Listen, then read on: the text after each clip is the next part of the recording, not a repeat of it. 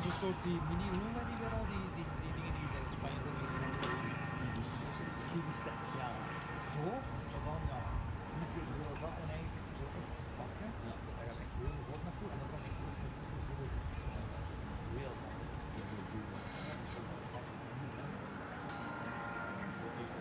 naar de plastic standaard. Dat is goed. En dat is een beetje.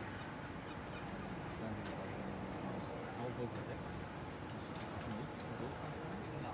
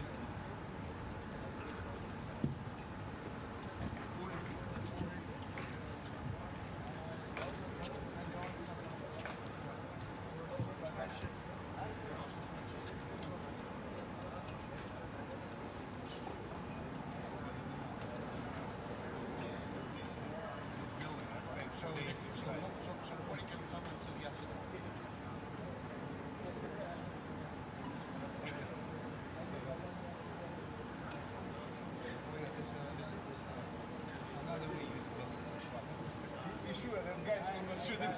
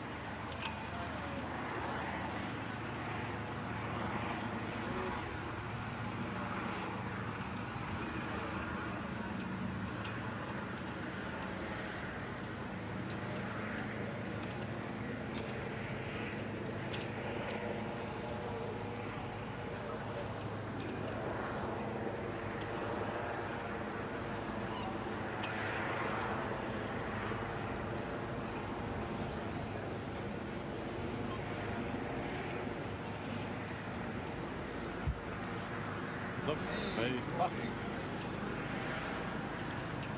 Kijk, goed.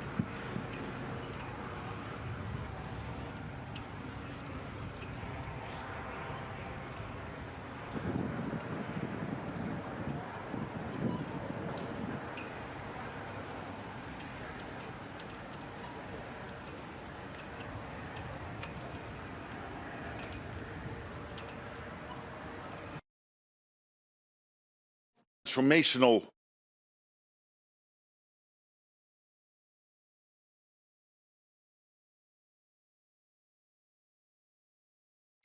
to indeed, given our long-term threat of Russia, but also the massive build-up of the military in China and the fact that North Korea, China, Iran are supporting the war effort in Ukraine.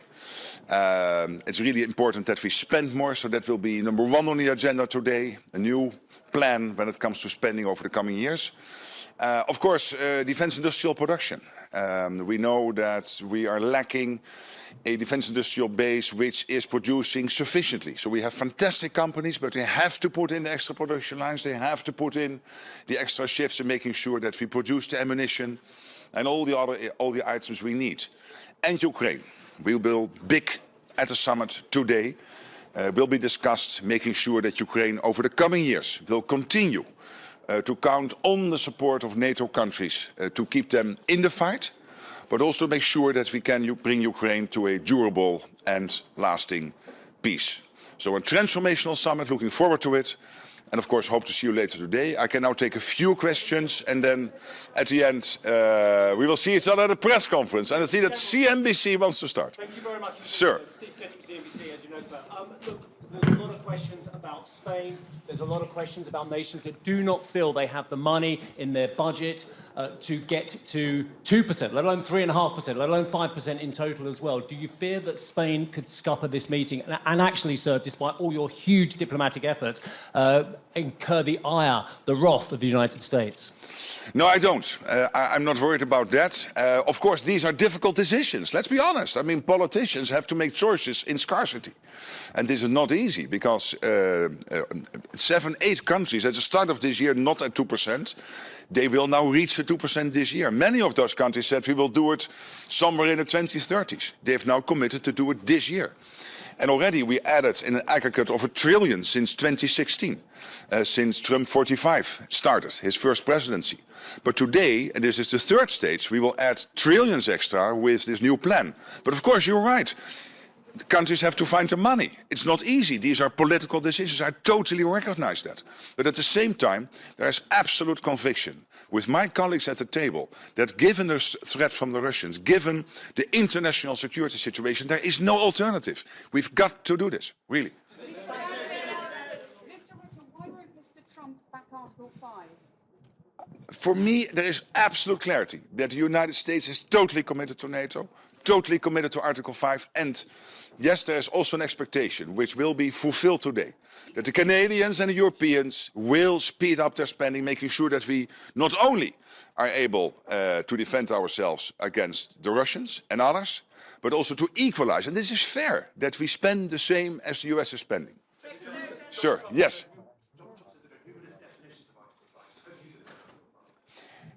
The big thing about Article 5 and the good thing about Article 5 is that it is clear that we defend each other when we are attacked. But you will always get all these questions, yes, but if this cyber attack or this hybrid attack, we never go into those details. General, you had dinner with Donald Trump yesterday. In what mood was he? And excellent mood, and the King and Queen were hosting a fantastic dinner in this. And I was so proud to sit in that Orange Hall, which is basically exemplar. I'm a historian, so this is about the history of the Dutch Republic.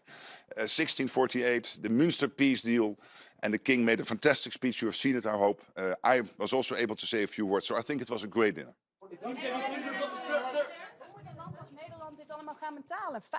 5%, meneer Rutte. Nederland is op 2 of 3 na het rijkste land van de wereld. Als wij het al niet kunnen betalen, wat kunnen we dan van de anderen? Wij zijn schatrijk. Dankzij verstandig beleid over de laatste jaren. Gaat het pijn doen, meneer Rutte? Staat de NAVO er onder Trump beter voor dan onder Biden? Ik denk dat de NAVO na vandaag er sterker voor staat dan ooit sinds de val van de Berlijnse muur. Meneer Rutte, heeft u nog meer persoonlijke Oh, spannend. We gaan het kijken. Maar ik heb er geen bezwaar tegen. Maar heeft u er wel internationaal ook kritiek op gekregen? Nee. Want u toch een beetje schaamteloos zei, maar de Europese landen die hebben die NAVO-norm die mooi dankzij u gehaald. Ja, is toch waar? Wat Europese landen zoals Spanje die zegt. Hey, but listen, it's totally true. Would you really think that the 7 or 8 countries, not at 2%, at the beginning of this year, would have reached the 2% if Trump would not have been elected president of the United States? Do they really think that, of course, there is a threat from the Russians, China, etc., but that it would be doable to reach this commitment of 5% today? And I'm hopeful and cautiously optimistic we will get there. If Trump would not have been elected president, so I think what I said in the text message to him, totally fine that he published it, please, but totally fine that he published it, I think is a statement of fact. Sharing this message. Are you okay with him sharing those SMS? Isn't that a little embarrassing? Absolutely not. Absolutely not. What is in that text message is a statement of fact, and I'm totally fine that he shared it. Meneer Rutte, één laatste. The attacks on Iran appear to be less positive, less successful than they looked before. Do you reconsider your congratulations? No, not at all. And the 14 huge bombs dropped on the nuclear facility of Iran, I think this was crucial to really do everything possible to take out the nuclear capability of the Iranians, which NATO has always said Iran should not get its hands on. And therefore this decisive action by the United States was so important. Secretary General, yesterday you told allies to stop worrying about the United States. Yes. But how can the allies stop worrying when Trump keeps relativizing Article 5 again and again? I would think, look what the United States is doing, what Donald Trump is doing. They are spending almost $1 trillion on defense. They are by far the biggest contributor to NATO. They are delivering all the key enablers for NATO, also here in Europe. I mean, they are an important ally. They are by far the biggest ally in NATO. They are over 50% of the total NATO economy. But what we now will do over the coming years is to bring down, step by step, shift the burden away from the United States, more towards the Europeans and the Canadians, which I think is fair. And in the meantime, we will also equalize the spending. I think we now have to go because colleagues of mine, leaders of and presidents, I'm not a leader or a president, I'm only a Secretary General, but still former colleagues of mine will enter this building and want to speak to you. But I thought the children were here. They are there. Yes, please, you ask the last question. Am I excited? I'm excited, but to a level where I can still control it. Thank you.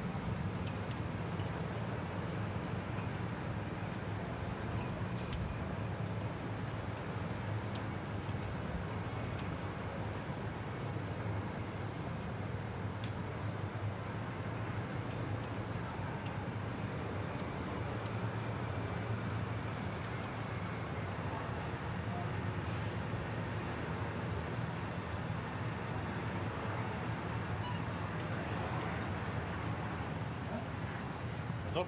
7, 8, 9.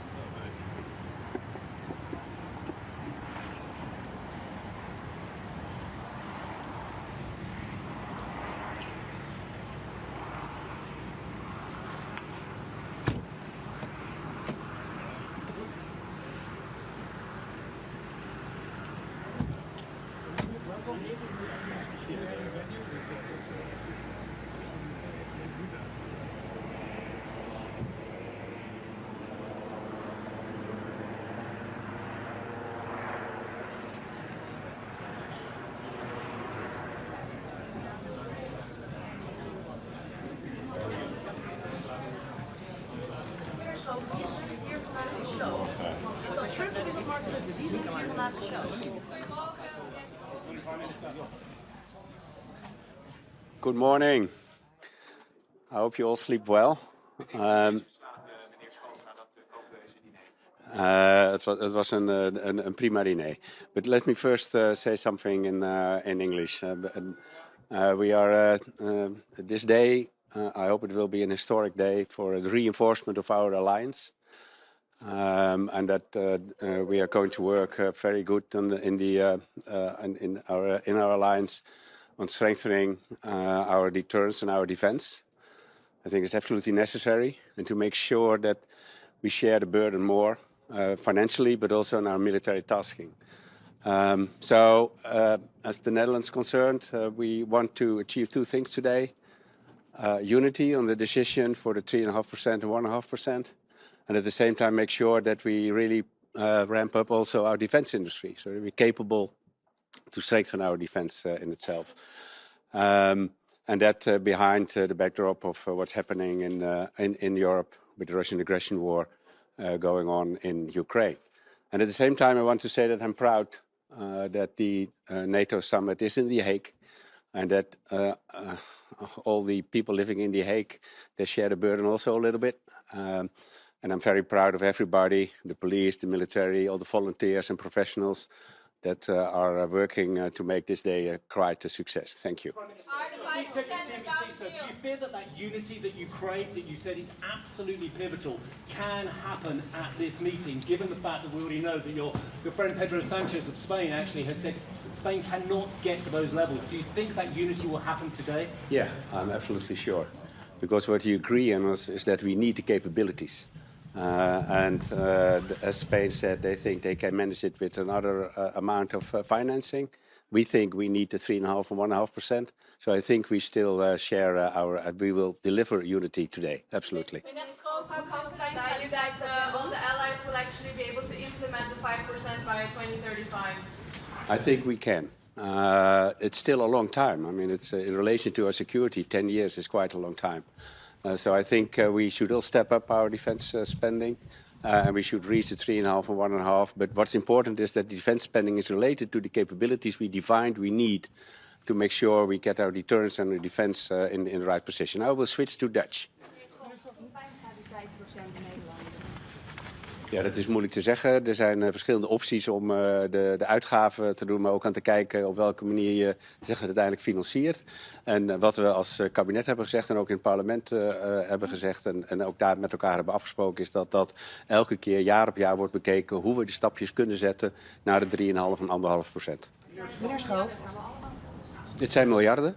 Maar nogmaals, er zijn verschillende opties, wel aan de uitgavenkant als aan de financieringskant, en die moeten elke keer worden afgewogen.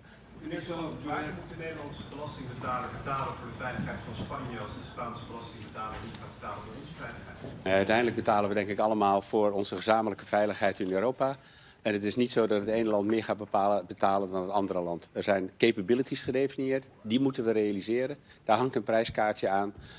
Als dan een land op dit moment denkt dat ze dat met een ander prijskaartje doen, dan kan je nog steeds zeggen dat je unity hebt over datgene wat je wil bereiken. En dan zal de tijd leren wie er uiteindelijk gelijk heeft. Maar wij denken dat de 3,5% en 1,5% nodig zijn om dit te bereiken. Is 2035 niet te laag? Baltische staten zullen misschien zeggen, dat is na de oorlog. Ik zei eerder al dat 2035 is 10 jaar vanaf nu gerekend. Dat is best een lange tijd. Wij het ook hebben nu over onze veiligheid. Maar er is ook steeds sprake van een periode. Nu is onze afschrikking nog steeds op orde.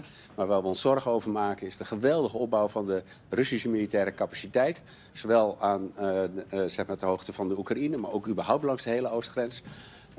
Ze spenderen onvoorstelbaar veel geld op de militaire industrie. En dat betekent dat we de komende jaren echt moeten zeg maar bijfinancieren, zou je bijna moeten zeggen, om te zorgen dat we onze afschrikking en onze defensie op orde houden.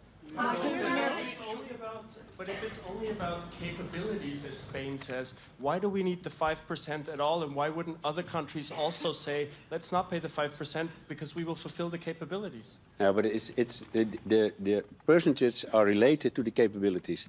And also in the NATO capability studies, and that's also in the Netherlands the case, we clearly define that to meet the capabilities, we have to ramp up our spending to 3.5% at least. So that's what we think and what NATO thinks. And I think that's important. But it's about capabilities and then the financing. And I'm sure that we will find unity around all these issues today. Should be there any consequences to Spain if they don't reach the target spending the 2.1%? Oh, it's much too early to talk about any repercussions. I mean, today is an important decision-making process. And I'm sure we find unity about the decision process. That's important. That's what also the Secretary General worked on also the last few days. So I'm sure and confident that we reach that unity and that we ramp up our defense spending, that we ramp up our defense industry, and therefore can deliver to the people in Europe deterrence and defense and peace and prosperity. Premier Schoof, even in het Nederlands. Article 5 means when somebody attacks you, NATO will help in defending. Donald Trump says there are numerous definitions. Do you think that's the case? No, Article 5 is very clear. Thank you. I'm just going. I will now walk to the Dutch press. Yes, thank you very much. Oh, you come over here. Meneer Schoof, wie bent hier vandaag op show? Is dat Trump of is dat Mark Rutte? Nee, dit is de NATO. Dus dit is een vergadering van alle regeringsleiders, van alle 32. En gezamenlijk besluiten wij vandaag wat we gaan doen. Ja, maar toch is het zo dat Mark Rutte gisteren ook naar Donald Trump heeft gestuurd. Eigenlijk alles wat nu is gelukt, die 5%, dat komt door u. Dus dan is Trump toch degene die de show runt? Nou, ik denk dat Trump een belangrijke bijdrage heeft geleverd door te eisen dat de balans meer zoeken op de uitgaven en daarmee naar die 5%.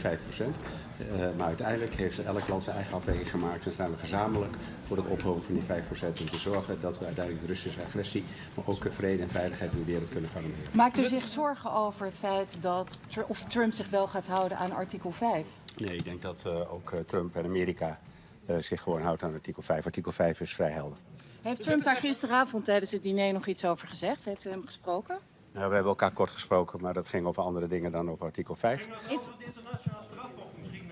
Is er nog een afspraak gemaakt tussen Trump en Zelensky om elkaar vandaag te zien? Ja, voor zover mij bekend hebben zij vandaag nog een ontmoeting na de North Atlantic Council. Oh, waar hebben ze die?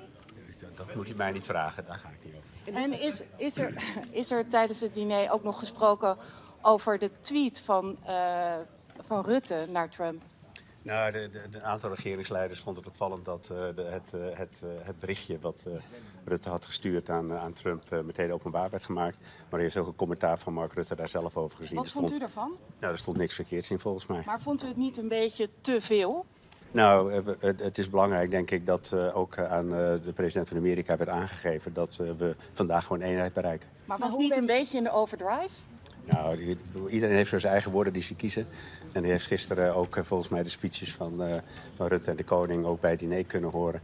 En het is denk ik belangrijk dat ook de president van Amerika weet dat we vandaag gewoon die eenheid kunnen bereiken op die 5,5 of die 3,5%. Maar hoe viel dat bericht bij de rest van de wereld? Kan Nederland niet het goede voorbeeld geven aan landen als Spanje? Nee, maar de vraag is niet of we schatrijk zijn. De vraag is of we bereid zijn te zorgen dat we de capabilities op orde hebben. Dat kost geld. En daar heeft Nederland, ook in het Nederlands parlement, brede steun voor gekregen om die positie ook vandaag te kunnen innemen. Daarom ga ik ervan uit dat niet alleen Nederland, maar alle landen de verklaringen zullen steunen die we vandaag met elkaar willen bereiken. En dan dus ook vandaag een historische dag wordt in de reinforcement, zoals ik net zei, van de NATO-alliantie. Alleen Nederland moet nog wel een miljarden daarvoor gaan vinden. Nee, maar alle landen moeten de miljarden daarvoor gaan vinden. Maar we hebben allemaal de bereidheid uitgesproken om dat te gaan doen. En er zijn verschillende manieren waarop je de uitgaven ten opzichte van elkaar kan wegen. We hebben ook in Nederland, ook in het parlement gezegd, die moet je integraal wegen. En er zijn verschillende manieren waarop je ook naar de financiering kan kijken. Francisco, vreest hij voor het humeur van Trump nu de aanval op Iran een stuk minder succesvol lijken? Nou, ik vond hem gisteren buitengewoon zeg maar, relaxed en goed gehumeurd. Dus ik ga ervan uit dat hij, als hij goed geslapen heeft op het paleis en het ontbijt goed is geweest, dat hij ook op de North Atlantic Council met een goed humeur Vindt u ook aanschuift. niet dat er wel heel veel aandacht is voor Trump hier? We hebben het zelfs over hoe hij slaapt. Ja, dat vraagt u mij. Ik bedoel, Nee, maar goed, daarom ik genereer die naar de aandacht show. niet. Dus de secretaris-generaal van de NATO, Mark Rutte, is voorzitter van de vergadering. En dat is ook Maar voorzitter is wel iets anders dan de baas. Nee, maar hij is de voorzitter van de vergadering, dus hij zorgt dat we dit allemaal in goede banen leiden. Dus toch nog even over Trump. Hij postte natuurlijk een berichtje op social media gisteren over Sanchez opnieuw. Hoe moet dat nou straks gaan met die ontmoeting tussen Trump en Sanchez? Heeft u daar een beetje buikpijn van? Nee, ik denk dat we vandaag unity bereiken, omdat we uiteindelijk ook Spanje zich bereid heeft verklaard de verklaring vandaag gewoon te ondertekenen. Maar we hebben Trump eerder bezig gezien in de zaal met andere wereldleiders om zich heen. Het kan toch voor een verrassing gaan zorgen. Zeker, maar laten we er nou vanuit gaan dat het nou vandaag net allemaal iets anders gaat. Maar we gaan het allemaal zo meteen zien. Ik ga ervan uit dat we in de 3 uur die we hebben overeenstemming bereiken en de verklaring daarna kan worden uitgegeven. En uiteindelijk het allerbelangrijkste is dat we naar die verhoging van de defensieuitgaven gaan, omdat we daarmee de burden-sharing tussen de Verenigde Staten en Europa beter in balans kunnen brengen. En uiteindelijk datgene waar denk ik de mensen in Europa ook recht op hebben. Ervoor te zorgen dat we vrede en veiligheid kunnen realiseren. Gezien de toenemende agressie van Rusland in Europa en de oostgrens. Is er genoeg aandacht voor Ik doe nog 1 vraag. Vragen u en andere Sanchez om zich een beetje gedijst te houden om een clash met Trump te voorkomen? Ik denk dat dat niet nodig is. We hebben goede afspraken gemaakt in de hele voorbereiding. Er is eindeloos over onderhandeld. En ik ga ervan uit dat we vandaag het belangrijke besluit, denk ik ook door velen al als historisch gezien, hier in Den Haag, toch in de stad van vrede en recht, kunnen nemen om te zorgen dat NATO sterker wordt. En daarmee defensie en veiligheid veel beter kan worden gerealiseerd in Europa en in de wereld. Dank u wel, tot ziens. We staan nu bijna in een split.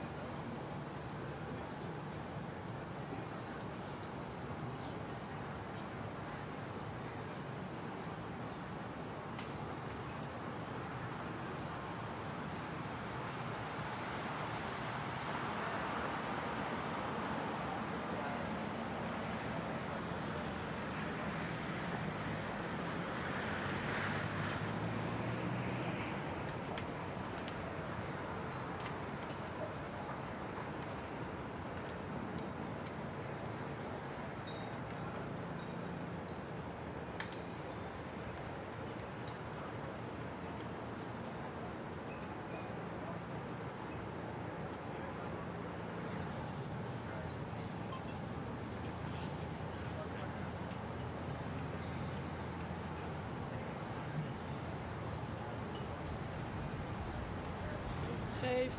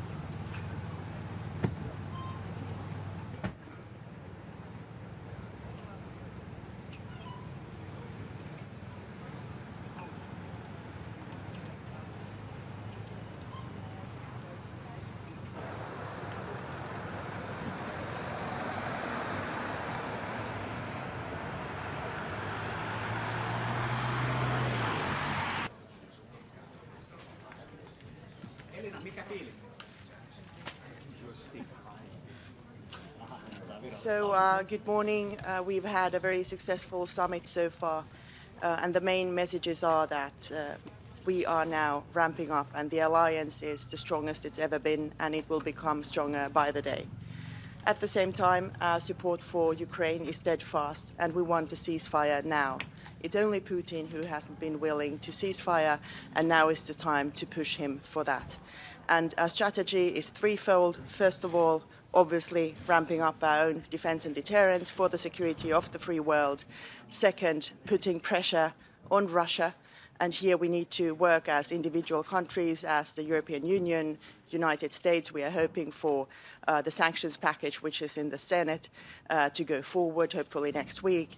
And third, of course, keep on aiding Ukraine, who is fighting for each and every one of us. So thank you so much. Looking forward to a fruitful day today. Minister, do you feel that actually unity is going to be hard to achieve today, and actually the United States is going to be incredibly upset at the behaviour of some nations which are struggling to get to 2%, let alone even promising to get to 3.5%?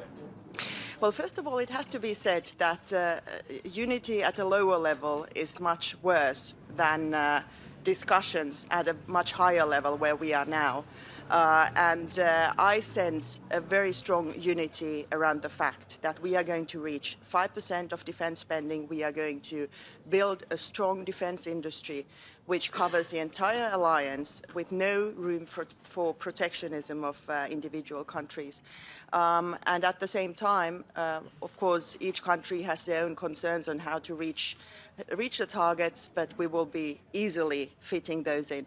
And what has to be noted, again, we are in a such much stronger situation now than we've ever been before. Minister, how concerned are you about the somehow unpredictable definition of Article 5 by President Trump? Well, you see, Article 5 is quite clearly spelled out in the Washington Treaty, and that is something that NATO relies on. And I am so certain that President Trump is also 100% behind it. At the same time, once Article 5 is activated, like we saw, the only time it has been activated for the help of the United States, it is, of course, political decisions by all the allies on how they want to contribute. And now, let's get the facts straight. We are so much stronger now with the capabilities we have today, the capabilities we are going to have tomorrow, that if such a situation would ever occur, we would be so much stronger together than ever before. And at the same time, of course, we are doing this to deter from war. So that's what we are working on. To state unequivocally, though, that he's committed to Article 5. He actually say very clearly that he's willing to stand by you. He isn't saying that at the moment. Everything we are hearing from the US administration is pointing to the fact that the US is a strong ally in NATO and extremely committed. And we had a very fruitful dinner last night with my colleague Marco Rubio, and we heard exactly the right words. Minister Valtonen, you mentioned Ukraine. Are you worried that we are forgetting Ukraine? Well, nobody's forgetting Ukraine. We actually had a very good dinner last night with our colleague Andrei Subia from Ukraine, and now I'm going to sit down with him together with my Nordic colleagues. And there's steadfast commitment to further strengthening Ukraine in its defense for its freedom, liberty, and the democratic values which it stands for. Minister, do you believe that Donald Trump will defend every single ally, regardless of what their spending represents? Or do you think he's going to attach his ability to defend countries on whether they're meeting the new NATO spending target? Everything we hear from the United States is that they are extremely committed, and there is no doubt whatsoever.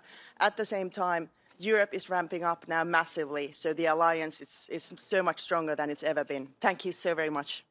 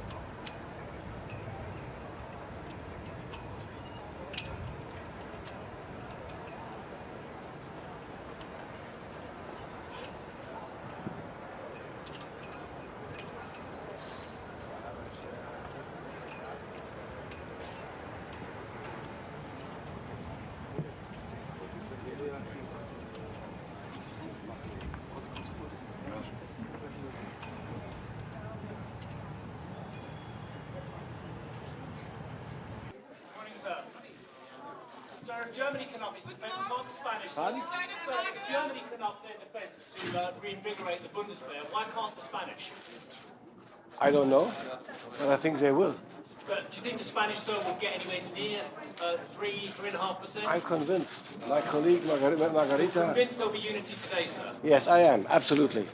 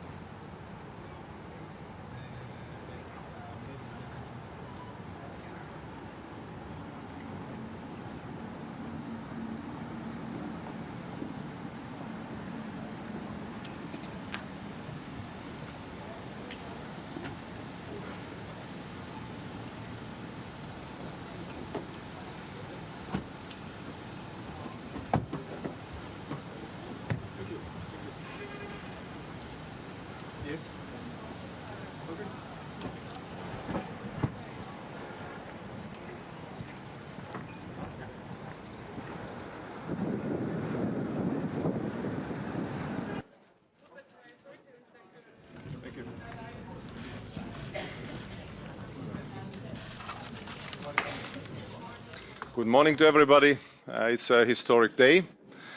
And I would like to make 3 points. The first one is about defense expenditure. It's a historic moment that we will be ramping up defense expenditure to 5%. I strongly, and Estonia strongly supports it. That means a message from NATO is coming that NATO is much stronger, more lethal. Estonia's defense expenditure next year will be already 5.4% of GDP, so that is also a message to our allies and our friends that NATO is strong and members are strong. Second message is that we need to ramp up our defense capabilities and defense industry, because if you look at the performance, Russia in 3 months is producing the ammunition that NATO members are producing per year. So that means that we need to ramp up our defense expenditure and industry. That means also the boost for economy. And third one is probably with the most importance is that we should be behind Ukraine all the way. Ukraine belongs to NATO, to Europe, that's understandable, and all the guarantees coming from the NATO are probably the best guarantees for Ukraine to have this support and security in the future, and just and lasting peace. So this is a historic day, and thank you. Yeah. Actually, Mr. Zelensky is right, and that there will be an attack on a NATO country within 5 years, and if there is, that actually Estonia, Lithuania and Latvia are the key targets potentially for Putin's aggression. We know our neighbor, to be honest. We know Putin.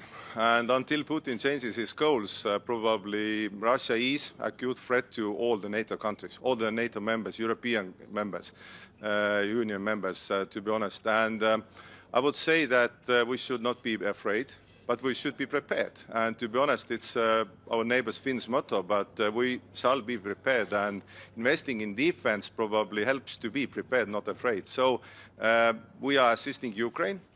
With everything we have. Our expenditure to Ukraine is 0.3% of our GDP to Ukraine this year, and if we can do more, we will do more. Thank you. Yeah.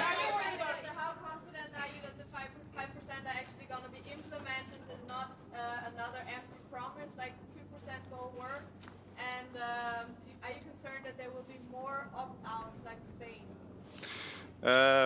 I'm quite sure that it will be implemented because how the world is today, because Russia has shown what it is. Estonia has known for a long time, Baltics, Nordics have known for a long time what Russia is. And nobody believed. They were thought as very friendly guys who like to drink tea and love children, but right now they are occupying Ukraine, killing innocent people. So I would say that ramping up defense expenditure is a must if you want to have freedom. And Europe is a free area. NATO countries like also their freedom. So I would say it's a must for everybody. And if you look at the numbers and figures, everybody is investing right now. And our expenditure, as already said, Estonia's expenditure next year will be 5.4% of GDP. So these are not empty words. We are doing what we can, and I hope that this is also example to other countries. Thank you. Yeah, yeah.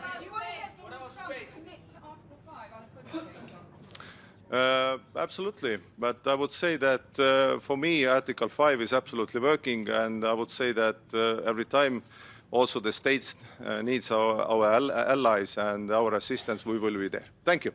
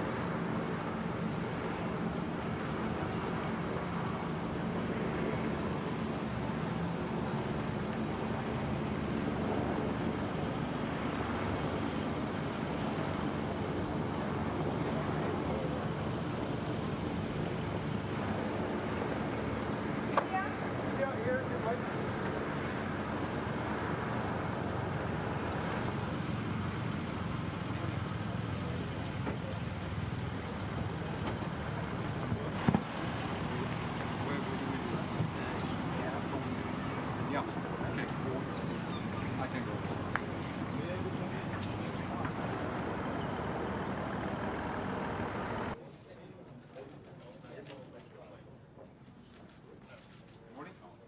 Prime Minister.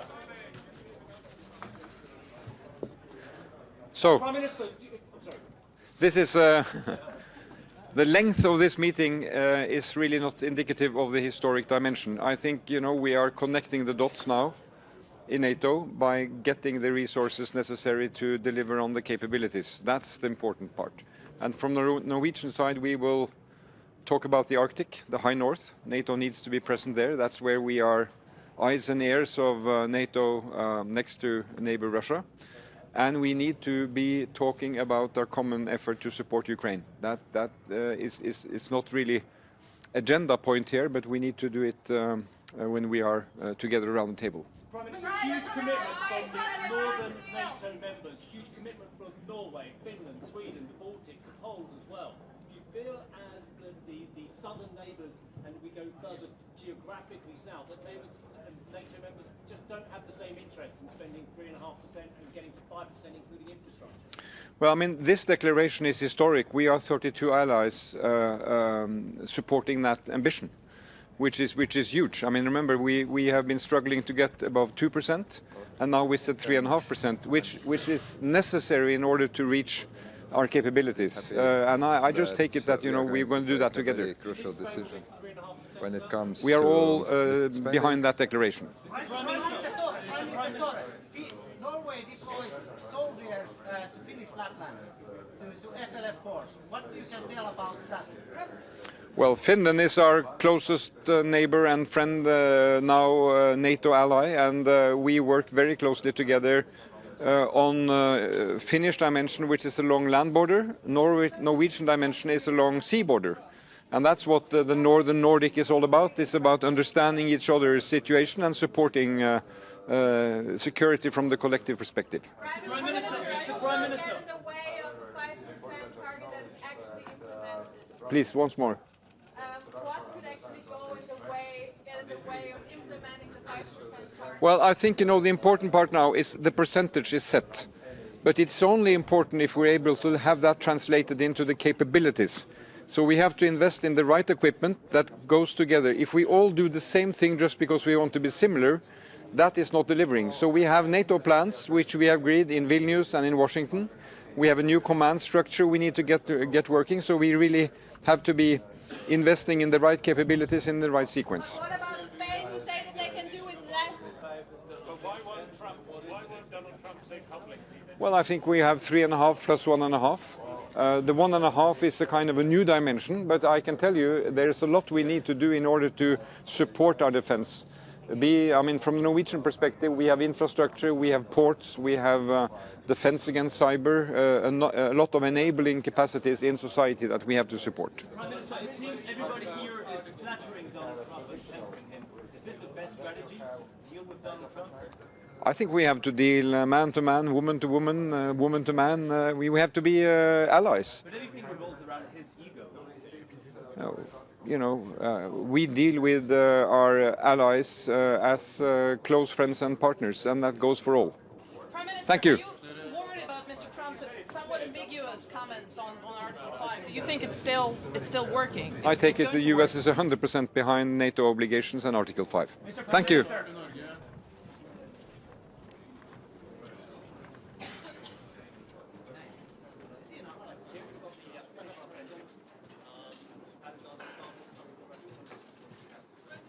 Good morning, everyone. Let me just begin by saying that I'm very happy to be here at my second NATO summit. I feel that Finland's been a NATO member only for a couple of years, but we are quite seasoned. We're a security provider, not a security consumer. I think this summit will be historic for three reasons.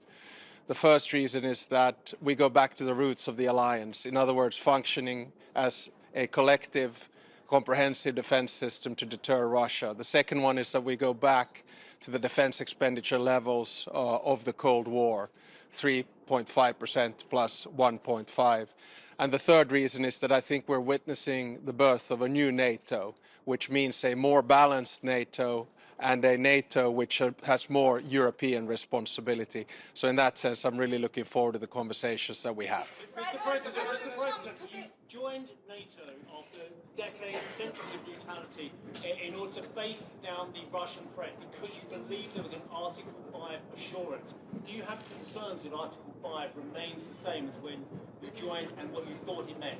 I do not have any concerns about that. And for us, defense is based on two very simple pillars.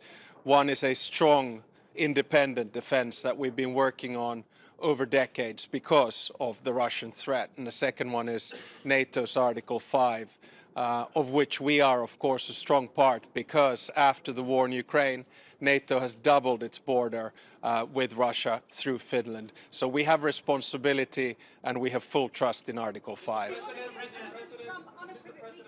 Wait, one at a time. We'll go like this and that. Yeah. How many times will you have to play golf with Donald Trump until he stops relativizing Article 5? I don't think President Trump is relativizing Article 5, and golf is a good way to discuss business. Does President Trump see Putin as the biggest threat to the NATO alliance? If we look at today's declaration of 5 points, it is quite clear that the number one threat to Europe and the alliance is Russia.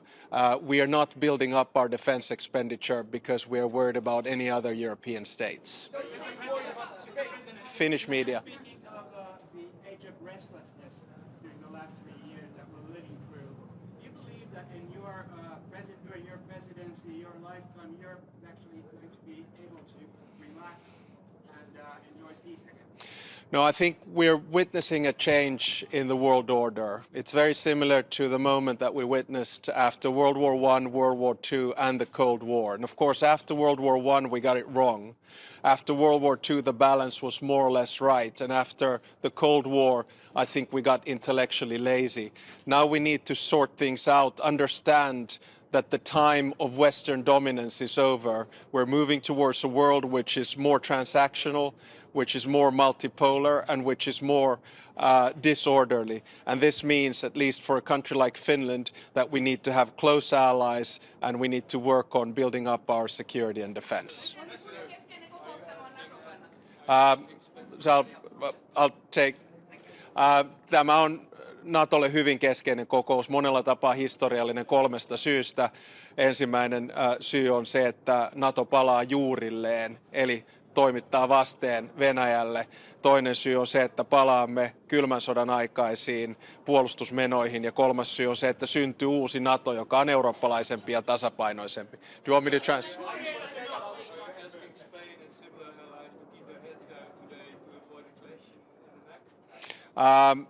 I don't think we're going to see a clash. I mean, I've seen the order of dialogue coming up, and I'm very confident that we'll get through this. Remember, this is a big win, I think, for both President Trump, and I think it's also a big win for Europe. But I'm actually taking his space. Thank you very much.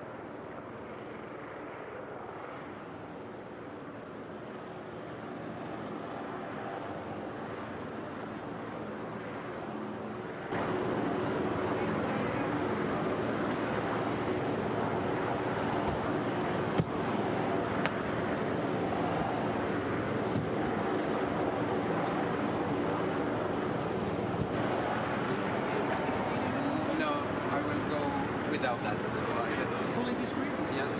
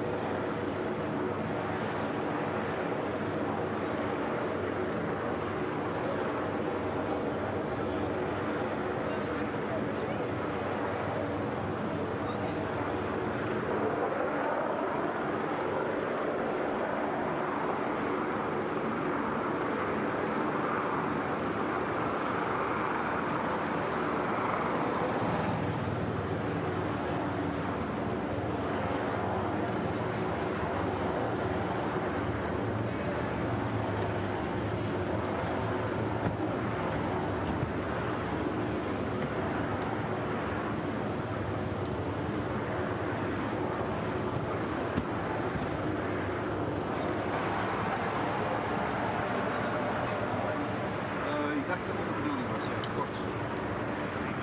We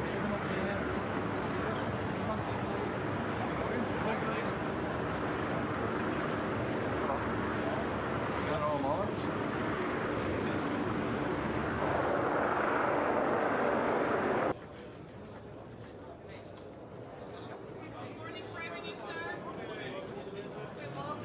Morgen.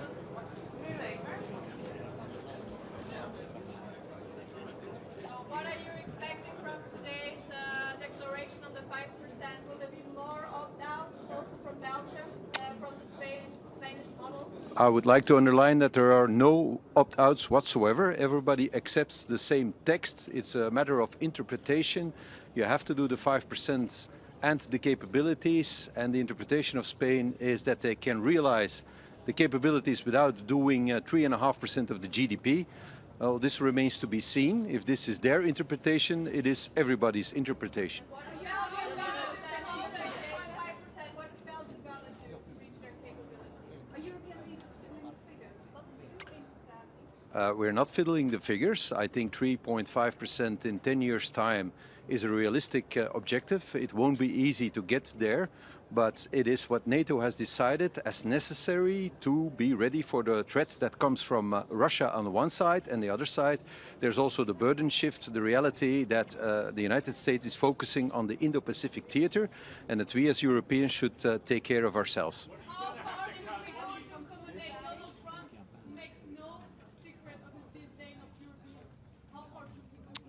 I don't think it is wise to comment on that, but it is a reality that we face. So as Europeans, we should realize that our long break from history is over, and that we have to take our own responsibility for the security of our own continent in a very difficult time. Sorry? Well, there's the capability targets that we have to achieve, and if you can do it for less than 3.5% on the strict defense spending, that would be great. If we can do it, we will try to do it as well. But NATO is not foolish. If they say it's going to be 3.5 to get it done, it's probably true. But we have the evaluation in 2029 that is also decided. We'll see how the world looks like in 5 years' time. Not all at the same time. There can be no discussion on Article 5, I believe. It is crucial that Article 5 is not subject to interpretation. Ja, wij hebben niet gedaan wat we moesten doen. We zijn lang een beetje een freeloader geweest binnen de NAVO. Er zijn nog andere landen die de 2% niet hebben gerealiseerd. Daarom was het voor mij belangrijk naar hier te komen met de 2% gerealiseerd. En ook een strategische visie om dat ook daadwerkelijk vorm te geven. En wij hebben ook al een plan om boven de 2% uit te stijgen in de komende jaren. Wij hebben op dit moment nog geen planning voor de 3,5%, maar we hebben wel afgesproken na deze NAVO-top om daar terug over samen te zitten. We hebben 10 jaar tijd, we hebben een vrij budgetair traject en we hebben uiteraard de mogelijkheid om, als we onze capaciteiten kunnen realiseren voor minder, van het ook voor minder te doen. Meneer De Wever. Wel, dat is een vraag die vele regeringsleiders zich op dit moment stellen. Wij hebben tijdens de Koude Oorlog altijd dit soort cijfers gerealiseerd, maar we zijn het al tientallen jaren niet meer gewoon. Dus dat betekent dat wij zeer moeilijke beslissingen moeten nemen. We hebben wel een timeframe gekregen om dat ook effectief te doen. En ik hoop dat ons dat zal lukken. Wel, er is voorzien in die 1,5% dat daar natuurlijk alle mogelijke weerbaarheidsuitgaven ook in rekening kunnen worden genomen, ook voor infrastructuur. Dat is natuurlijk een heel breed palet en ik denk, en het is ook mogelijk dat ook andere entiteiten, niet alleen de lidstaten, maar ook de deelstaten eraan kunnen bijdragen, inderdaad. Meneer De Wever.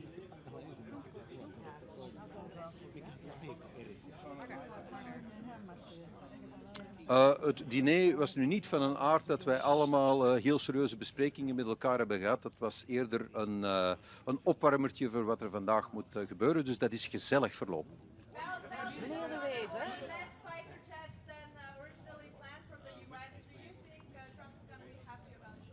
You have a loud voice, which is very handy if you're talking all at the same time. The fighter jets haven't been decided yet. We know that in the capabilities that Belgium is obligated to achieve, there is aerial defense, and we will achieve that capability. We just haven't decided yet on how we're going to do it, but certainly on the if we're going to do it, there's a decision.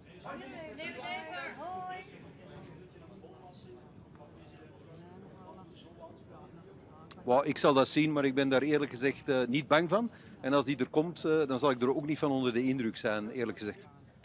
Well, dat zal ik zien, hè. Dat hangt er vanaf. Ik weet niet of dat ik die ga krijgen, die bolwassing. We zullen dat wel zien. Maar ik maak me daar helemaal niet zenuwachtig over. Wij zijn een autonoom land en wij zijn geen kolonie van een ander land.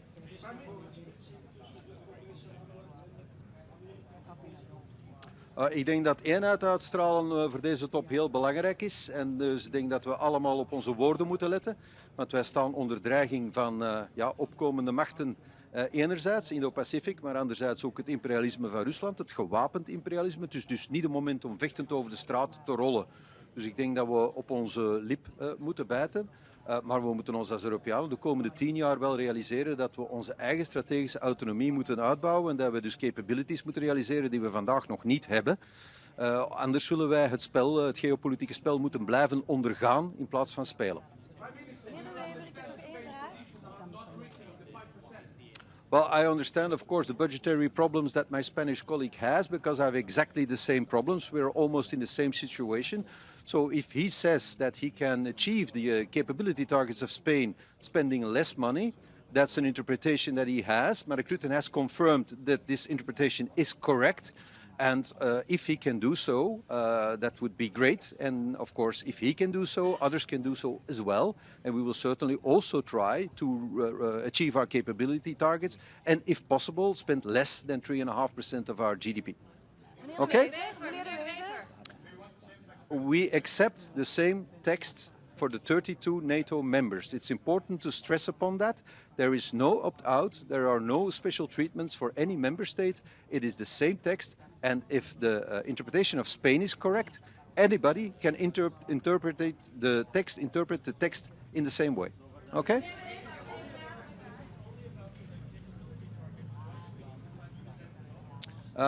Because, of course, the strategists of NATO have calculated the amount of money needed with the prices of today to achieve the capability targets, and that should be around 3.5% of GDP of all the NATO member states to actually get it done. And I guess these people are not foolish, they know what they talk about, so probably they're right. It would be great to see that you can do what is calculated to be 3.5 for 2.1. as Pedro Sanchez has said. If he can do so, he's a genius. And of course, geniality inspires people. Okay?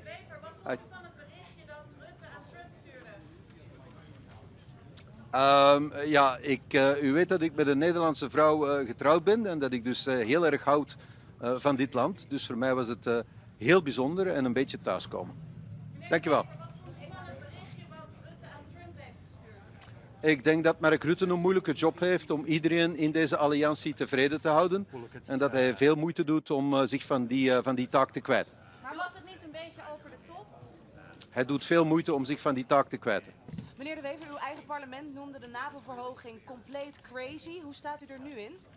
Ja, 5% van ons bbp uitgeven aan defensie, dat is nu niet direct iets waar je vrolijk van wordt. Maar als dat noodzakelijk is, dan zullen wij zien wat we kunnen doen. We hebben een langere tijdsperiode gekregen, flexibiliteit in het parcours en evaluatie in 29. Dat is wat we vroegen en dat is wat we gekregen hebben. Wie runt vandaag de show eigenlijk? Is dat Mark Rutte of is dat Trump? Hoe zegt u? Wie runt vandaag de show? Wie is hier eigenlijk de baas? Mark Rutte is de secretaris-generaal van de NAVO. Hij runt de show. De grootste lidstaat en de grootste spender in defensie, dat is uiteraard de Verenigde Staten. Daar zijn we ons van bewust. En als wij als Europeanen meer gelijke tred willen houden, dan zullen we meer moeten uitgeven. Niet om plezier te doen aan meneer Trump, maar om op gelijke hoogte te komen en ons eigen continent te kunnen verdedigen. Dank je wel, Ed.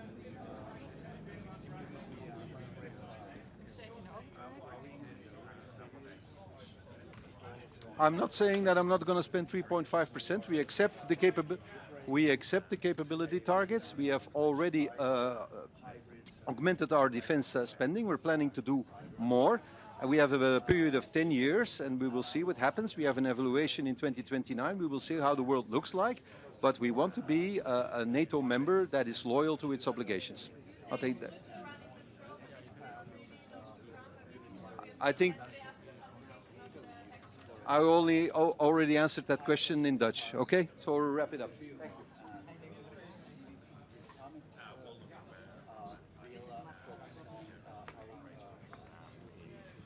His custodianship of NATO. He had big shoes to fill, but I think he's doing a really good job in what is his first year. Thank you.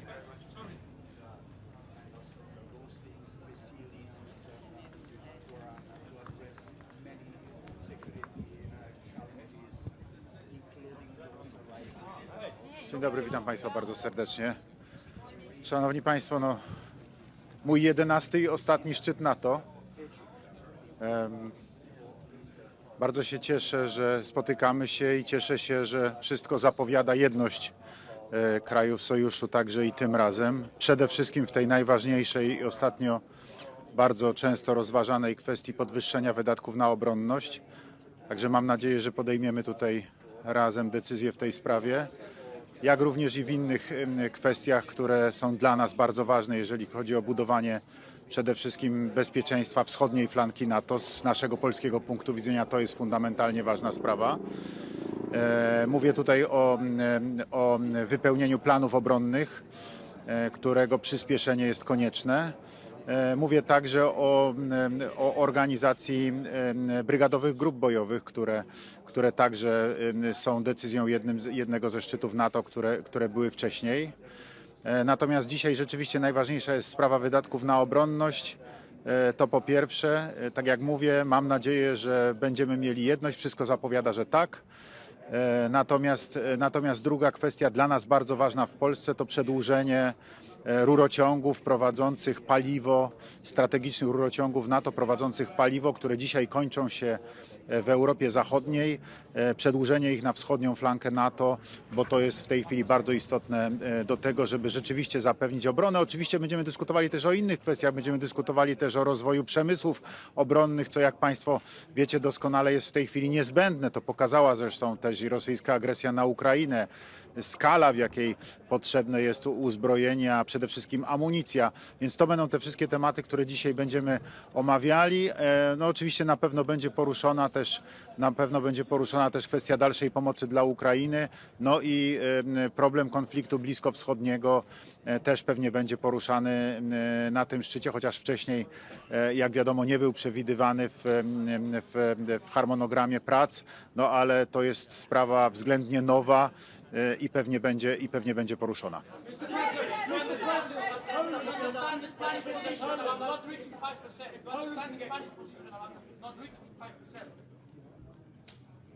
Mr. President, if Poland can get to 5%, why can't other countries get to 5%? What is your message to those countries, and do you think it endangers the alliance, sir? Could you repeat the question? Yes, sir. Poland, of course, is making great strides to get to 5% and beyond as a percentage of GDP in its military spending. If Poland can do it, why can't other countries? What is your message to those other countries? Do you fear that it endangers the alliance and the US involvement if they don't get to 5%? Precisely, I was the first leader who put this topic on the table. That was in March in the White House when I had a meeting with President Joe Biden. And I said to President, we have to increase military spendings in allied countries because it's absolutely necessary. We have to spend as much money for defense as we spent, as NATO countries spent during the Cold War.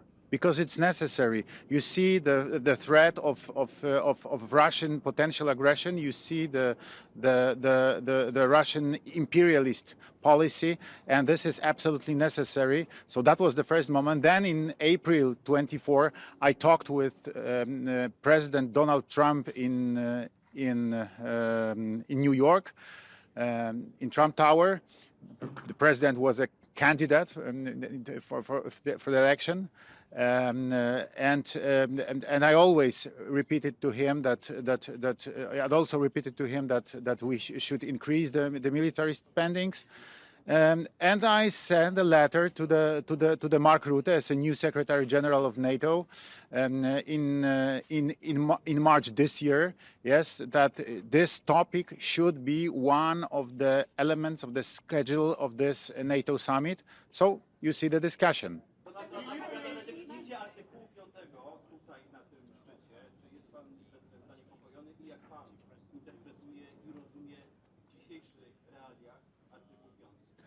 Szanowni Państwo, no, dwie są podstawowe zasady w NATO.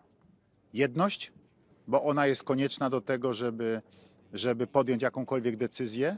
Jeżeli podejmiemy decyzję o 5%, to nie ma dyskusji pod tytułem, czy ktoś wydaje, czy ktoś nie wydaje. Wszyscy mają obowiązek wydawać. Artykuł 5 jest jasny i wyraźny i oznacza kolektywną obronę. I nie ma tutaj żadnej dyskusji wokół tego artykułu.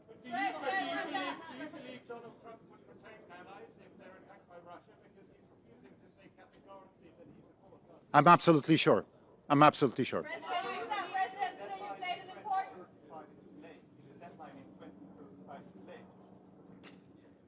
You know, it's difficult to say. Of course, I prefer to have it much earlier, yes, in 2030. But, you know, this is policy. President played an important role in reaching the 5% declaration today, hopefully. How do you feel about Mark Rutte giving all the credit to Donald Trump yesterday in his private text messages? You know, the position of the President of the United States is the strongest in the alliance. So I understand that without the support of and without the leadership of Donald Trump, it would be impossible.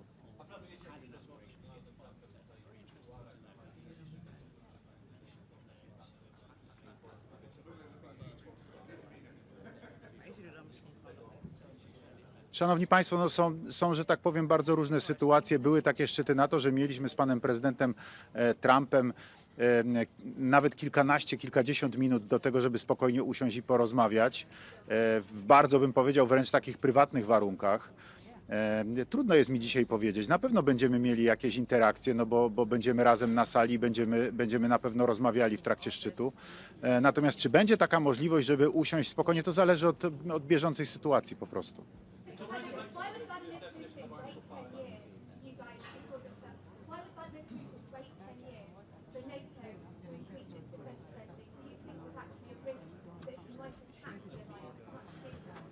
You know, I think that Russia is exhausted because of their aggression against Ukraine after this more than 3 years of aggression. Yes, and I don't expect that Russia is ready to attack other country now, but in the future, this is real risk.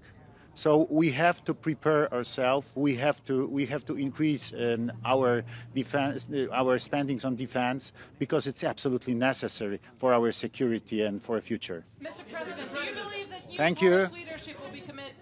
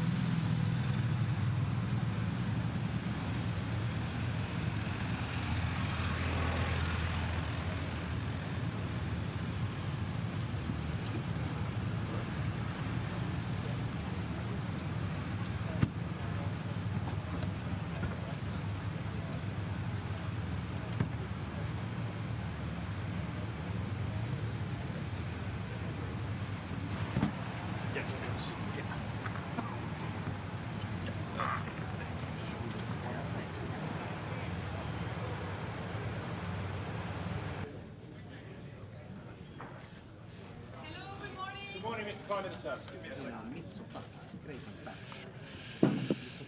Good morning. Let me start by, first of all, as a country at the outer edge of the Eastern Mediterranean, welcome the ceasefire that was brokered by President Trump between Israel and Iran. But at the same time, let me express my firm belief that permanent solutions can only be found through active diplomacy. At the same time, it's important not to forget the other aspects of this regional crisis. It is absolutely necessary that we implement a ceasefire in Gaza, that humanitarian aid flows into Gaza. This is a big component of a permanent solution to the problem of instability in the region. Now, coming to the summit, I think it is very encouraging that we have all agreed to a significant increase in our defense spending. I have been a strong proponent of the need for Europe to step up our military spending and take more ownership over our own collective defense. Greece is a country which is currently spending more than 3% on defense, and we have consistently exceeded the 2% threshold, even during the very difficult times of the economic crisis. So I welcome the decisions taken by the summit. I hope that all member states will do their part, because at the end of the day, this is an alliance which is based on trust and on fair burden sharing. Prime Minister, if Greece can get to commit to 5% spending of military of GDP, why can't the Spanish? We have very similar history, very similar recent history for Greece and Spain. Surely you can put pressure on Mr. Sanchez to agree to a deal. Well, first of all, let me say that, as I told you before, we are currently above 3%. So we have a plan to spend more than 25 billion over the next 12 years. So we will reach the 3.5 plus 1.5% threshold by 2035. But the point of an alliance is to make sure that there is a fair burden sharing, and that there is no sense that certain countries are sort of free riding on the defense commitment of other countries. So I think it is important to understand that these targets, I think, should be binding, and they should be binding for all 32 members of the alliance. Thank you.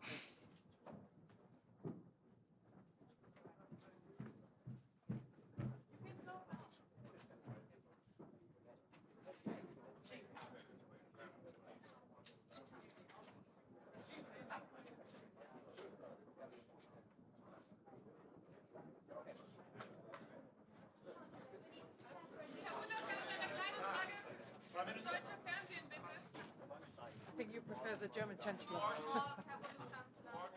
Wir sehen einem historischen NATO-Gipfel entgegen. Ich möchte zunächst einmal dem Generalsekretär Mark Rutte herzlich Dank sagen für die Vorbereitung, die sehr gute Vorbereitung dieses NATO-Gipfels. Wir hatten gestern Abend bereits Gelegenheit, mit den Staats- und Regierungschefs zu einem Abendessen zusammenzukommen und über verschiedene Themen miteinander zu sprechen. Ich gehe davon aus, dass wir heute eine gemeinsame Entscheidung treffen, die NATO in Zukunft mit wesentlich besseren Mitteln auszustatten. Wir werden einen Beschluss fassen, dass die NATO in Zukunft 3,5% und 1,5% zusätzlich für die Infrastruktur zur Verfügung stellt für unsere Streitkräfte.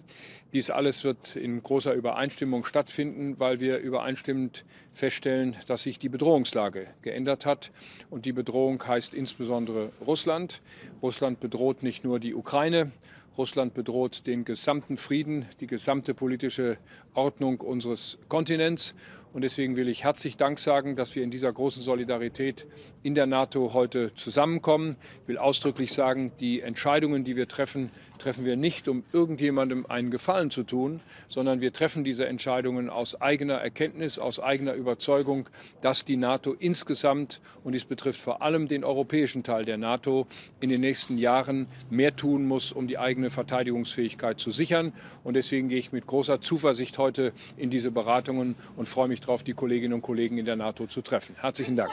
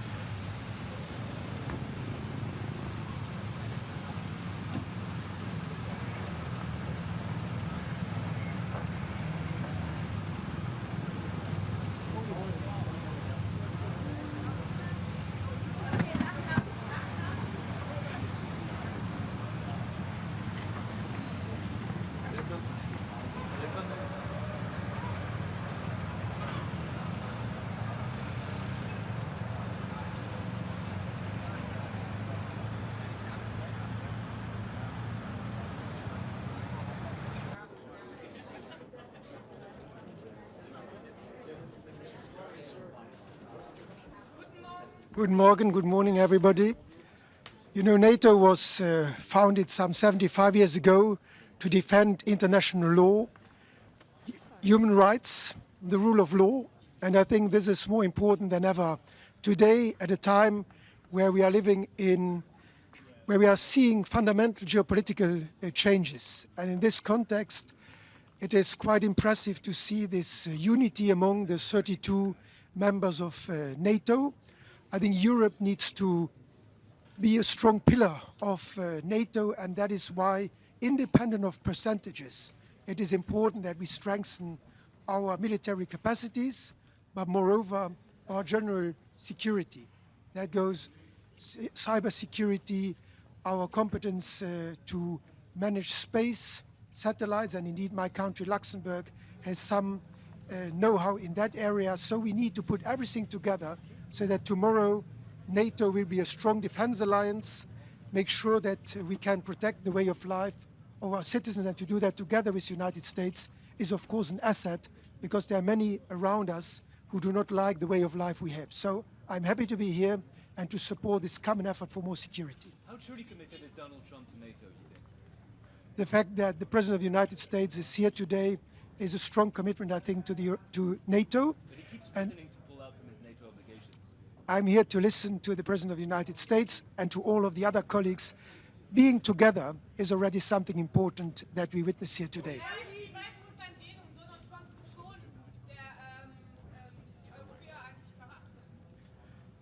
Wir sollten nicht nur nach Amerika schauen, wenn wir über unsere eigene Sicherheit nachdenken. Rund um Europa gibt es vieles, was nicht in Ordnung ist zurzeit. Wir haben Russland, wir haben den Nahen Osten, wir haben Ambitionen von China und wir müssen selbst in Europa für unsere Sicherheit sorgen. Natürlich ist, was in Amerika geschieht, wichtig für die Allianz, aber selbst ohne diese unterschiedlichen Positionen haben wir die Sorge, dass wir die Lebensweise, die Lebensart der Europäer, Rechtsstaat, Freiheit, Frieden, die müssen wir absichern und darum geht es bei diesem NATO-Gipfel. Belgien und Spanien scheinen eine eigene Auslegung vom 5%-Ziel zu haben. Wie viel Flexibilität braucht man?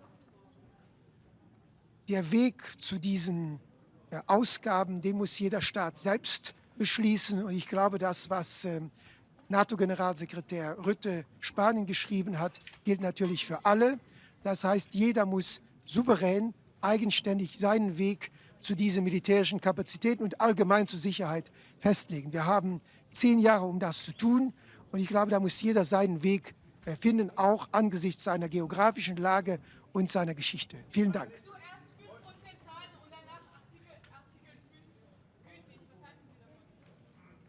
Artikel 5 ist ein Grundelement der NATO-Charta seit 1949. Das ist die Ursache, weshalb, glaube ich, viele von uns in NATO-Mitglied sind. Auch mein Land als Gründungsmitglied der NATO. Wir werden geschützt auch von den anderen. Und deshalb ist jeder, der hier etwas dazu beiträgt, ist auch ein Garant für die Freiheit und den Frieden anderer Staaten. Und deshalb gilt Artikel 5, auch Artikel 3. Wir müssen alle etwas dazu beitragen, um Sicherheit, Frieden und Freiheit zu garantieren. Vielen Dank. Prime Minister, Luxembourg's been getting a free pass as well, hasn't it? It hasn't even got to 2% of spending yet, like the Spanish as well. Why hasn't Luxembourg got to 2% spending? And what are the hopes to get to 3.5%, sir? My government has decided to, like some others, to spend 2% by the end of this year. So we are in line with many others. And our goal is to continue to increase our collective effort in the years to come. Thank you. Are you worried about Donald Trump's kind of predictable interpretation of Article 5? Valid for the USA? So, I would like to say that after yesterday,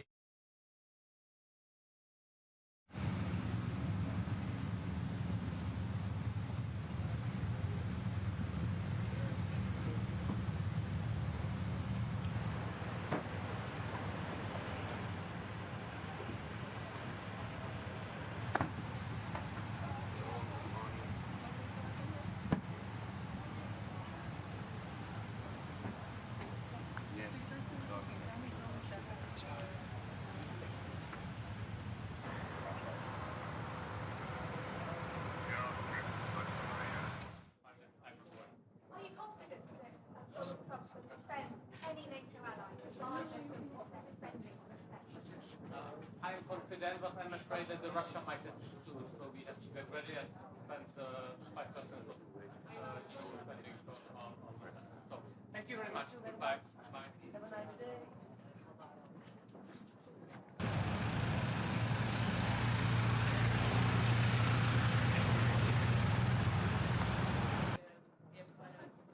Gastar, como disse ontem Marco Rutte, bom dia, na mensagem que trocou com Donald Trump e que tornou pública nas redes sociais.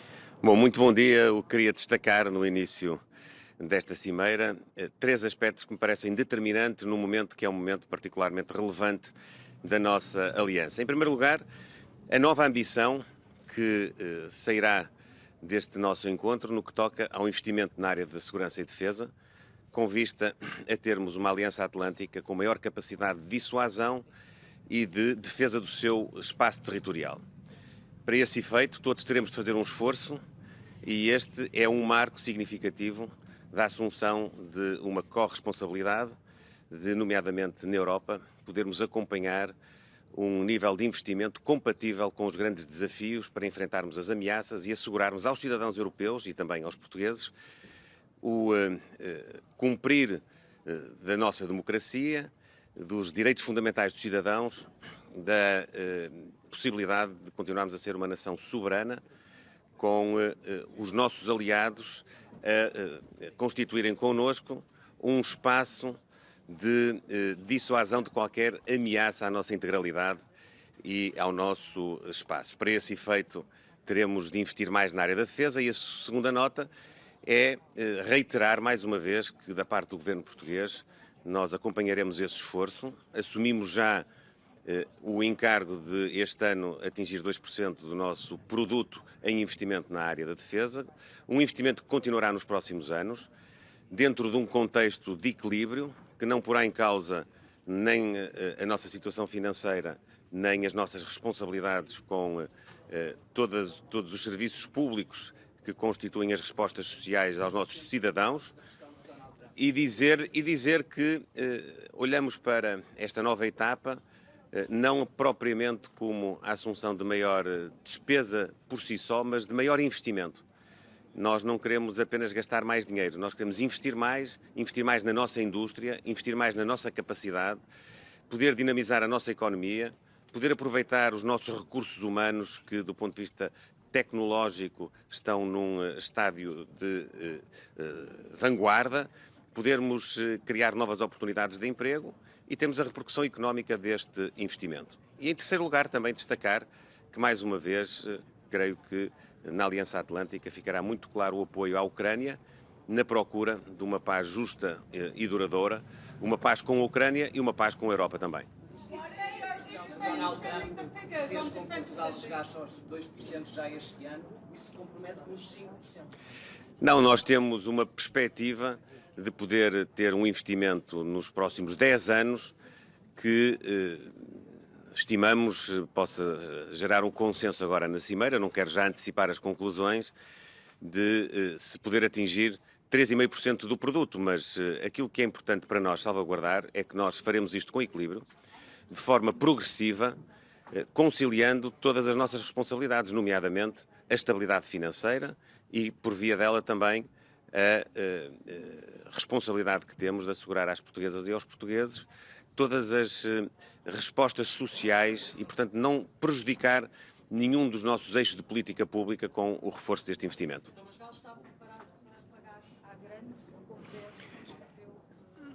Portugal está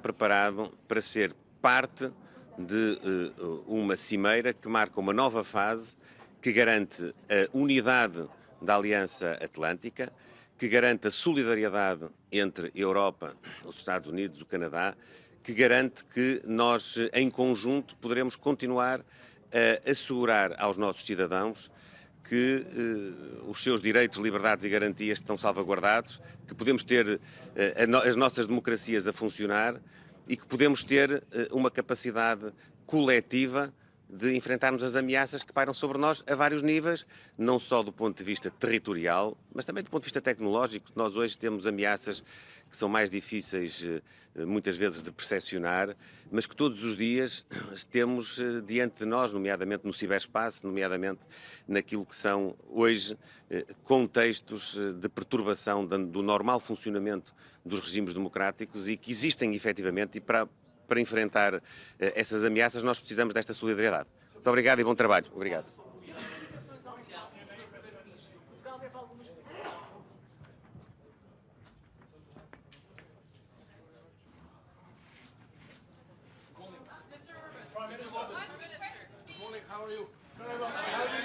Good to see you. Mr. Prime Minister. You are the Hungarians over there, okay. Mr. Prime Minister. Yeah. Are we moving to 5% from Hungary's point of view? If so, is this of a level to deter Russian aggression? And is NATO creating more problems in its relations? Too long. The question is too long. Sorry. Okay, come back to the 5%. Yeah. With one precondition. So we are able to do it. It's not easy, but the whole calculation of budget regulation of European Union must be changed. So if we keep the regulation as it is, nobody in the European Union is able to fulfill 5%, whatever they say. So we have to recalculate everything in a different method. In that case, we can do. Aren't you fiddling the figures? Sorry? Aren't you fiddling the figures? Creative accounting. You like it? Mr. Orban, isn't it concerning that our global security depends on one man's ego, Donald Trump's? I don't think so. The international order is more based on common sense. And the President of the United States is a man of the common sense. As you have seen just recently, to manage the conflict between Iran and Israel. So he's the man of common sense. Which means that the new wars getting shorter and the old wars are running out of the fuel, which is the consequence of his activity. Sorry. Is Putin the biggest threat to Europe? Biggest threat to Europe? Losing the competitiveness. That's the real threat, not the real threat is not security-wise, it's economic and losing our competitiveness on the global trade. That's our problem. Do you think that Russia will be mentioned? Donald Trump's leadership towards NATO. Sorry? What do you think of Donald Trump's leadership? Well, come back.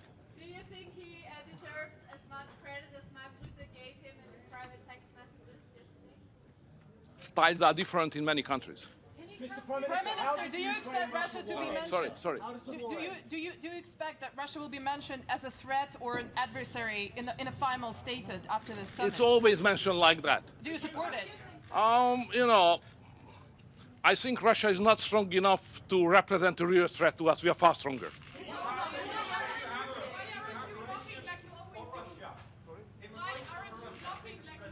Blocking what? No, we don't block it.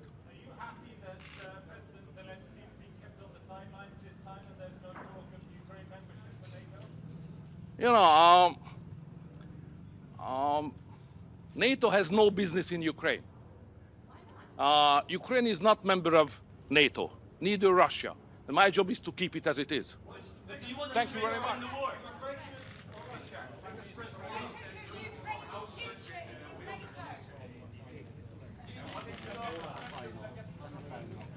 Good morning. It's always good to talk after Victor.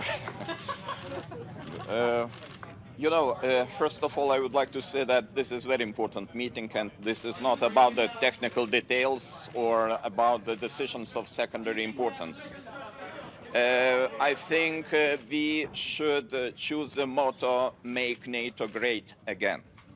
And in the center of this ambition is 5% level of spending.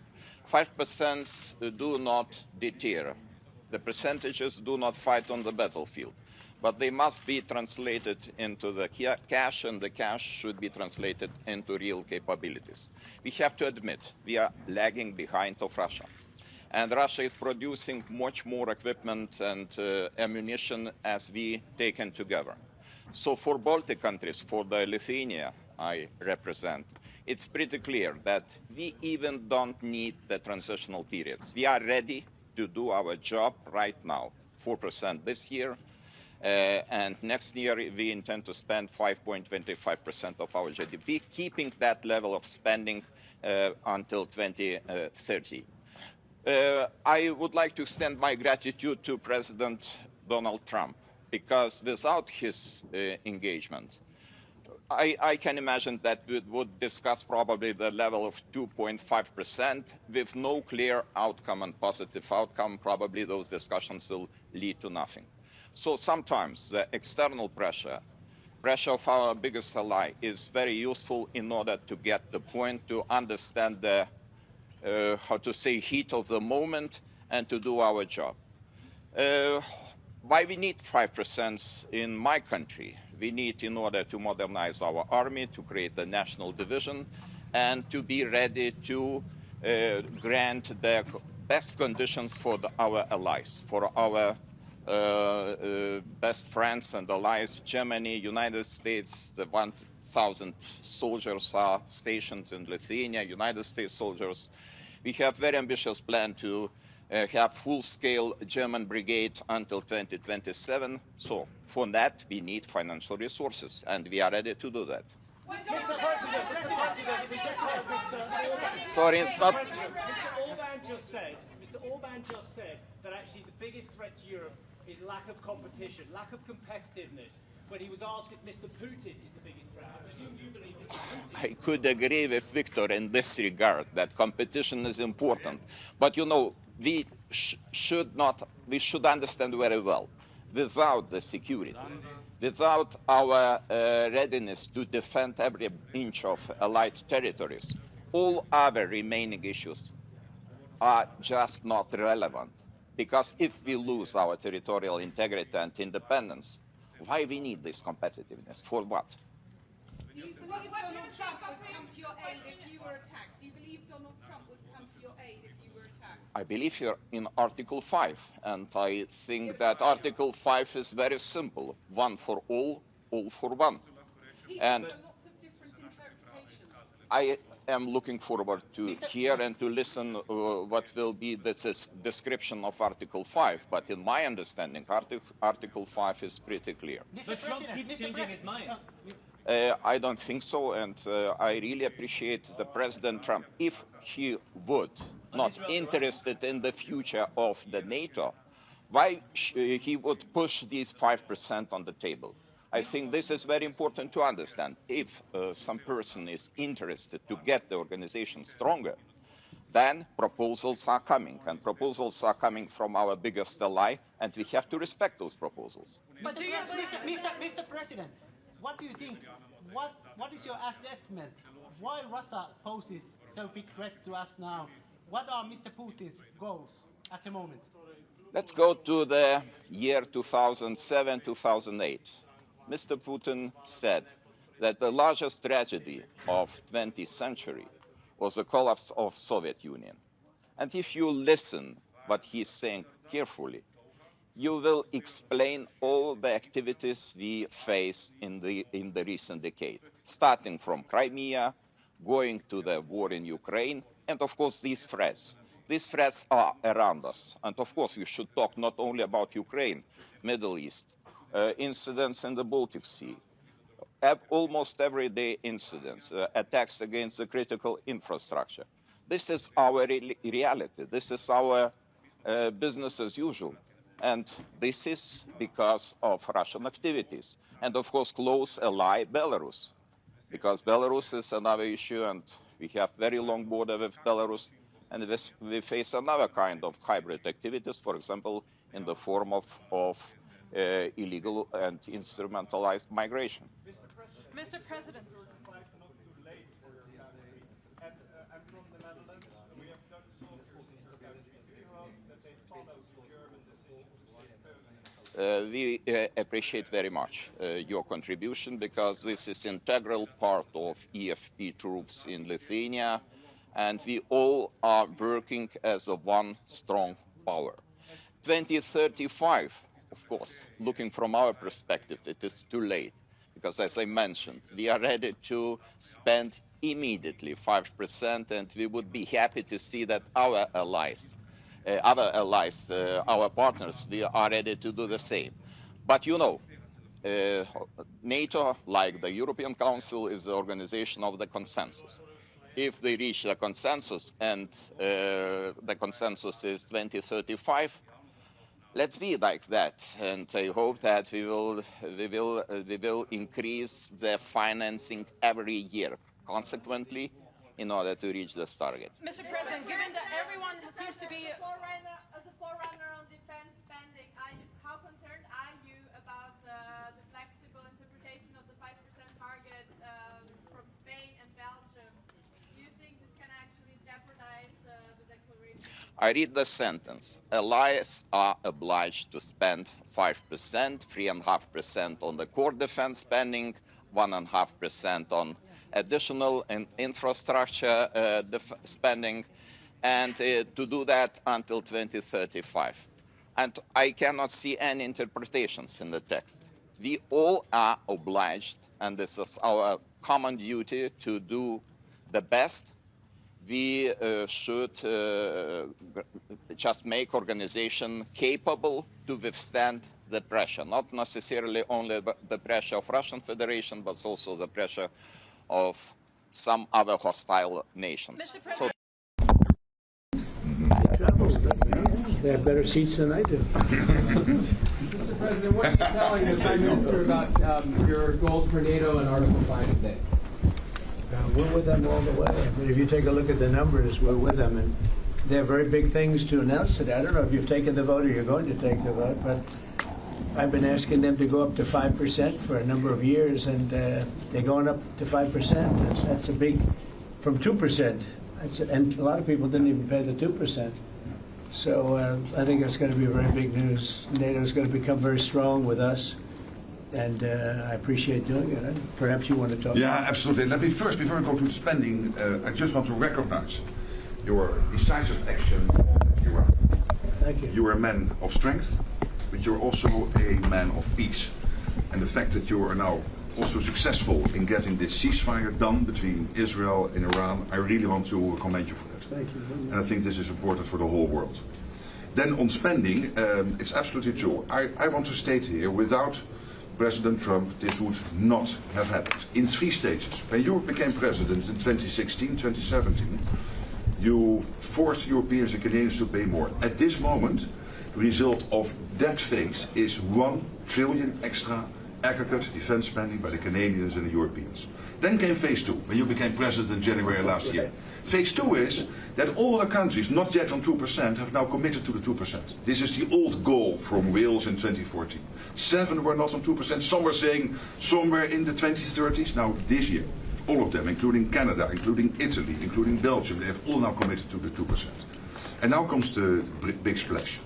Today, we will decide to go to 5%. We have to keep ourselves safe for our adversaries, but also because it is fair to equalize with the United States. With this 5%, the Europeans and the Canadians will equalize their defense spending with the United States. So this is not about American taxpayers paying more. This is about Europeans, Canadians paying more. And again, this would not have happened. I'm really saying this here. And some people might criticize me, but then when I speak with them, they all say, yes, you're right. This would not have happened if you would not have been elected in 2016 and re-elected last year and back into office in January. So I want to thank you. Well, thank you very much. It's a great victory for everybody, I think. And we will be equalized very shortly, and that's the way it has to be. It's going to be a lot of money, too, a lot of defense. Trillions extra. Yeah, and we have a great relationship, and we've had a great relationship from the beginning. Highly respected man, and yeah, we appreciate you being here too, everybody. We really do. We have a tremendous group of people on my left and a tremendous group of people on my right. They might be even better than my people. I don't know. Let's have a fight. Let's figure it out. Anyway, but we appreciate it, and we've had a tremendous relationship, Mark and I, and we've really worked on this subject for a long time. When Biden was here, it just died like everything else died. And now it's you're going to take, I guess, a vote today, right? Absolutely. Today we will decide unanimously to do this. That's my absolute conviction. So we can't talk about it until the vote's taken, because sometimes, you know, strange things happen with those. But I think you're going to. I'm not too worried. I think you're going to do very well. Everyone's very happy about it. Go ahead. Yes. Mr. President, how is the Iran-Israel ceasefire going, in your opinion? I think very good. I think very good. Israel came back yesterday. I was so proud of them because they came back. You know, they went out because they felt there was a violation, and technically they were right, but it just wouldn't have worked out very well. And they brought the planes back. They had gone on to another journey because there was a little bit of a violation, and I said, you got to get them back. And they came back, and it was a great thing, and it's going very well. Mr. President, what are your sort of response to the Foreign Minister saying he still wants to enrich nuclear? Hello, Katie. She's so great, this one. Any question she asks, I'll answer. Well, maybe I better not say that. What was your question? What is your response to the Iranian Foreign Minister continuing to say Iran will enrich uranium and pursue nuclear weapons? Well, I don't know if they've said that, but I'll tell you, the last thing they want to do is enrich anything right now. They want to recover. And we won't let that happen, number one. Militarily, we won't. I think we'll end up having somewhat of a relationship with Iran. I see it. Look, I've had a relationship over the last 4 days. They agreed to the ceasefire. And it was a very equal agreement. They both said, that's enough. They both said it. But no, they won't do that. The last thing they want to do, Katie, is enrich. They're not looking to. They're not. Can you imagine after all of that, they're going to say, "Oh, let's go and do a bomb." You know, there could be a day in the future, and then somebody else taking our place will be saying, "Don't do it," and maybe they won't do it as well. I don't know, but they're not going to have a bomb, and they're not going to enrich. And we believe all of the stuff is down there. We don't think they had nearly the time, because to get that out is a very difficult thing. It's not like moving a package or taking this carpet up and moving it. It's very difficult. It's very dangerous to do. We believe it's all down there. We had a tremendous victory, a tremendous hit, and because of that, I don't think they would have been down there, because they knew we were coming. When they know we're coming, they're not going to be down in that 30 stories underground. So. No, I think it was just a tremendous victory for everybody, including Iran. Look, you know, they've got a country, and they've got oil, and they're very smart people, and they can come back. Israel got hit very hard, especially the last couple of days. Israel was hit really hard. Those ballistic missiles, boy, they took out a lot of buildings, and they've been great. Bibi Netanyahu should be very proud of himself, and they've really been great. But they're not going to be building bombs for a long time. Mr. President, what's your reaction to the intelligence reports saying that the Iranian nuclear sites were only partially devastated, not entirely? Yeah, well, they said it was actually, the report said it could have been they don't know. I mean, they did a report.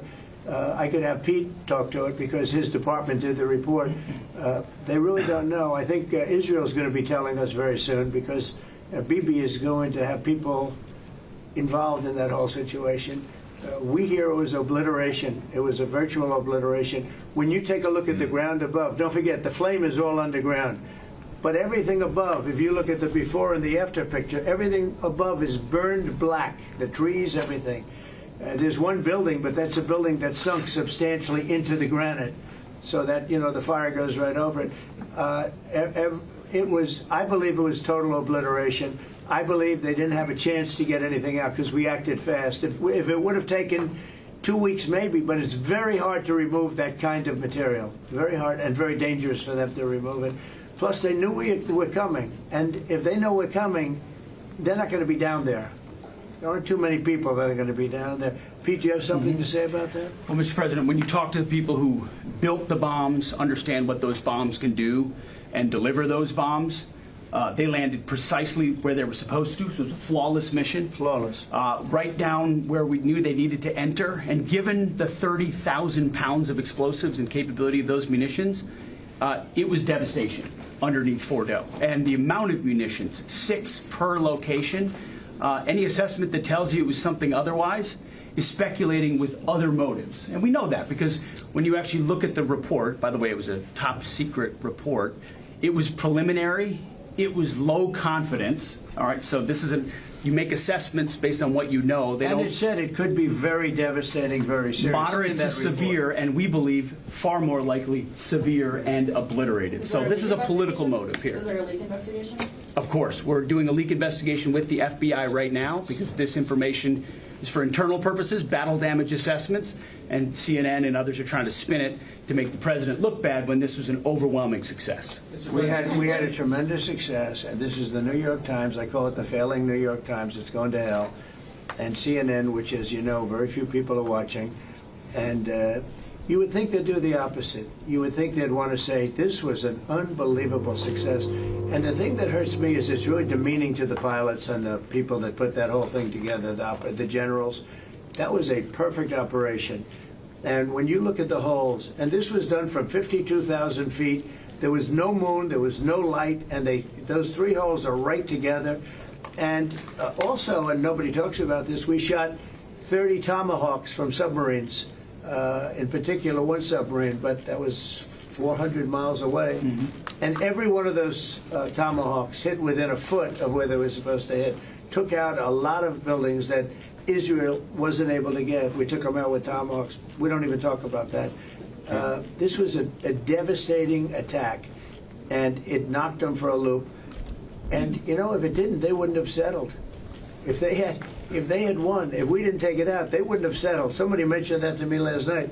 If that thing wasn't devastated, they would have never settled. Marco, do you have something to say? No, first of all, on the stuff about the intelligence, this is what a leaker is telling you the intelligence says. That's the game these people play. They read it, and then they go out and characterize it the way they want it characterized, and they're leakers. This is the game they play. So that's number one. Number two, here's a fact.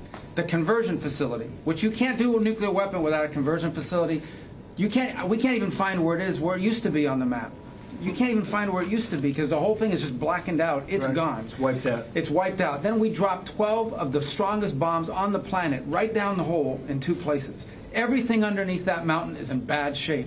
And I refer you to the statement of the IAEA, Mr. Grossi. You know what he said? He said there was Iran, the way it looked the day before the attack, and what their nuclear program looks like now. 2 very different things. They are way behind where they were just 7 days ago. Now, anything in the world can be rebuilt, but now we know where it is. And if they try to rebuild it, we'll have options there as well. But all this leaker stuff, these leakers are professional stabbers. That's what they are. They go out and they read this stuff, and then they tell you what it says against the law, but they characterize it for you in a way that's absolutely false. There's no way Iran comes to the table if somehow nothing had happened. This was complete and total obliteration.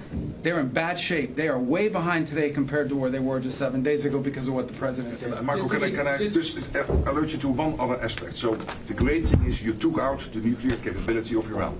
This was crucial. You did it in a way which is extremely impressive. But the signal sends to the rest of the world that this president, when it comes to it, yes, he is a man of peace, but if necessary, he is willing to use strength, the enormous strength of the American military. So I think that signal to the rest of the world, this is far beyond Iran, is extremely important. So let me also point us to that aspect of what happens. They went down, Iran went down to the site afterwards.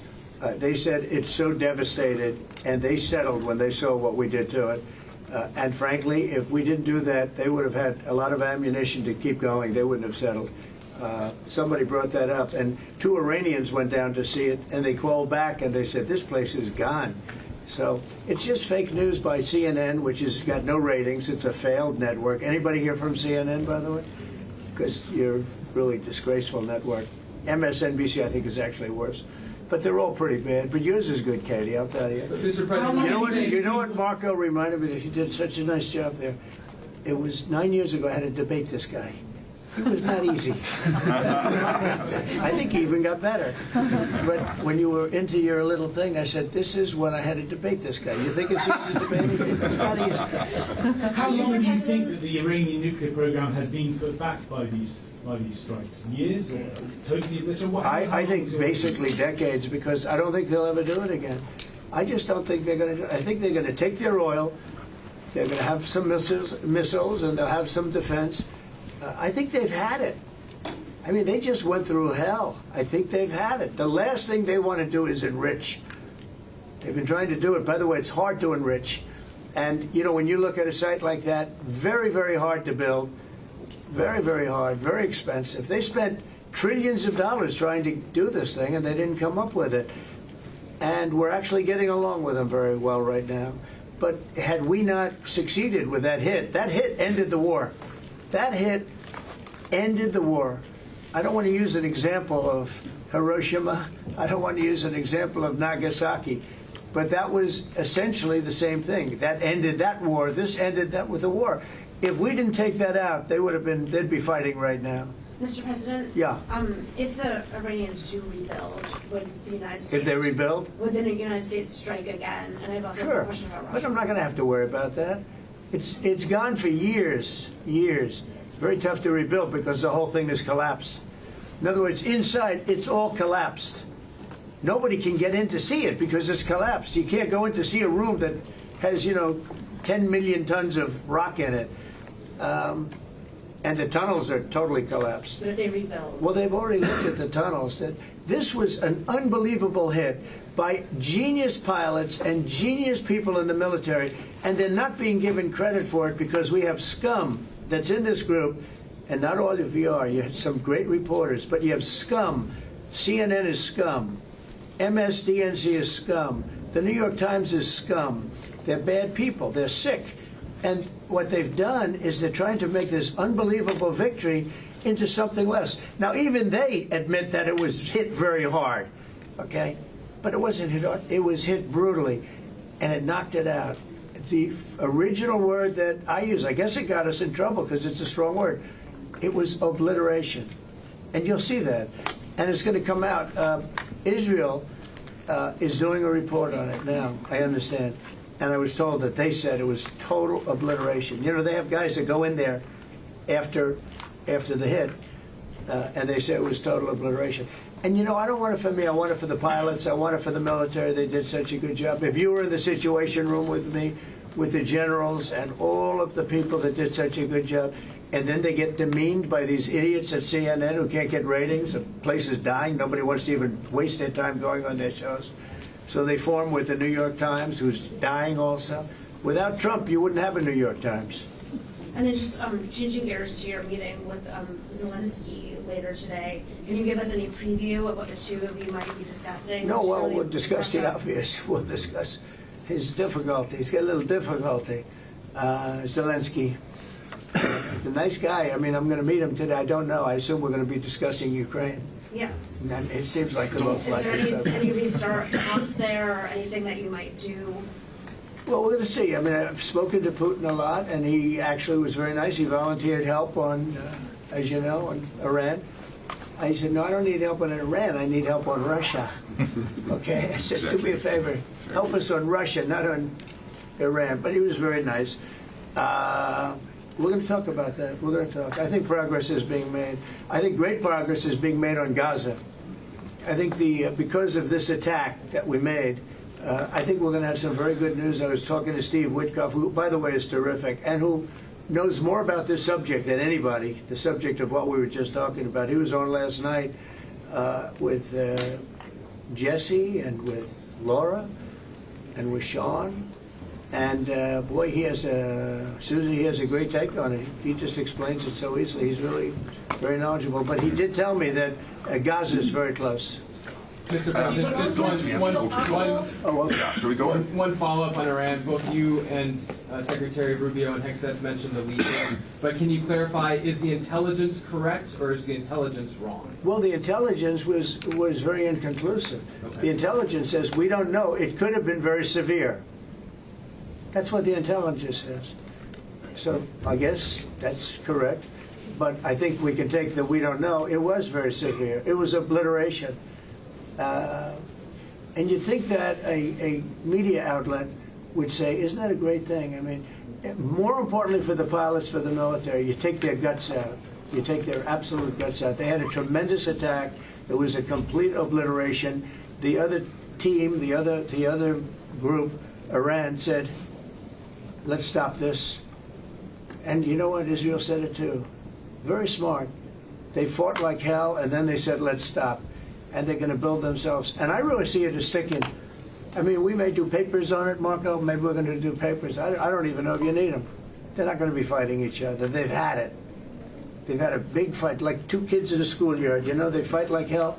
You can't stop them. Let them fight for about 2-3 minutes, then it's easier to stop them. And then Daddy has to sometimes use strong language to You have to get use stop. strong language. Every once in a while, you have to use a certain word. I think we have to join the others. Yes, we're going to join some other group. Yes, thank you. Katie, one last question. Do you believe she's so good. That's the only reason I tell you. Thank you, Mr. President. She used to be very difficult, but now she. Go ahead. Do you believe that this strike on the Iranian nuclear program will lead to the release of the hostages in Gaza? I think that it helped a little bit. It showed a lot of power. Yeah, I think it helped. But we're going to get separately, even before this, we were very close to making a deal on Gaza. I think this helped, yes. Okay, thank you, Kevin. Thank you, Thank you, everybody. Thank you, Press. Thank you. Let's go. Come on, guys. Thank you, Press.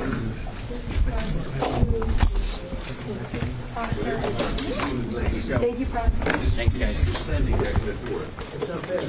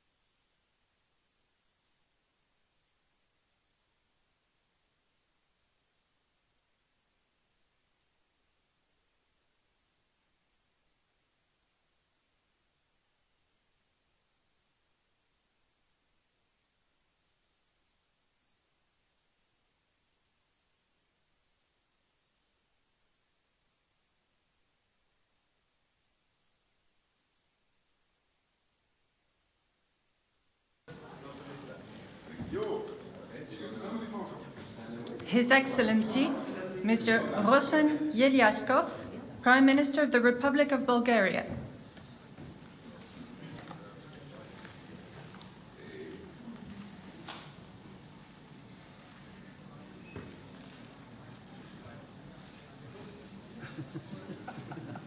Her Excellency, Ms. Gordana Silyanovska-Davkova, President of the Republic of North Macedonia.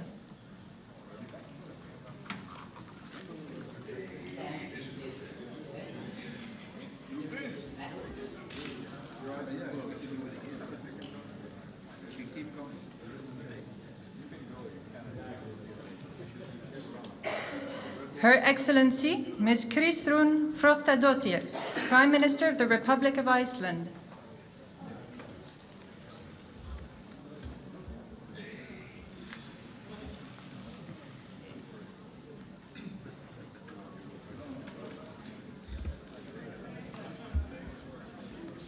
The Right Honourable Mark Carney, Prime Minister of Canada.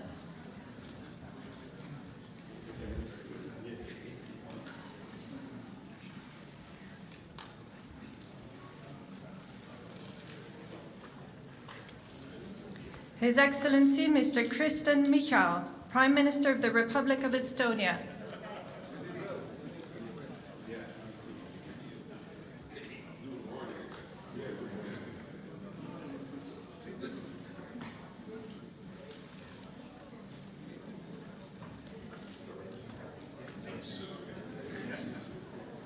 His Excellency Mr. Peter Pellegrini, President of the Slovak Republic.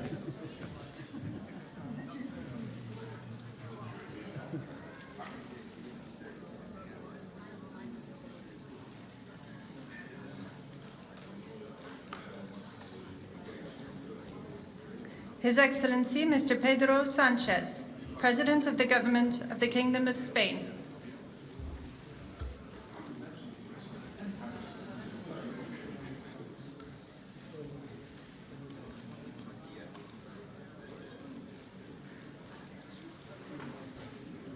His Excellency Dr. Robert Golob, Prime Minister of the Republic of Slovenia.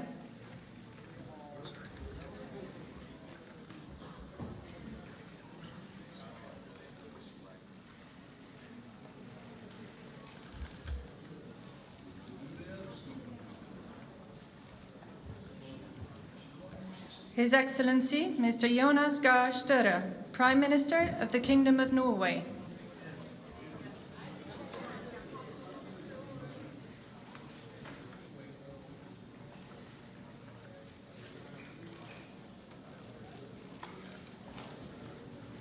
His Excellency Mr. Edi Rama, Prime Minister of the Republic of Albania.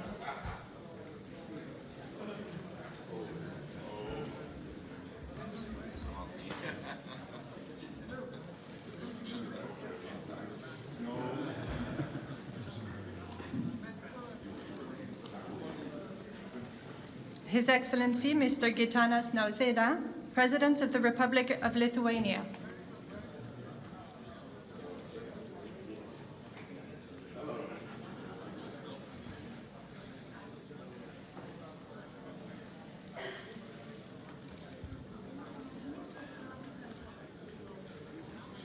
His Excellency Mr. Andrzej Duda, President of the Republic of Poland.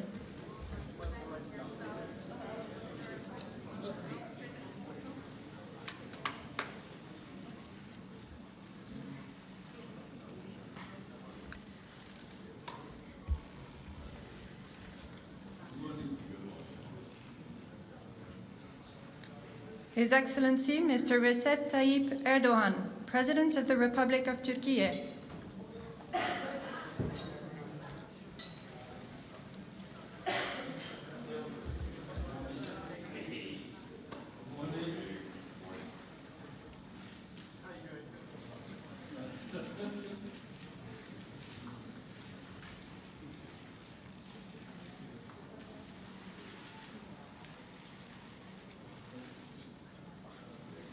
His Excellency Mr. Edgars Rinkēvičs, President of the Republic of Latvia.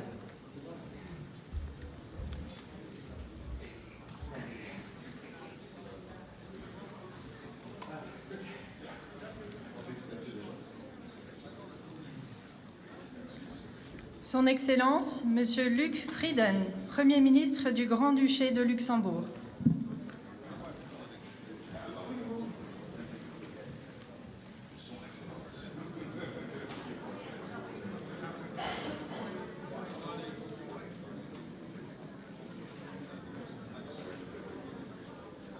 His Excellency, Mr. Luis Montenegro, Prime Minister of the Portuguese Republic.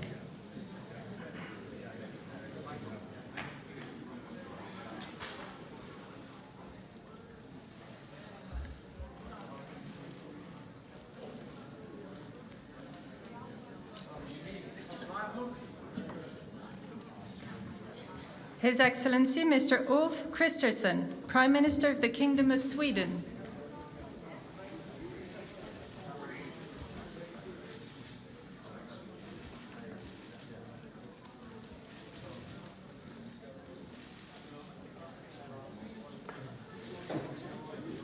His Excellency, Mr. Jakub Milatovic, President of Montenegro.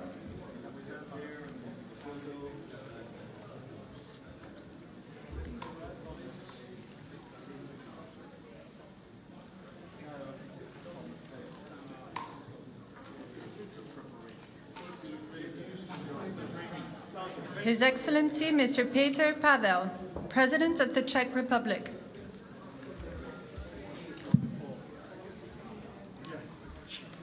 Thank you for that advice. Just as I'm going up. We'll trip your 2 days before time we're having, so that makes things easier. His Excellency, Mr. Nicu Jordan, President of Romania.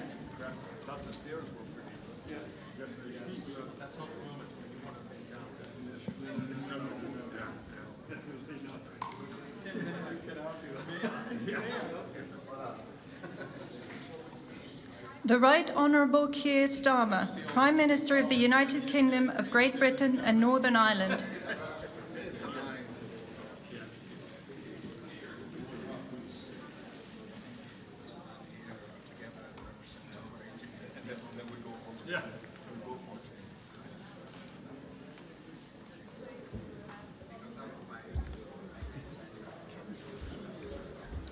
His Excellency, Mr. Kyriakos Mitsotakis, Prime Minister of the Hellenic Republic.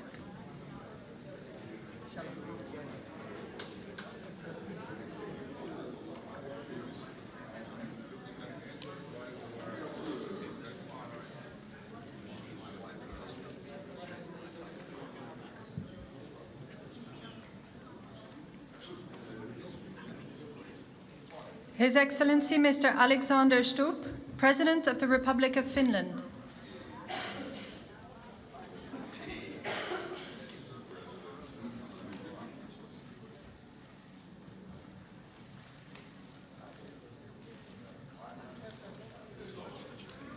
His Excellency, Mr. Friedrich Merz, Chancellor of the Federal Republic of Germany.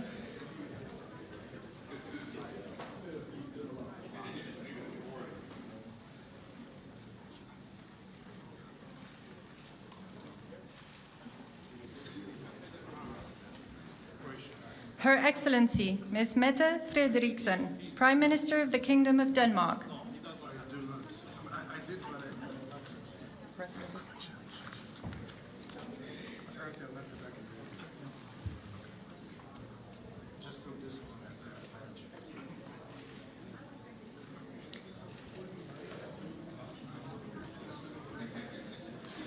His Excellency, Mr. Zoran Milanovic, President of Croatia.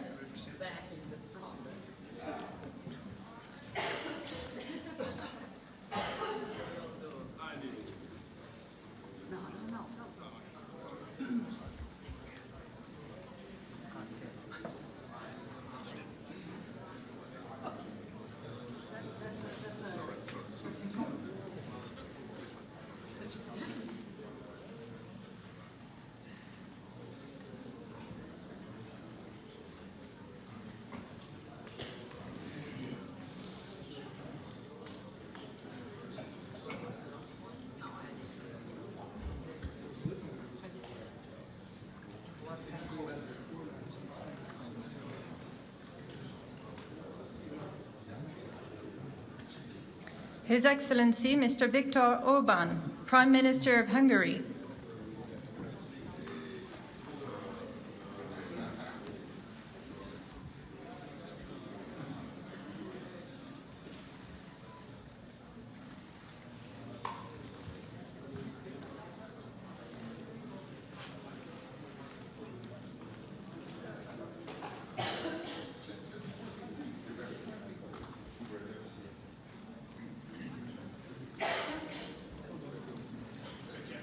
Her Excellency Ms. Giorgia Meloni, President of the Council of Ministers of the Italian Republic.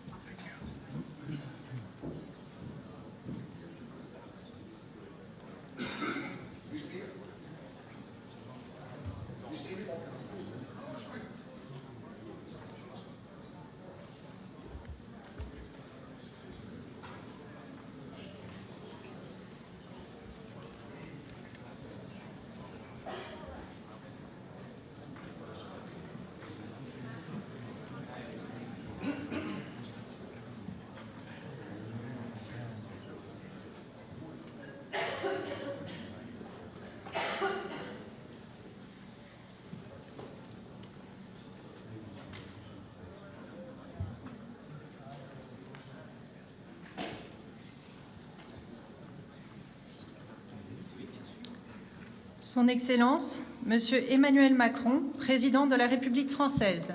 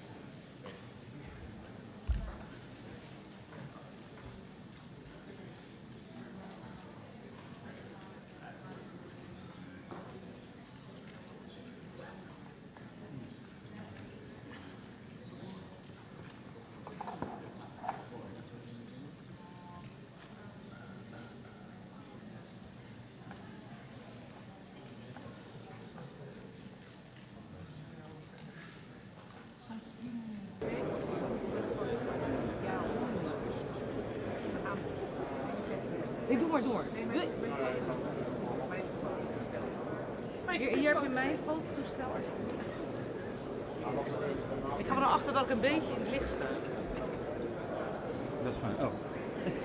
Mevrouw, sorry, maar heeft u een badge? Even kijken, heeft u weer een goede ticket? Nee, maar gewoon er tussendoor, dat maakt niet uit. Ik ga maar een stukje door. Ik kan niet heel lang. Ja.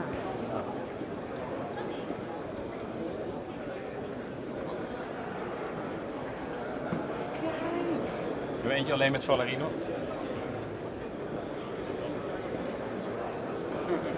Doe maar licht. Nee. Oh, dat kan anders. Ja. iPhone kan alles.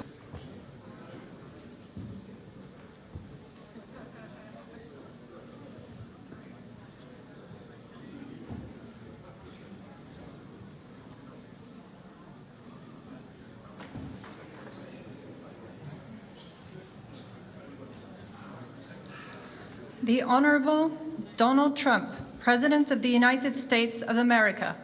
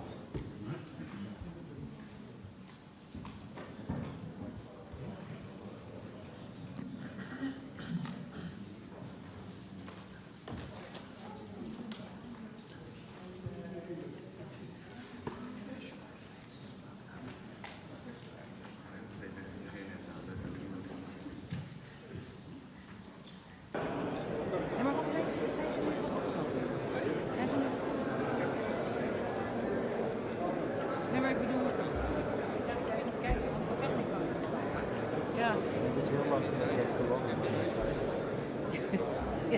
wij wachten gewoon dus. Even kijken. Wij komen er nu aan. Schrijf Martijn 25 minuten. Oh, voor de groepsfoto. Ja, ik krijg het. Ja. Doen we nog even de persco? Hoe lang blijven we hier Korte week. Ja, nou, we staan lang genoeg. Nee, maar we zien natuurlijk in principe op het moment dat het zit, dan zie je het.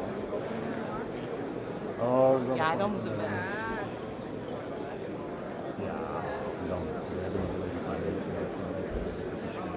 Ja, want daar zit ik ook van. Iedereen zit. En dan kan ik een overzichtje maken en even er doorheen. Dat denk ik toch? Ja, fijn hè?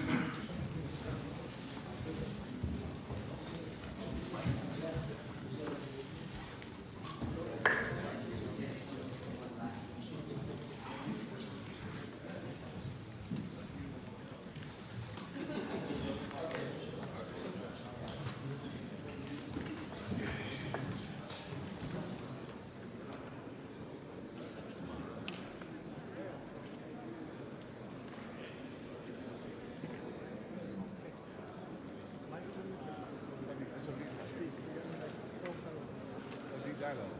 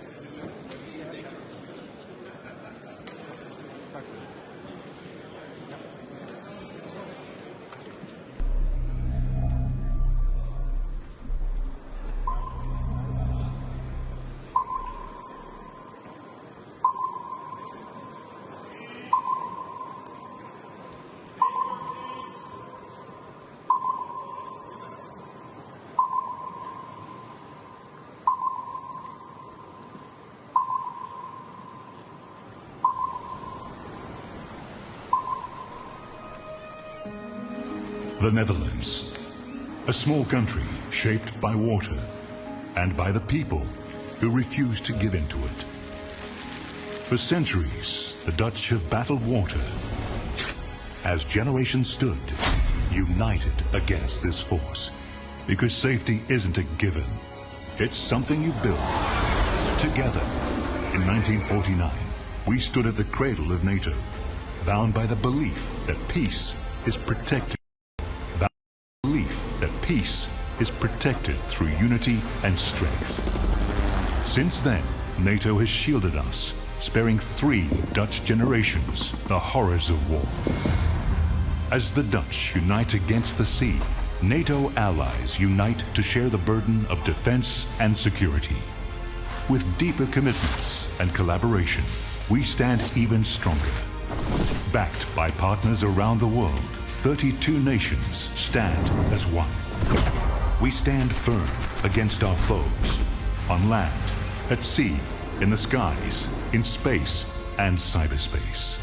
Peace is our purpose, deterrence our shield, readiness our promise.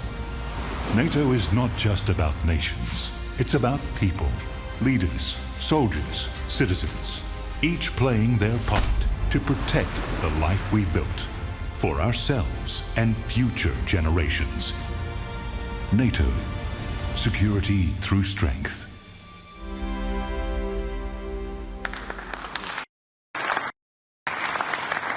So, good morning. Good morning to you all, and welcome to this leaders session of the North Atlantic Council. We meet at a dangerous moment for our 1 billion citizens. Russia's war against Ukraine rages on. An assertive grouping of adversaries seeks to divide and challenge us. There's war in the Middle East, terrorism poses a persistent threat, and new technologies bring opportunities, but also many serious security challenges. In the face of this, we stand together, united in NATO, the most powerful defensive alliance in world history. History has shown that North America and Europe working together is a winning combination. Our adversaries know this. Our enduring commitment to Article 5, that an attack on one is an attack on all, sends a powerful message. In this meeting, we will take historic, transformational decisions to make our people safer through a stronger, fairer and more lethal NATO. To make NATO stronger, we have a concrete plan for all allies to spend 5% of GDP on defense. It will go towards core defense as well as defense and security-related investments. This decision is deeply rooted in our core mission and is required to resource our plans and readiness. This will also make NATO fairer, to ensure anyone and everyone contributes their fair share for our security. For too long, one ally, the United States, carried too much of the burden of that commitment, and that changes today. President Trump, dear Donald, you made this change possible. Your leadership on this has already produced $1 trillion in extra spending from European allies since 2016. And the decisions today will produce trillions more for our common defense to make us stronger and fairer by equalizing spending between America and America's allies. Allies will also agree to further increase defense production so that our armed forces have everything they need. That means a huge expansion of our defense industrial base on both sides of the Atlantic. That's good for our security, it's good for our economies and good for our jobs. Our decisions include continuing our support to Ukraine, while also pushing for a just and lasting peace. We all want the bloodshed to stop. We call on Russia to end its aggression against Ukraine. Let me now turn to Prime Minister of the Netherlands, Dick Schoof, whose government and people are graciously hosting us here. Thank you to the media for joining us. We will continue our discussions in just a moment, but first, and with the media here, please, Dick Schoof, your introductory remarks. Thank you, Mark. Colleagues, friends, allies, on behalf of the Dutch government, welcome to The Hague. This is the NATO summit, the first NATO summit ever to be held in the Netherlands. And we are honored to have you here in this city that has been speaking in the language of peace and justice ever since the first Hague Peace Conference was held in 1899. I'm convinced that after today, The Hague will also be known as a city of collective purpose, unity and resolve. After all, we are about to write history. We are about to make decisions leading to an unprecedented increase in our collective defense spending and a new financial balance in our alliance. Both are urgent, both are necessary, and both will help make our transatlantic bond even stronger, so we can do justice to our founding principles of democracy, liberty and the rule of law, as laid down in the Washington Treaty. The last NATO event held in The Hague was a foreign minister meeting in 1989, just as the Iron Curtain was beginning to break apart on the eve of the Cold War's end. And for a period, we hoped and believed that relations with Russia would continue to thaw. But the end of history turned out to be an illusion. An illusion that was shattered for good when Russia brutally invaded Ukraine. So today, there is a renewed awareness in our ranks that peace cannot be taken for granted, that it must be protected constantly and with conviction. And yes, peace comes at a cost. We must act on this swiftly and decisively. So let's stand united and embrace the The Hague Defence Investment Plan. Let's go to work and write that history today. Thank you.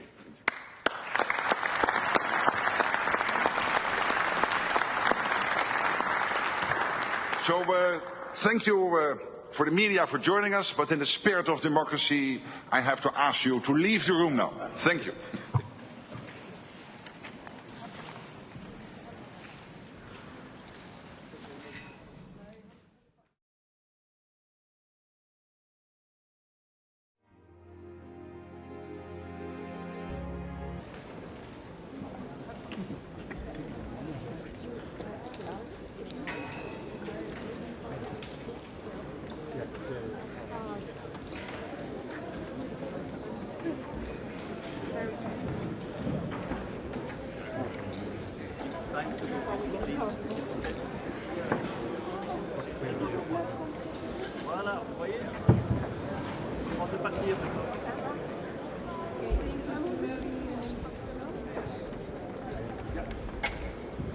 Yes, let's go. Yes, thank you. Not to go, sir.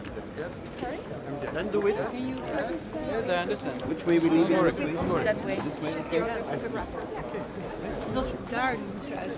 Ja, sorry to ask you. Everybody can leave that way.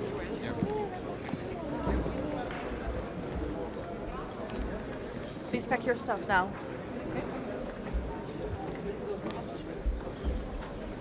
Ja.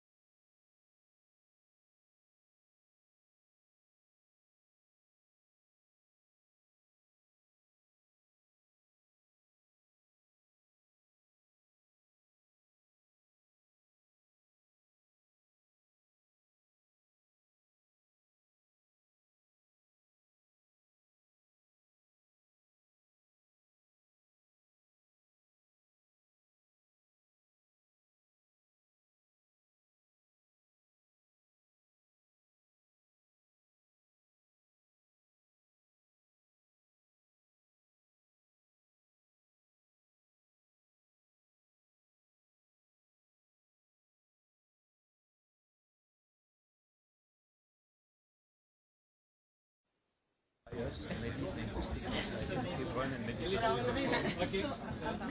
Est-ce que c'est historique? Yeah. Sorry, thank you, bye-bye.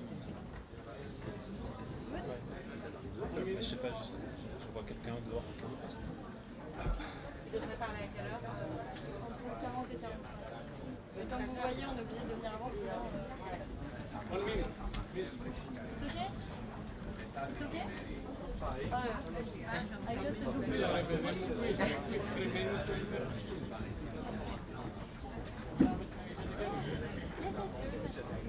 I just need for 10 minutes and I need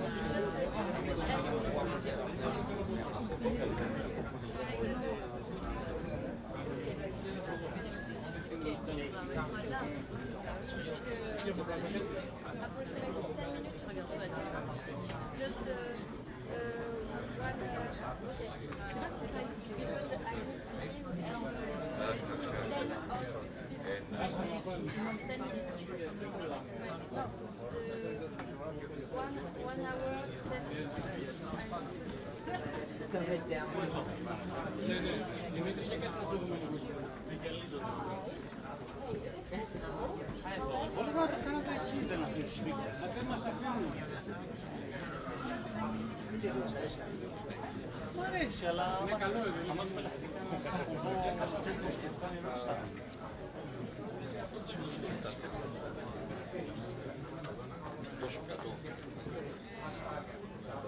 Είναι πιο ψηλό. Ναι, εντάξει. Για πες μου κάτι. Τι να σου πω τώρα, σου είπα είναι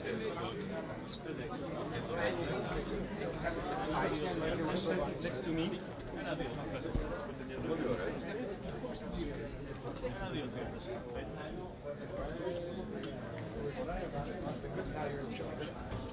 Ένα-δύο. Εντάξει. 2, 3, 4, Netflix.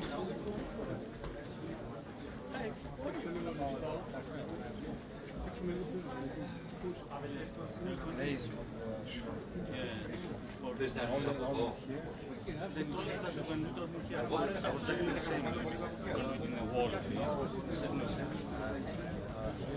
I don't like it here.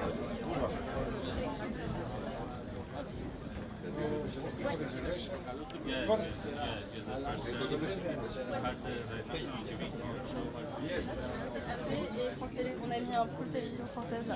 Et ça, c'est parce qu'ils ont leur. If you want to take the position. Et France Télé.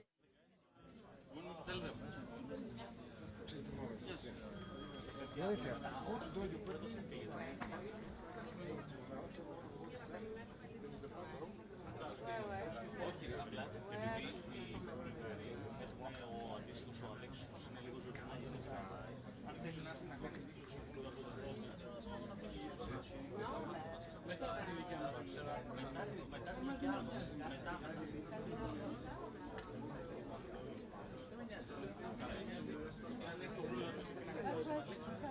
Yes, it is a discussion. You could have. It's possible. Είπε ότι έχει μία και τέταρτα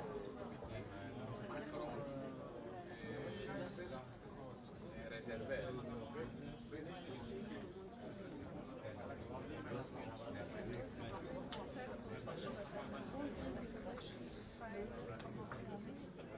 Υπάρχει και ένα πίσω.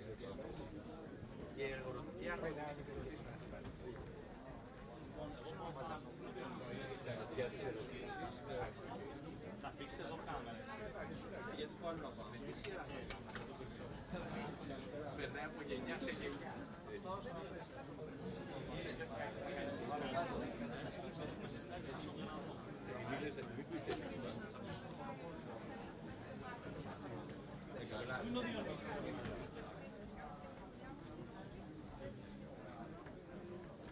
Ωραία, πάμε πάνω Διονύση. Να βρούμε ποιος το είπε.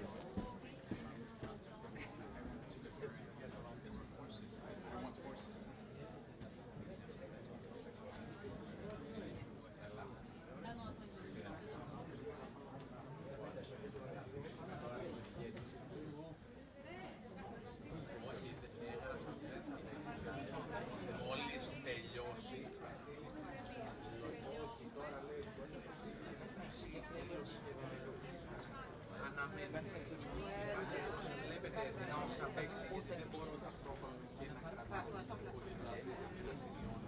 από δυσκολία.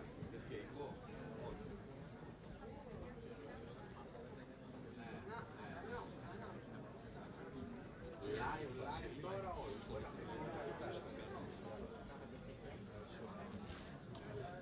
Τώρα. Σπύρο, βάλε μικρόφωνο στο Μητσοτάκη, πέφτει το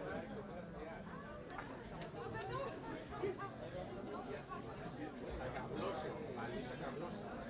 Πάνε τίποτα.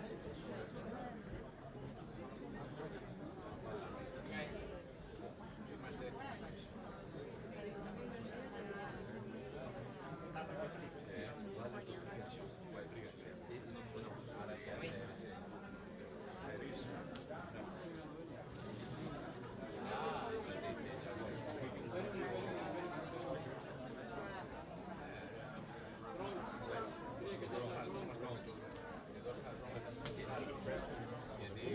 έχουν στήσει και ελληνικά και όλα ότι έχω No, pero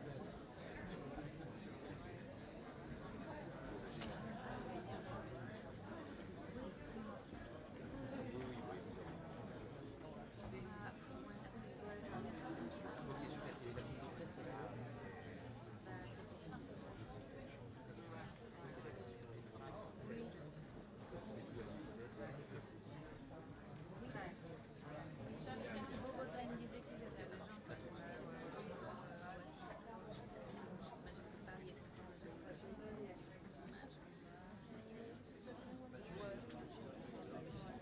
Ah, ναι.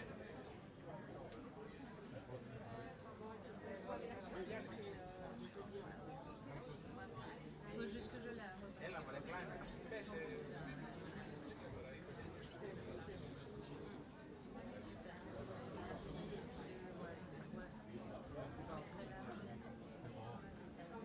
είναι κάποιον σας η Σοφία. Έχει καθυστέρηση.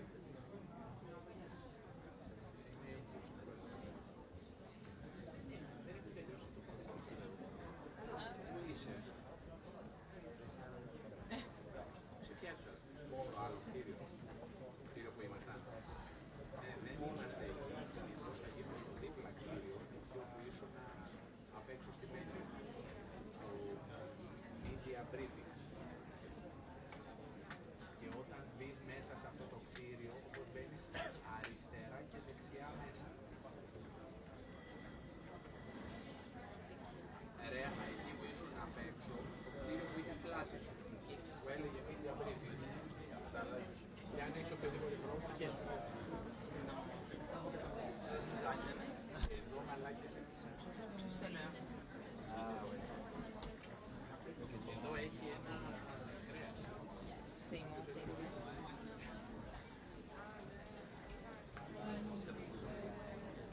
Je trouve qu'ils sont plus flexibles. Quand je leur dis, là, je peux pas faire plus flexible. Parce que parfois, ils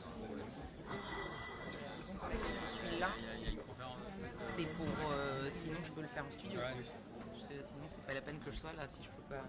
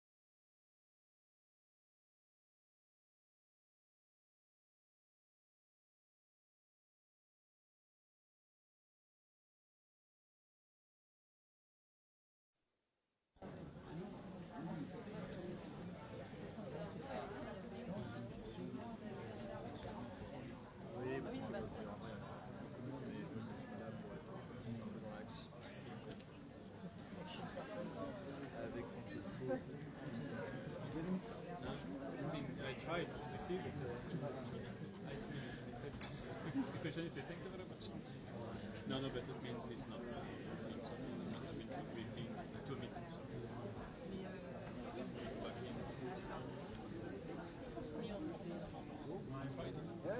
Good. You can tell people he's back in the room. Yeah.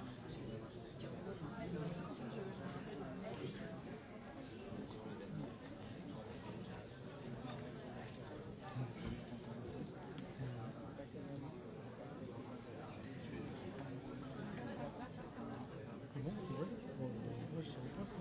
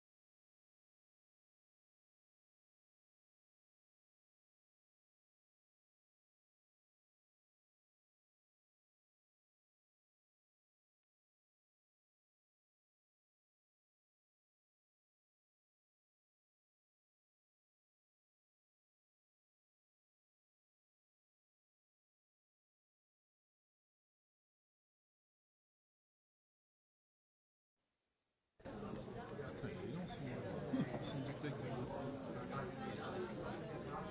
10 minutes de... Il y a des choses à raconter.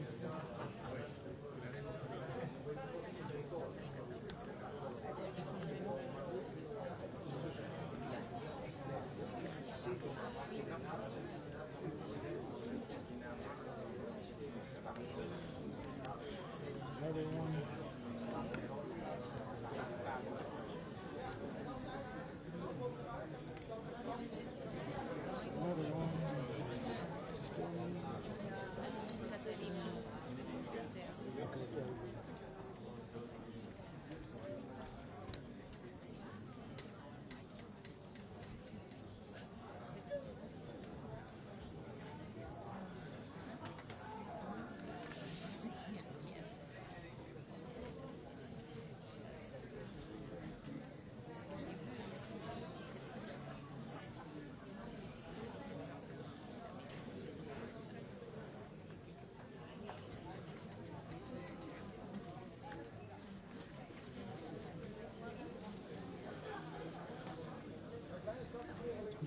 casque.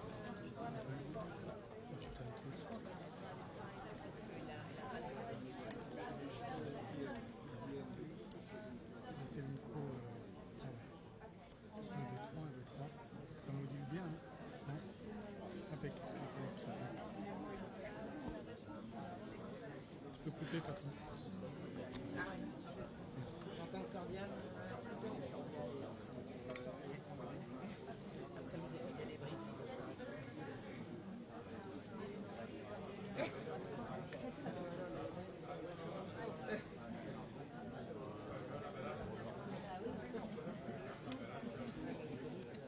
Et ça depuis.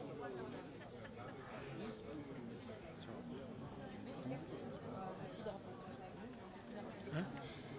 Ah ouais, mais attends, je te dis que c'est pas fini. Peut-être une demi-heure de fin. Déjà que ça marche. On se dit que le gars il va pas venir avant que non, c'est sûr. Ouais,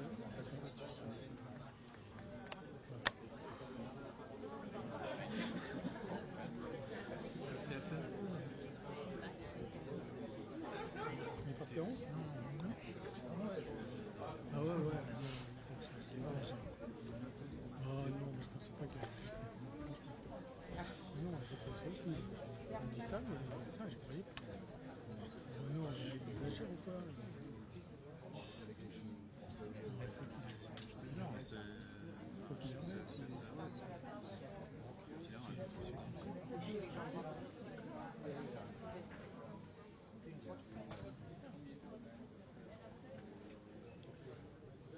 Ah, il y avait Sarah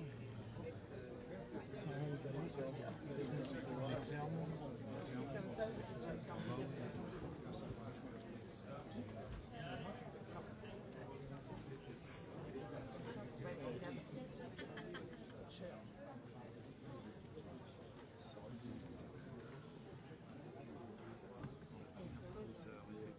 J'avais du mal à mettre. Dans la plénière, là? Oui.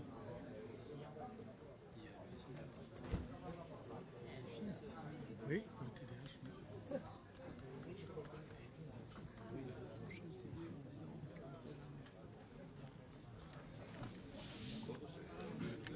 Oui.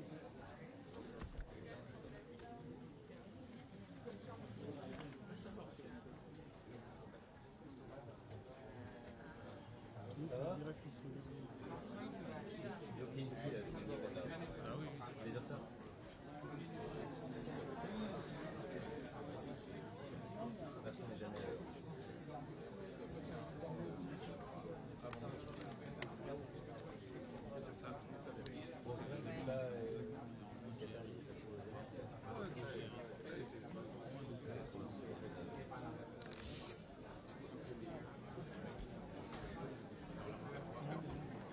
Là, il met un ponceau et juste à dire tout s'enroule directement avec ça.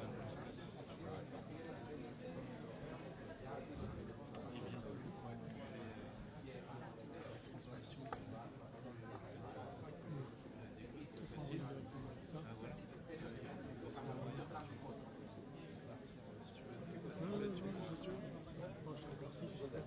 J'espère que je vais rester jusqu'à la fin. Avant qu'il me chasse.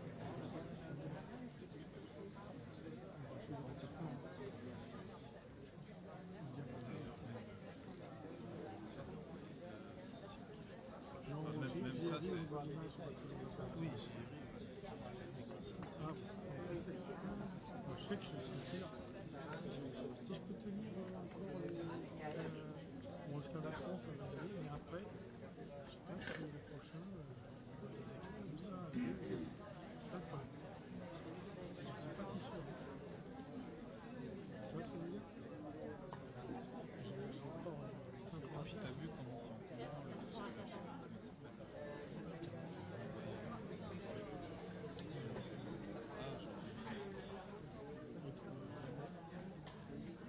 Ah, quoi, la Starlink? Voilà.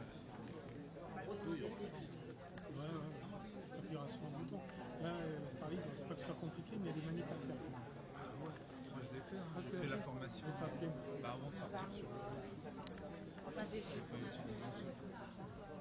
En Allemagne. C'est une usine qui n'est pas utilisée. T'envoies, t'appelles et ça fait. Je l'ai pas utilisée. Le gamin de J'étais avec une femme, je l'ai décasté par l'hiver. Ah ouais. Tu connais le Ouais. Yeah. C'est crème, ça. Macron is always late. Rutte is about to, is supposed to speak at the same time, so I don't know if Macron will wait or will just speak at the same time as Rutte. We'll see. Or the opposite, Macron may speak first. We'll see.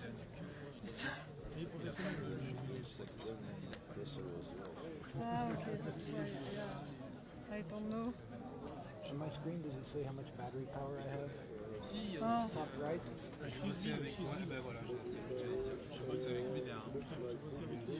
What does that mean? Il m'a surpris en fait. Je ne sais pas qui. Okay, so it's doing the external battery. Perfect. Yeah, so it means it's draining the external battery first, so the internal battery is full. That's good. Means I have to go for more hours. I know, no.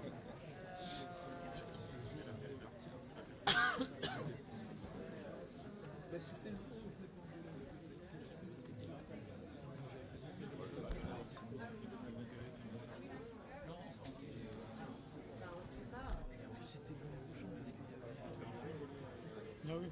Les deux piches.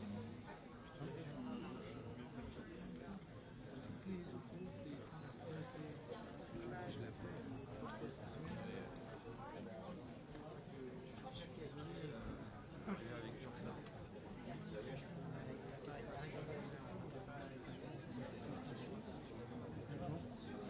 Au lieu d'avoir, tu vois, plutôt une réaction négative comme ça, fait chier. I mean, 20 more years. Then you can retire. More than 20, probably. Come at Not 20. that old. I'll make it. My goal is just to keep running 2 marathons every year, and I'll get to the finish and it'll be easy. Maybe at some point I do, I don't know, sports, something like that. You should aim for a half marathon. It's a good goal to have. It is, it's nice. First time I did it was 4 years ago. Wonderful. Yeah, just got tired during the pandemic of everything. Just started jogging. And then I worked my way up to 10Ks. And I said, oh, how long is a half marathon? 20K. Let's give it a try. And I did it. You did it? Yeah, and then I've done many half marathons now. And I've completed 5 marathons. 5? In the last 3 years. Last 3 years. Okay, wow. It's just a social thing now. So I recommend doing it. It expands your brain for what is possible and the difficulties you can endure. So it's good for that. Recommend it.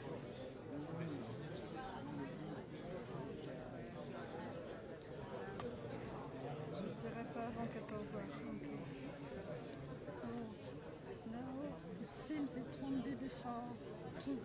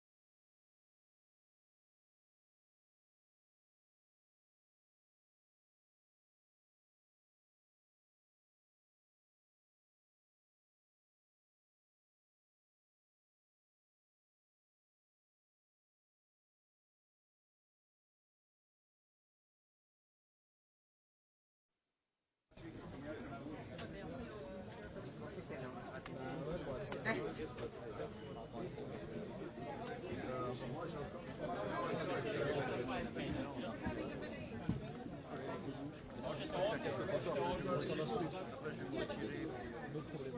Et passer son côté.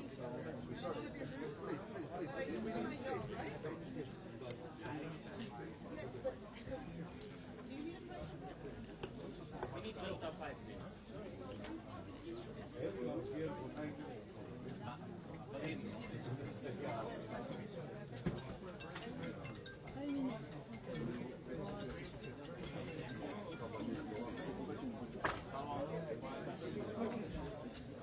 Evo, oni se spremaju za par minuta, sad ću da napravim. Evo, može. On aurait pu passer de l'autre côté. On n'est pas latéral avec la mer chez nous, tu vois. On fait la même chose. C'est bien. Moi, je reprends la place de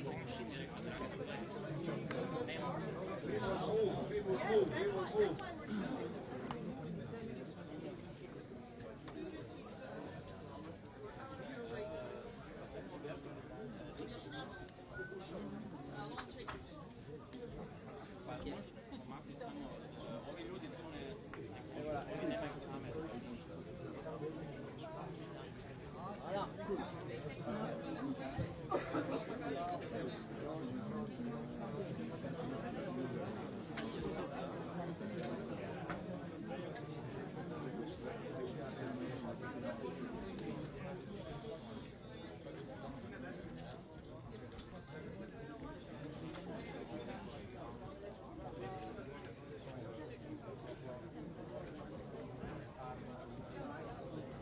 Oui, en général.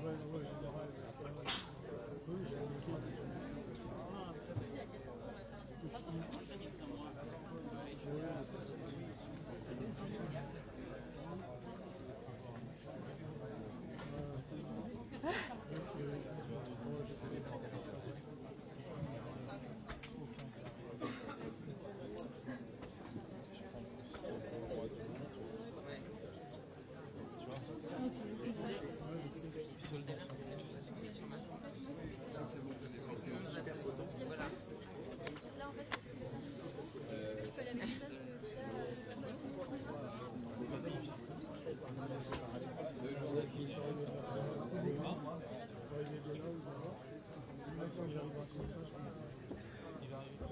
j'ai derrière, là,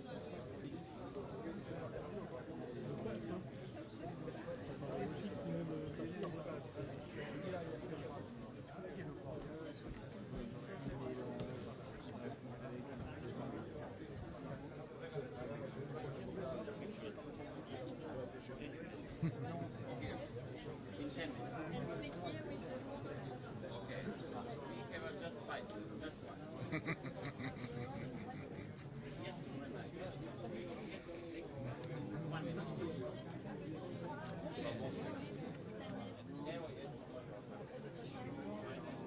Le président arrive à 14h, entre 14h et 14h05. D'accord. Ok. 14h, 14h05. Il arrive entre 14h et 14h05. Ah, super. En 10 minutes. Ah, ça fait 15 minutes. Ça fait 15 minutes. Ouais, 10-15 minutes. Je préfère 10. So it's not even. Bah, on espère, mais il est tout le temps en retard. Donc, à mon avis, je vais plus dire 5 minutes.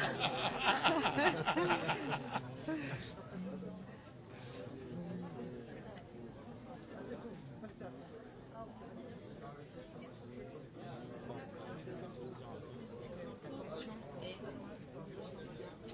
vous appuyez pas trop, on va partir avec vous. Ouais, je m'appuie effectivement.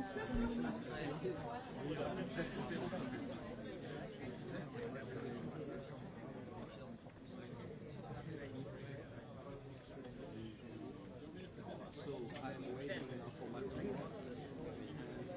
After all conference, they close the door. So busy. It's Croatia.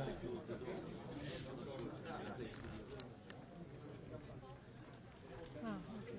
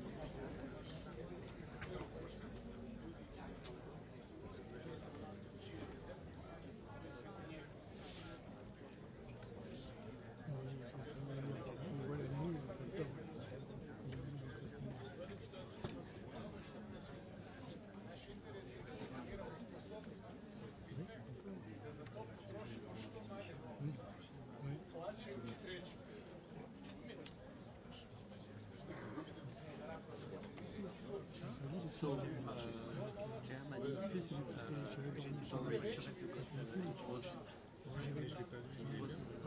C'est un peu comme ça, il va dans un pays, il se fait kidnapper et tout. Et souvent les mecs ils ont le même gars dans la nuit et tout, il rouge jusqu'à lui, il a peur.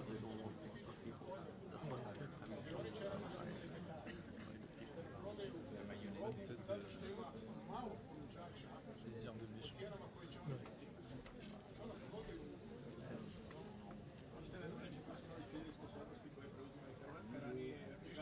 Ça va? Ouais, ça va.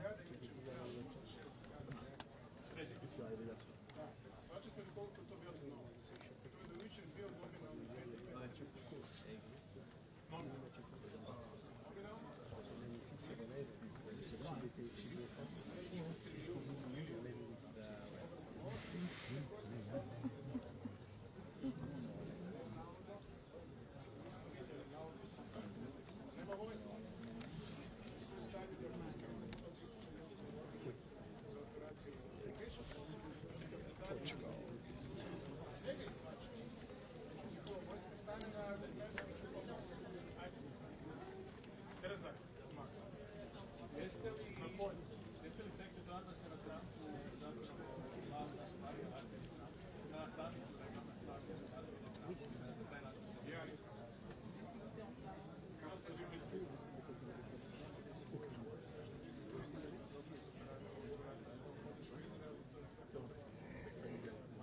Ouais, c'est ça quand t'attends avec les... C'est ça qui me fait rire. Hier, je sais pas le mouiller, le bafouiller. C'est arrivé au moment où quand je suis arrivé ici, ça m'énerve. Ah ouais, vite. Ouais. C'est quand elle est... Non, pas ça.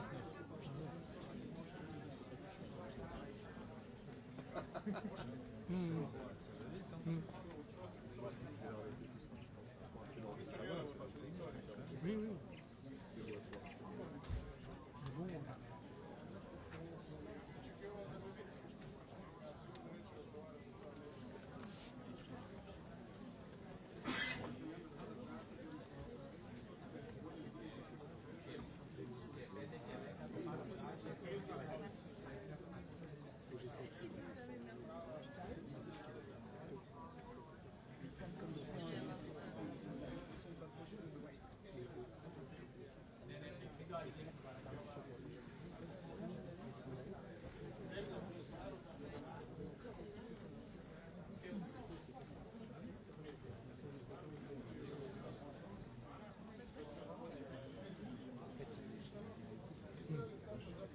Sinon, ça va faire court.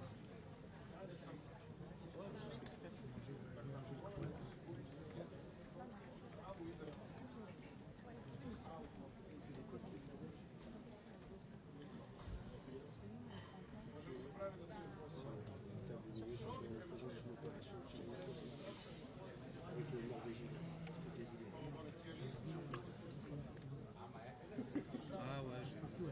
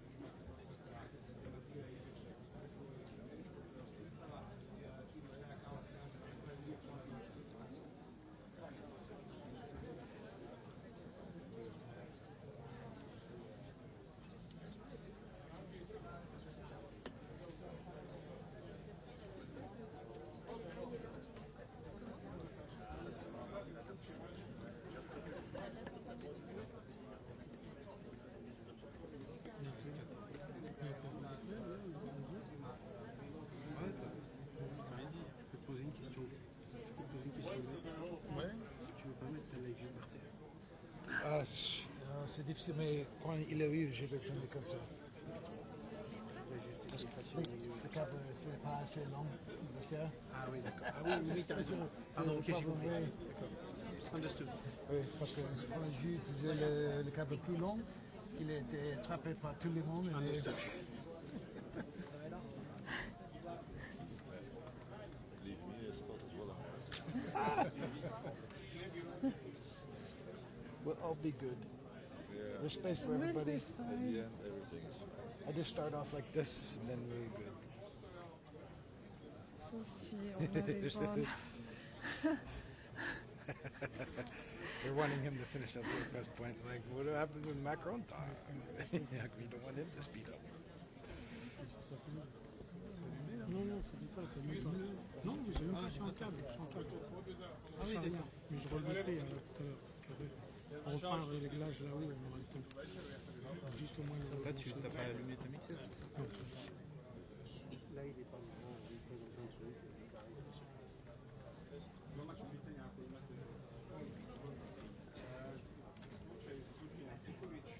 Hoće li on utjecati na odnose vas i Andreja Boškovića i u kontekstu pitanja diplomacije koja morate zajedno rješavati? Položaj vrh predsjednika Vrhovnog suda je častan, on je simbolički jako važan, on nije neka vlast. Nisam dobro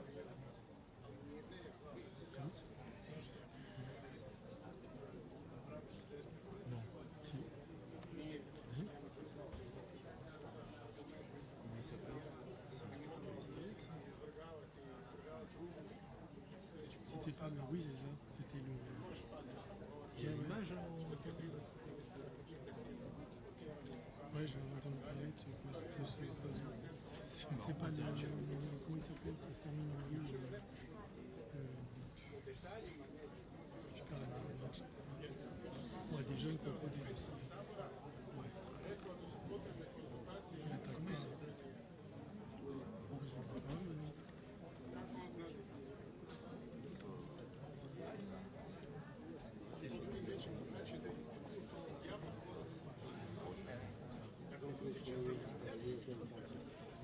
Non, je veux rentrer chez lui. I want to have 2 days with my family. So, je ne vais pas. On va faire. Oui, je vais aller faire une pizza demain soir. J'irai à une marché parisienne tout seul. Il fait chaud, 34 degrés, 34, 38 à Lyon, 40, ils annoncent des orages. Enfin, tu vois bien.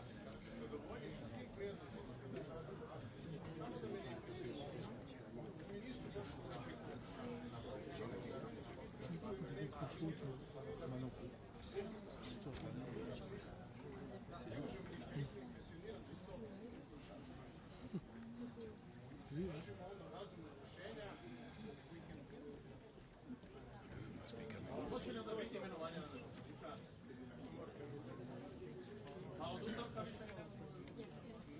Il arrive, je pense.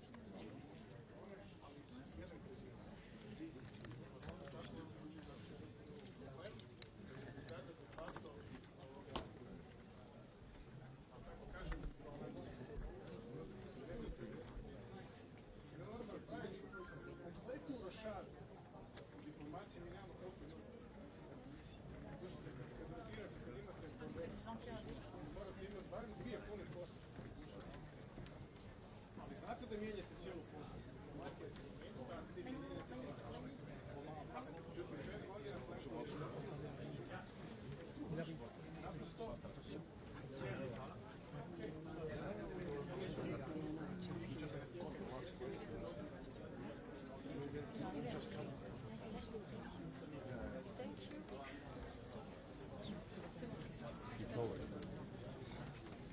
Thank you.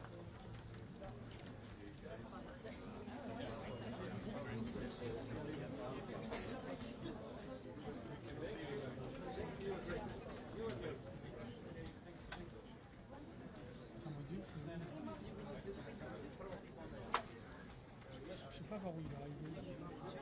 Il arrive par où? À gauche. À gauche? Ouais. Lisa, tu peux te mettre là-bas? Ah oui, non, de toute façon, là, je peux.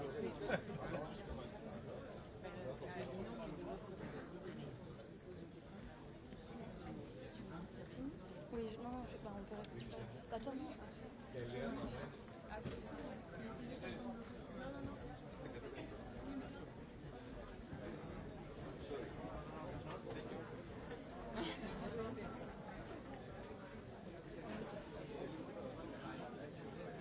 Ouais. T'es quel chef?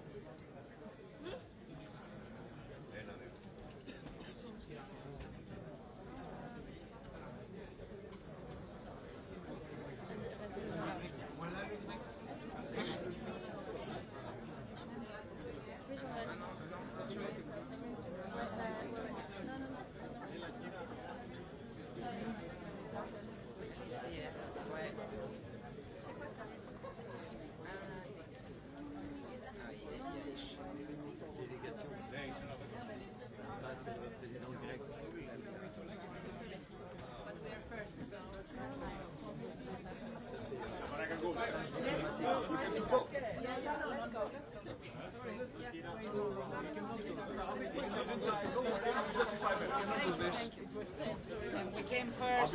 I'll be 5 minutes. I'll be very quick. So I will come within 5 minutes.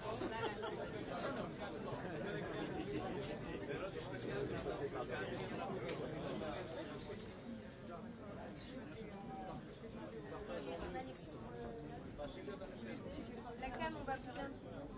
Non, c'est pas possible, on n'est pas vu que ça.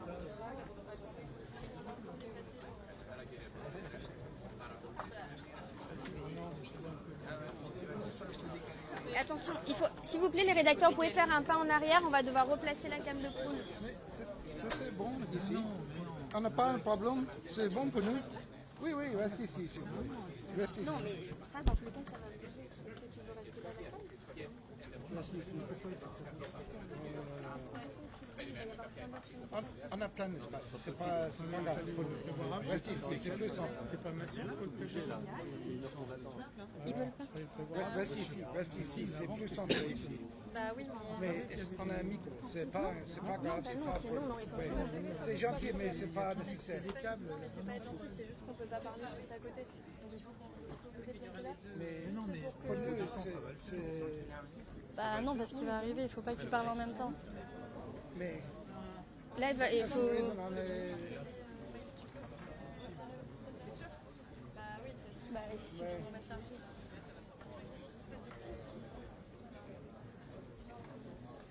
Vous l'avez mis tout là-bas. C'est trop loin. Mais est-ce que pour loin, il faut avancer de 5 mètres? C'est là? Ici? C'était là? Ouais, c'était plutôt là. C'est là ou pas? Ouais, c'est là. Non, non, non, non, non, non. C'était là?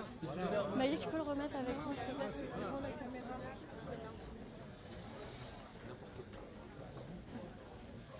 C'est bon.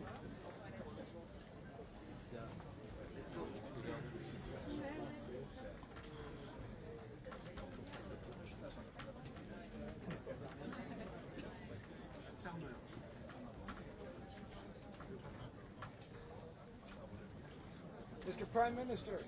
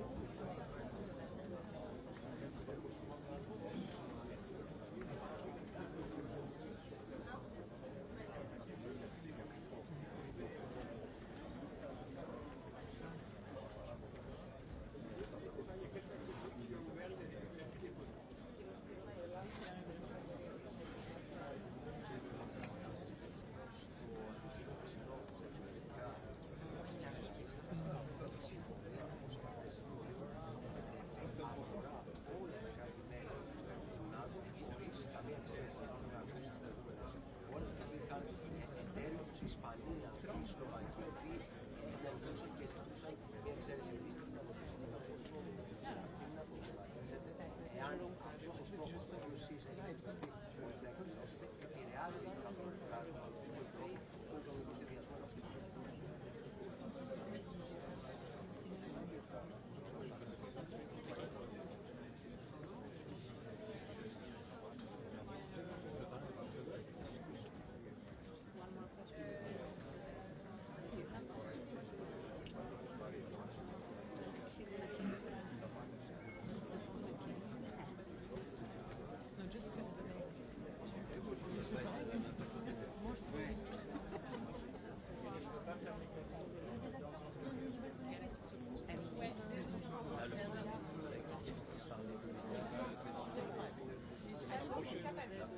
C'est là.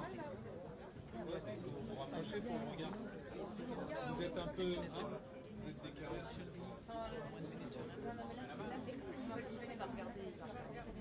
Ah ouais. Pour le pool. Pour le ouais.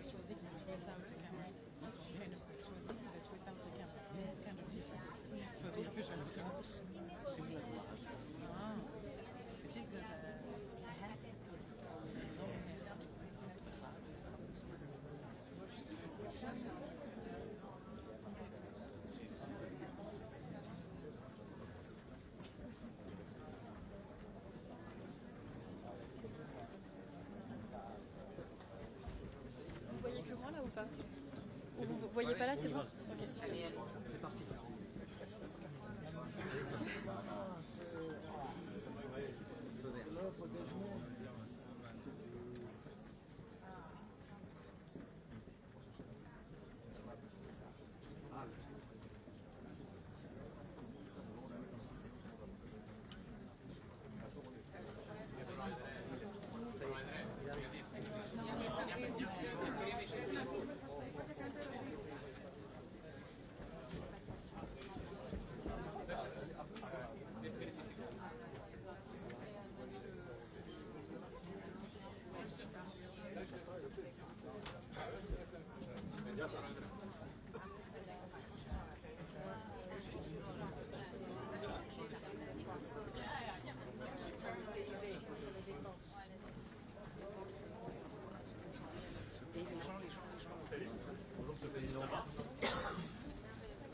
Bonjour messieurs, dames. Vous allez bien? Peut-être quelques mots pour vous dire les conclusions que je tire de ce sommet, ce que j'ai pu exprimer d'ailleurs tout à l'heure. D'abord, en poursuivant le réinvestissement sur les questions de défense, l'ensemble des pays membres et tout particulièrement les Européens continuent d'œuvrer à structurer ce pilier européen au sein de l'OTAN. C'est ce que nous poussons depuis plusieurs années, avoir une Europe qui dépense davantage, qui prend davantage ses responsabilités pour sa sécurité, qui prend davantage de part du fardeau. C'est à la fois le souhait américain depuis plusieurs années, c'est une nécessité européenne, nous devons le faire pour nous-mêmes et pour être plus indépendants. Deuxième remarque, c'est que cet investissement doit aller de pair avec un durcissement des armées européennes, c'est-à-dire une culture commune, ce que nous avons lancé il y a quelques années avec l'initiative européenne d'intervention, créer des cultures communes, des déploiements communs, des exercices communs, c'est-à-dire des armées qui vraiment se battent, vont sur le terrain, comme on a su le faire au Sahel il y a quelques années, se déploient rapidement, comme on a su le faire il y a 3 ans, quelques jours après justement le déclenchement de la guerre d'agression russe, en structurant, en étant nation cadre en Roumanie. Et puis il faut développer avec cet argent une base industrielle et technologique de défense européenne, c'est-à-dire une Europe qui défend plus, c'est une Europe aussi qui doit développer de l'innovation et de l'industrie de défense, et pas simplement acheter chez les autres. Et à ce titre, ce qui a été fait ces dernières semaines au sein de l'Union européenne avec les programmes dits SAFE ou EDIP, qui réservent 65% de ces financements aux Européens, va dans la bonne direction, est un vrai changement de doctrine dont je me félicite. Le troisième élément, c'est que tout ça, on le fait. Quand même le rappeler et remettre les choses au milieu de la discussion, parce qu'il y a la menace russe. Je le disais il y a quelques mois à nos compatriotes, nous le vivons depuis plusieurs années, mais au fond, la 3e guerre russe en Europe a acté cette menace. En effet, après la Géorgie, après la Crimée, la guerre d'agression de février 2022 a très clairement permis d'identifier cette menace dans la durée. Et c'est ce pourquoi, au fond, nous nous réarmons tous, parce qu'il y a cette menace à nos frontières. Et donc, c'est pourquoi nous souhaitons que, en effet, la guerre d'agression russe en Ukraine demeure une préoccupation, la préoccupation principale des Européens. Elle est celle qui justifie ce réarmement dans la durée, parce qu'il y a cette menace qui perdurera. Mais il y a aussi la volonté que nous avons ici réaffirmée d'agir ensemble et de manière partenariale pour arrêter cette guerre. D'abord, on a besoin des États-Unis pour obtenir un cessez-le-feu, par une capacité de dissuasion, en utilisant aussi la crédibilité des derniers jours liée au théâtre iranien. Et puis ensuite, parce que nous prenons notre part, en Européens, c'est le sens même de la coalition de volontaires que nous avons structurée en février dernier et que nous allons réunir à nouveau en juillet, c'est-à-dire que vous avez ces Européens, avec d'ailleurs aussi les Canadiens et plusieurs autres, qui sont là et qui sont prêts dans la durée à soutenir l'Ukraine, à lui permettre de régénérer son armée, de déployer des forces de réassurance. La quatrième remarque que je voudrais faire sur ce sommet, c'est justement que tout ça suppose aussi que les Européens pensent leur sécurité de demain. Parce qu'on ne va pas aller vers une escalade sans fin vers plus d'armement. Nous devons nous armer parce qu'il y a aujourd'hui un décalage par rapport au niveau d'armement de la Russie et qu'il y a cette menace. Mais dans le même temps, nous devons penser pour nous-mêmes les garanties de sécurité, le cadre de sécurité dans lequel on veut vivre demain. C'est-à-dire celui qui stoppera la prolifération, celui qui encadrera les capacités d'armement, comme on l'a connu par le passé quand il y avait la guerre froide. Et beaucoup de ces traités de la guerre froide sont tombés ces dernières années dans le silence absolu, le dernier étant le traité FNI en 2019. Et c'est pourquoi, de la mer Noire à l'Arctique, nous avons besoin de repenser chacun de ces espaces, de dire au fond jusqu'où nous sommes prêts à aller pour nous défendre et quels seraient les termes de la discussion avec la Russie pour permettre de limiter les capacités et d'avoir un chemin de retour de la confiance. Mais il faut y penser dès maintenant pour pouvoir le négocier dans le cadre d'une paix plus large. Mon dernier point, ce sur quoi j'ai insisté, c'est que tout ça suppose de l'unité, du respect et de l'anticipation. Ce qui veut dire que cet effort collectif et le bon résultat qu'on a avec ce communiqué et ce réengagement européen, il a en quelque sorte, et il impose de manière évidente la paix commerciale. On ne peut pas entre alliés dire il faut dépenser plus, nous dire on va dépenser plus, et au sein de l'OTAN se faire la guerre commerciale. C'est une aberration. Et donc c'est pourquoi il est très important qu'on puisse revenir à ce qui devrait être la règle au sein de l'ensemble des alliés, c'est-à-dire une véritable paix du commerce, et donc d'abaisser toutes les barrières tarifaires qui existent ou qui ont été renforcées. Ça suppose aussi d'anticiper les évolutions de déploiement des forces, tout particulièrement sur le sol européen. Et ça suppose enfin de ne pas oublier les termes de la guerre et les risques qui persistent pour nous. J'ai pu le dire, on a une guerre très territoriale, très terrestre, à haute intensité qui se joue aujourd'hui en Ukraine. Mais la menace, nous le savons, elle se déploiera de plus en plus sur le cyber, dans l'espace, en mer. Et donc c'est là aussi où il nous faut renforcer nos capacités et nous coordonner. Voilà les quelques éléments clés pour moi, à la fois de ce sommet de l'OTAN et de ce que j'ai voulu aussi défendre avec mes collègues. Je vais maintenant répondre à Monsieur le Président Donald Trump. Alors, je n'arriverai pas à répondre à 3 questions en même temps. Un engagement concret de la part de Donald Trump sur cette question du respect de l'article 5, après les premières déclarations qu'il a faites hier. Alors moi, je vais vous dire, c'est très simple. Ce matin. Mon travail, c'est pas de faire l'exégèse de ses propos. Il y a des textes, il y a des juristes pour voir ces textes, et après vous lui posez les questions. Mais sur le fond, mais moi, vous faites confiance aujourd'hui parce que mais ça faisait moi, partie des choses je veux dire, on est dans cette alliance avec tout ce qu'elle embarque, qui est une solidarité entre tous ses membres. Et donc quand mais ça, c'est pas mon job. C'est pas mon job, ça. On a l'impression. Moi, je vais vous dire très simplement, j'avance. Je veux que les Européens. Il y a des textes, ils sont signés. Je crois qu'ils font pas tellement mystère. Et il n'y a pas tellement aujourd'hui, ni chez les juristes, ni chez les diplomates, l'article 5 implique une solidarité entre tous les membres, pas d'ailleurs d'un vers les autres, entre tous les membres s'ils étaient agressés. Donc je pense qu'il ne faut pas jeter le doute là-dessus. Après, ce que je dis, c'est que, cette solidarité existe, elle est dans nos textes, que tous ceux qui sont autour de la table aujourd'hui, ça veut dire qu'ils continuent d'œuvrer dans cette solidarité, et que nous renforçons la place des Européens par ce réinvestissement historique que nous décidons, que la France a d'ailleurs commencé depuis 7 ans, puisqu'avec nos 2 lois de programmation militaire, nous aurons doublé notre budget des armées. Mais surtout, on renforce aussi notre indépendance, c'est-à-dire notre capacité à moins dépendre. Mais Monsieur le Président, on a l'impression que la sécurité collective dépend des sautes d'humeur et de l'ego d'un homme. C'est pas très rassurant. Non, mais justement, il ne faut pas que ce soit le cas. Alors, ça n'est pas le cas, je tiens à vous le dire, pour la France qui a une armée complète, solidement dotée, qui a la dissuasion, ça n'est pas le cas. On ne dépend pas des autres pour notre sécurité. Et donc moi, je pense que notre Europe, elle doit encore se renforcer pour moins dépendre des autres, même si c'est une très bonne chose d'avoir une alliance plus large qui nous permet d'avoir plus de force et de profondeur. Monsieur le Président, sur la guerre commerciale. Alors, excusez-moi, votre collègue puis vous.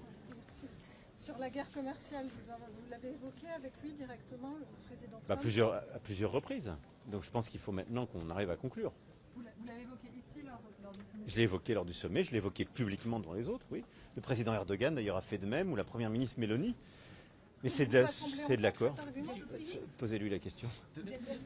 Posez-lui la question. Est-ce que vous avez parlé de la situation au Proche-Orient, Monsieur le Président, avec Donald Trump sur le cessez-le-feu entre l'Iran et Israël? Je n'ai pas eu l'occasion là d'en parler avec lui. Quelle est votre analyse des dégâts infligés Elle est encore en cours. Il y a des rapports qui disent qu'elles ne sont pas très lourdes. Le président Trump dit que c'est anéanti pour des décennies. Où vous situez-vous? Premièrement, nous sommes en train de finaliser ces analyses en propre, pour ce dont nous disposons. Il y aura ensuite une confrontation avec l'analyse des autres pays intéressés, évidemment américains, les autres Européens, les Israéliens. Et puis j'aurai l'occasion tout à l'heure de voir le directeur général de l'Agence internationale pour l'énergie atomique, M. Grossi, et j'échangerai aussi avec lui sur ce sujet. Monsieur le Président, quelle est votre stratégie pour traiter Donald Trump? Lui être très flatteur, lui opposer de la résistance? On a vu beaucoup de chefs d'État faire preuve d'obséquiosité ici au sommet de l'OTAN, voire carrément du ciel. J'essaie toujours d'avoir la même... traiter Trump. J'ai toujours fait pareil depuis 2017, c'est-à-dire en étant extrêmement direct, tout à fait respectueux, mais moi j'ai toujours dit les choses, donc je les ai dit aujourd'hui. Et je le dis à chaque fois, voilà. Cette sanction contre la Russie, est-ce que les Américains sont prêts à suivre les Européens pour un durcissement? Je ne suis pas président des États-Unis d'Amérique, donc je vous invite à lui poser la question. Mais pour ce qui est des Européens, nous, je suis assez simple. Ce que je dis, je le fais. Et donc nous défendons le paquet de sanctions, le 18e paquet qui a été proposé par la Commission. Il a été fait en coordination avec les sénateurs américains. Et tout ce qui nous a été dit jusqu'alors était que ces sénateurs avanceraient, allaient dans les prochains jours déposer justement ce paquet de sanctions et qu'ils devaient avancer. C'est les prochains jours qui nous diront ce que les États-Unis feront. Monsieur le Président, il faut augmenter le PIB, la part du PIB consacrée à la défense. C'est un des engagements qui a été pris également par les différents dirigeants à l'horizon 2035, 5%. Concrètement, pour les personnes qui nous regardent, qui se posent des questions, comment on fait en France pour augmenter cette part du PIB consacrée à la défense dans un contexte budgétaire extrêmement tendu, avec aussi un risque qui arrive à l'automne, on le voit très bien avec ce qui s'est passé hier à l'Assemblée nationale, de renversement de ce gouvernement Biden. Mais vous avez raison de le dire, simplement on le fait déjà nous. On n'a pas attendu. Et on n'a pas attendu non plus la guerre d'agression russe en Ukraine de février 2022, puisque depuis 2018, nous augmentons. Et à travers les 2 lois de programmation militaire, on a fait des investissements qui n'ont pas été remis en cause par quelque aléa politique que ce soit. Seul le vote de censure et le décalage du budget nous a mis en retard en début d'année. Il a d'ailleurs beaucoup coûté à l'économie, c'est pour ça que j'invite chacun à réfléchir. Mais les lois de programmation militaire depuis que je suis président sont respectées scrupuleusement. Et donc d'ores et déjà, chaque année, nous augmentons de plusieurs milliards d'euros notre effort. Ce qui fait qu'au terme de ces 2 lois de programmation militaire, on sera passé de 32 milliards d'euros à peu près de budget des armées quand j'ai été élu à plus de 60 milliards. Ce que nous sommes en train... Oui, mais enfin, si mes prédécesseurs avaient porté le même taux d'effort, on serait largement au-dessus. Et je rappelle qu'il n'y a pas si longtemps, on était en train de les diminuer. Donc je me félicite que nous ayons... Bien sûr, c'est la vie démocratique. Vraisemblablement. Vraisemblablement. Mais donc il faudra poursuivre cet effort.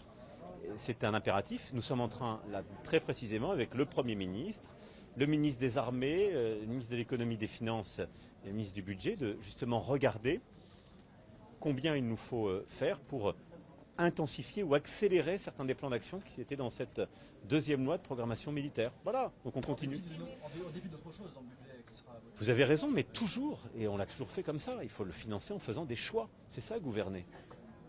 Et donc nous devons continuer de choisir. Mais je pense qu'on fait bien parce qu'on choisit notre indépendance. Et ce qu'on fait en matière de défense, en matière industrielle, en matière de recherche et de technologie, c'est ce qui nous permet d'avoir plus d'indépendance pour le pays, aujourd'hui et demain. Et d'ailleurs l'indépendance que nous avons encore, qui avait pu être fragilisée par des choix plus récents, elle procède aussi de choix historiques qui avaient été faits dans les années 60 ou 70, qui avaient permis de doter la France de programmes ou d'équipements qui nous permettent aujourd'hui de ne pas dépendre justement des sautes d'humeur ou des aléas de l'autre côté de l'océan. C'est notre force. Est-ce que vous avez eu des précisions sur le calendrier de redéploiement des troupes américaines en Europe? Non, mais je pense que c'est très bien de l'avoir. Est-ce que vous n'avez pas peur que ces 5% bénéficient aux Américains? Écoutez, moi je plaide pour qu'on ait aujourd'hui 3 cessez-le-feu en même temps. Et on est de plus en plus ambitieux, mais celui qui tient et qui a été obtenu entre Israël et l'Iran, celui à Gaza, qui est indispensable et qui est pour moi une priorité absolue, et le cessez-le-feu que nous souhaitons avoir en Ukraine pour ouvrir les négociations de paix durable. Vous avez d'accord que les 5% bénéficient aux équipements américains et que toute l'Europe se mette à acheter des patriotes? Mais c'est ce que j'ai dit tout à l'heure. Le deuxième point pour moi, la clé, c'est que les Européens s'équipent et produisent. C'est ce que fait la France, c'est ce que font plusieurs autres Européens. Et c'est d'ailleurs ce que nous avons défendu dans nos négociations européennes avec succès, puisque les derniers programmes ont une composante européenne, avec les programmes d'ISAF, SAFE et EDIP. Et donc c'est une très bonne chose. Il faut que les Européens aient justement ce réflexe désormais. Pourquoi? Parce que nous allons dédier une part croissante de notre richesse nationale dans les efforts de défense. Il faut que ça permette de créer de l'emploi, il faut que ça permette d'avoir un retour en termes d'industrie dans nos pays. La France a ce modèle historiquement, d'autres l'ont moins. Et d'ailleurs, nous souhaitons avoir des programmes beaucoup plus larges, beaucoup plus partenariaux et qui aient aussi des retombées industrielles pour ces pays.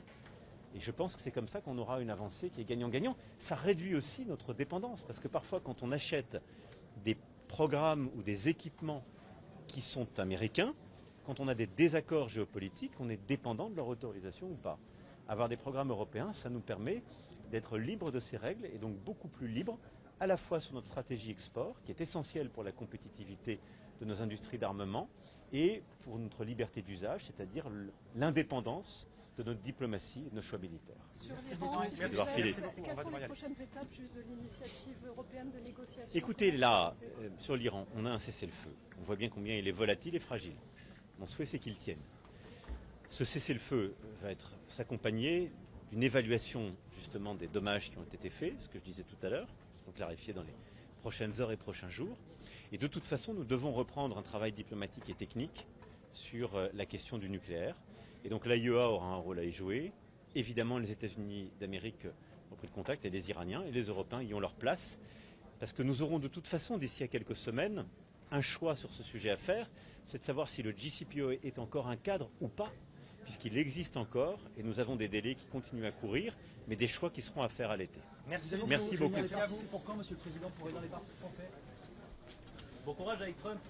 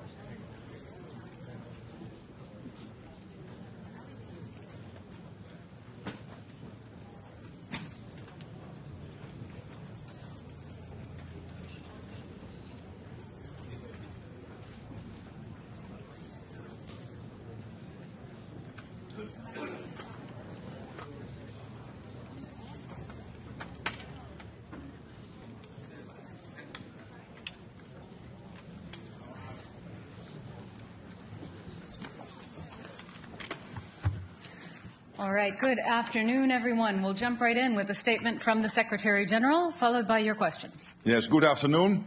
And we have just concluded the formal part of the NATO summit in The Hague.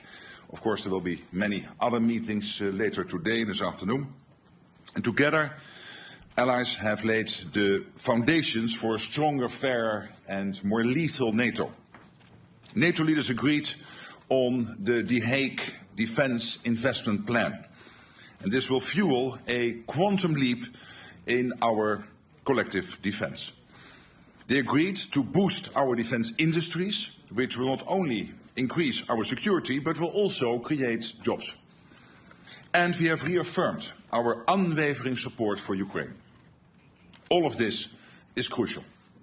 It means that no matter the challenges we face, whether from Russia or terrorism, cyber attacks, sabotage or strategic competition, this alliance is and will remain ready, willing and able to defend every inch of Allied territory and ensure that our 1 billion people can continue to live in freedom and security.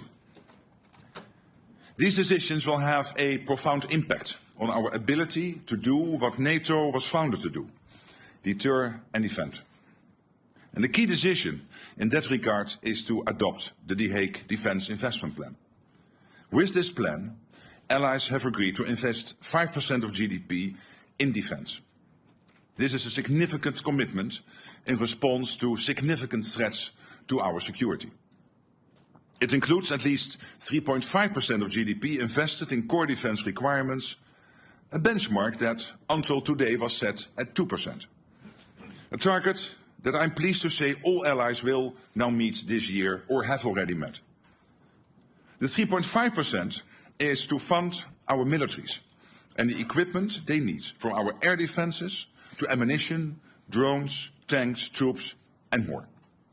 In addition to the 3.5% for core defence, the plan includes 1.5% of GDP that will go towards investment that support our defence and security. All to ensure we can effectively deter aggression and defend ourselves and each other should anyone make the mistake of attacking. Allies recognise the severity of the threats we face, and in response they have come together to agree an ambitious but essential new defence spending commitment. Our decisions today show, from the Mediterranean to the Arctic, from the west coast of North America to our eastern flank, all allies are united in understanding that we need to step up to stay safe, and they are acting on it. President Trump has been clear. America is committed to NATO.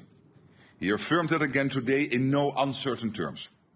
At the same time, he made clear that America expects European allies and Canada to contribute more. And that is exactly what we see them doing. European allies in Canada will do more of the heavy lifting, equalizing their spending and taking greater responsibility for our shared security. Of course, work does not stop here. This is day one. We now shift from agreeing on what we need to rolling up our sleeves and making this new plan a reality. And part of this requires that we rapidly expand our defence industrial capacity on both sides of the Atlantic. We need quality and quantity. We need to innovate and we need to act fast. So we will continue our work to bring down barriers. We will leverage our partnerships with the European Union, with Ukraine and in the Indo-Pacific to foster defence industrial cooperation. And there are major economic benefits, with the potential for literally millions of extra jobs across the alliance. The decisions made today will make NATO much stronger. They also make NATO a fairer alliance, with Europe and Canada stepping up and carrying their fair share of the responsibility for our shared security. The resolve of allies is clear. We are in this together, committed to Article 5, and we are determined to stand firm. No one should doubt our capacity or determination should our security be challenged. This is the stronger, fairer and more lethal alliance that NATO leaders have begun to build. Of course, this is also an alliance that stands firmly by our neighbour and partner, Ukraine. My dear friend Volodymyr Zelensky is here in The Hague with us at the NATO summit along with his team. Our resounding message to him and the Ukrainian people is that Ukraine has our continued support, including with over 35 billion euros pledged so far this year, with more to follow.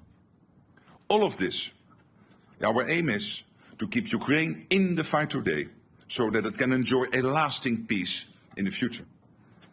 We stand by Ukraine in its pursuit of peace and will continue to support Ukraine on its irreversible path to NATO membership. It has been a momentous meeting today. Leaders have agreed on a trajectory that will ensure we are able to safeguard our freedom and security well into the future. And with that, I'm happy to take your questions. All right, I will call on people, and please, if you could state the outlet you're from, if I don't know that already. We'll start with Sky News. Right here in the front and the center. We need a mic here. Thank you. Thank you. Deborah Haynes from Sky News. Hi. Hello. The language that you have used when talking to Donald Trump has been notable because of its flattery. Today you called him Daddy, and you sent a text message to him that was gushing with praise. Is this the way that you feel that you have to act when doing business with the US president, through flattery and praise?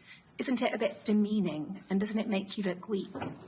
No, I don't think so. I think it's a bit of a question of taste, but I think he's a good friend. And when he is doing stuff which is forcing us to, for example, when it comes to making more investments, I mean, would you ever think that this would be the result of this summit if he would not have been re-elected president? Do you really think that 7 or 8 countries who said, yeah, somewhere in the 2030s we might meet the 2%, we've now all decided in the last 4 or 5 months to get to 2%?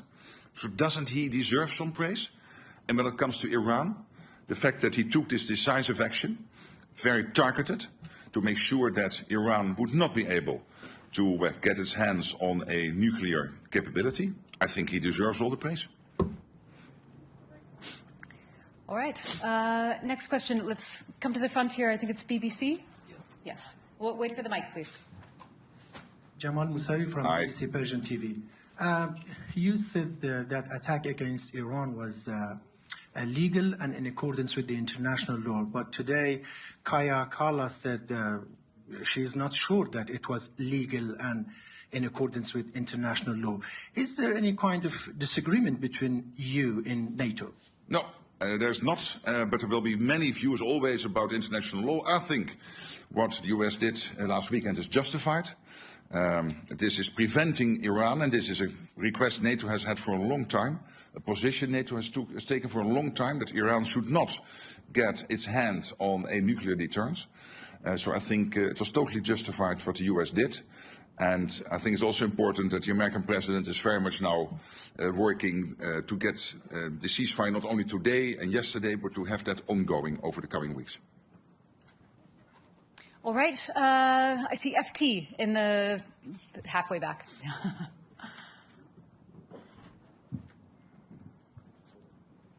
She has to hold it. Secretary General Henry Foy, Financial Times. Aye. The floor. Donald Trump has said the US won't agree with the 5%. That's for all of us to do, but not him. Is that fair in an alliance that's built on sharing and unity? And secondly, what will you do if he comes back next year and asks for more than 5? Thank you. Well, when it comes to the 5%, there are the 2 elements. One is the 3.5% core defense spending. The US is more or less there. And when it comes to the 1.5% defense-related spending, we can safely assume that the US is doing that. When you look at their enormous capacity when it comes to fighting cybercrime, hybrid threats, when it comes to their infrastructure investments, when it comes to developing the defense industrial base. So I think we can safely assume that the US is more or less at that 5% already. All right. Next, I think we'll go over to the left side again, about halfway back, Washington Post. We need a mic.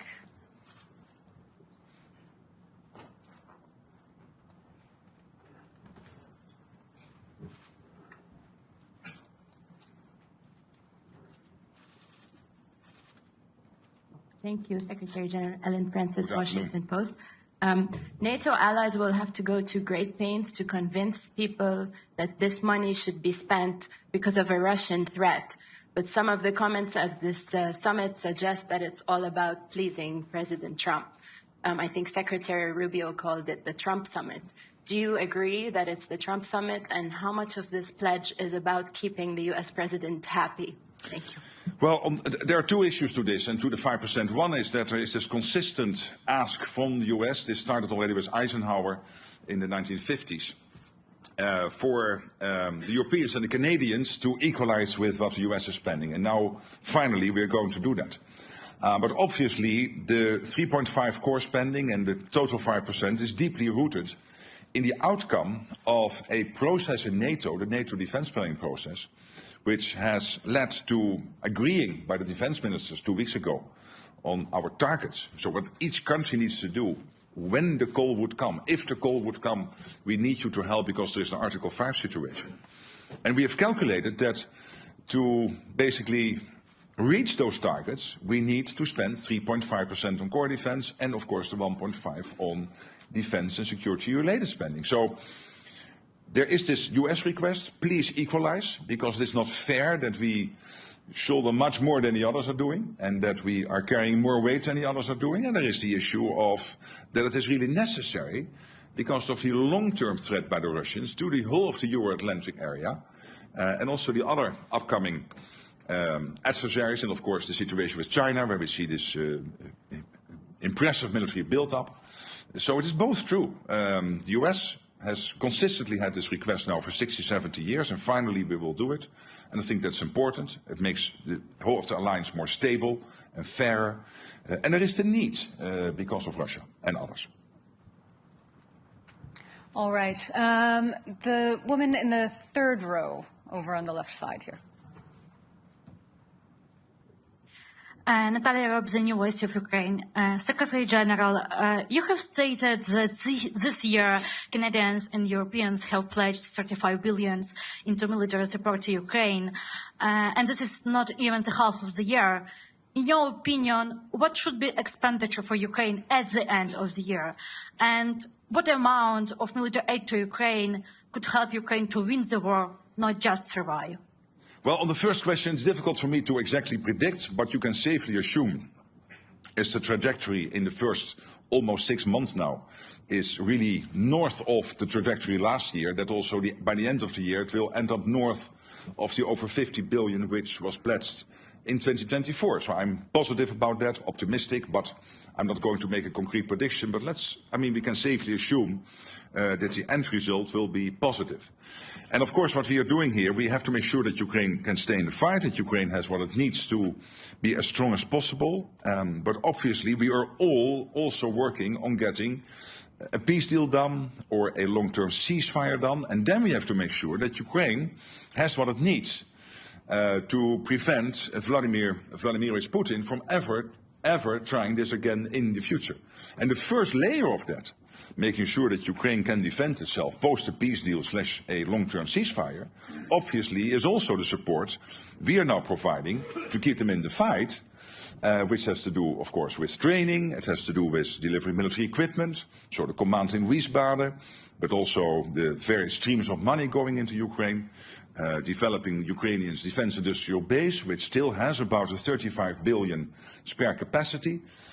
So this all together will help Ukraine to be as strong as possible now, but also to deter the Russians post a peace deal / a ceasefire.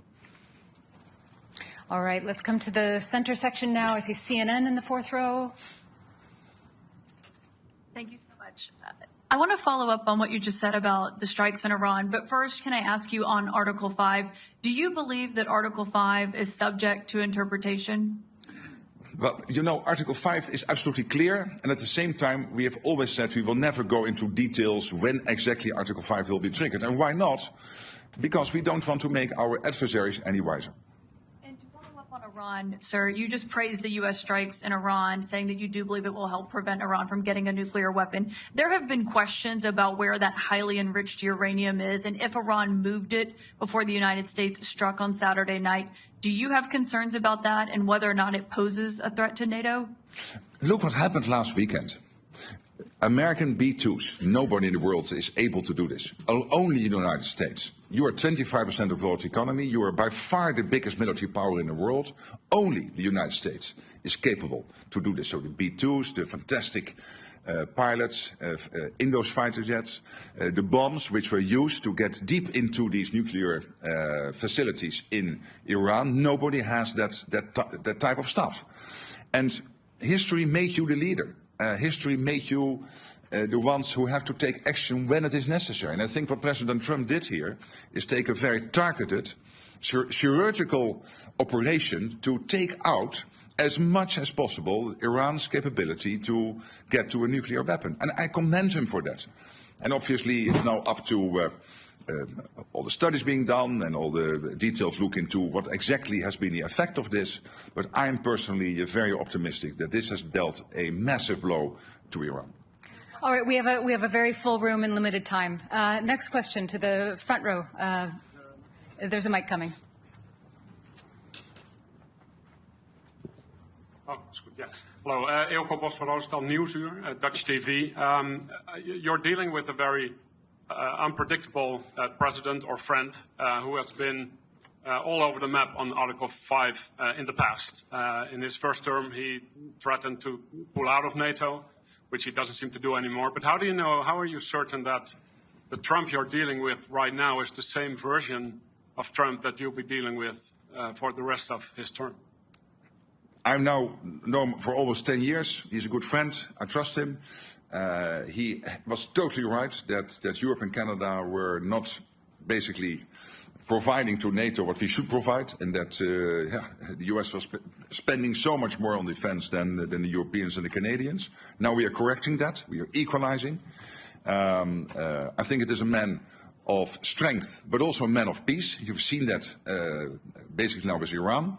The man of strength being able to command his B-2 bombers to go into Iran to take out that nuclear capability, but also the man of peace who is then immediately following up with making sure that Israel and Iran will commit to a ceasefire. And I think this is exactly what you want the American president to do, provide that type of leadership. And so I find him very predictable. Next question, all the way in the back. I don't think so. DPA. Ansgar, the German press agency, DPA. Secretary General... We were speaking. Here. There you are. No. Yeah, in fact. I cannot see you. I can only answer the question if I see you. Can you stand up? Oh, you're really in the back. Sorry, yeah. Please. Thank you. Secretary General, I would like to come back to Article 5. Did President Trump promise in the meeting that he would stand by the allies until the end of his term? And if so, did he promise it without any conditions? Can I ask you, and not you, you're a journalist, so you're totally, of course, free to ask all those questions, but through you to some politicians in Europe and Canada to stop worrying.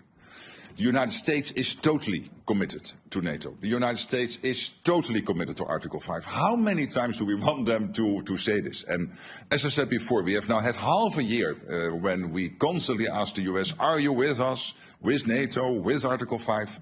So let's look for another country in NATO, one of the other 31, Iceland, the Netherlands, France or Canada, for the next half year to answer that question. All right. Limited time, lots and lots of questions. The woman in the green jacket here in the third row. Kathy Newman, Channel 4 News. Hi. Hello. You described in the communique Russia as a long-term threat. Isn't Putin an immediate threat? Did you water that language down to get agreement? No. Of course, if you're a long-term threat, you're also a short-term threat. So he is a threat now, and he is a threat in the long term. All right, same row, the woman in the white shirt with the glasses.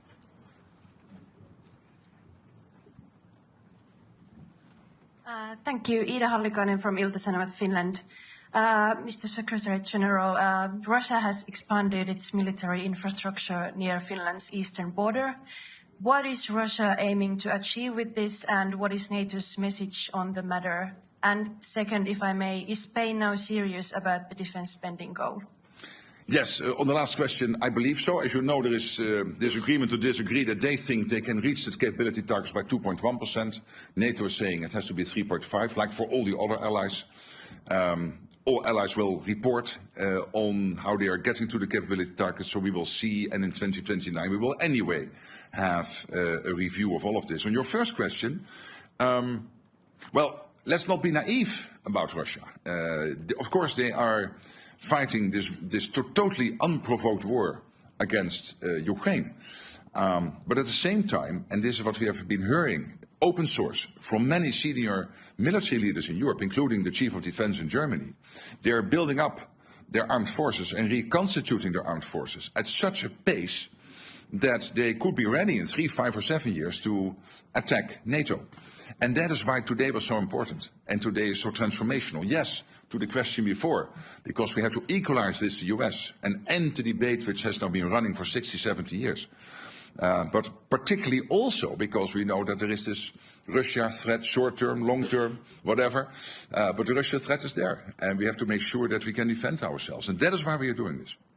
Okay, we just have time for a few more questions. NHK, so fifth row here.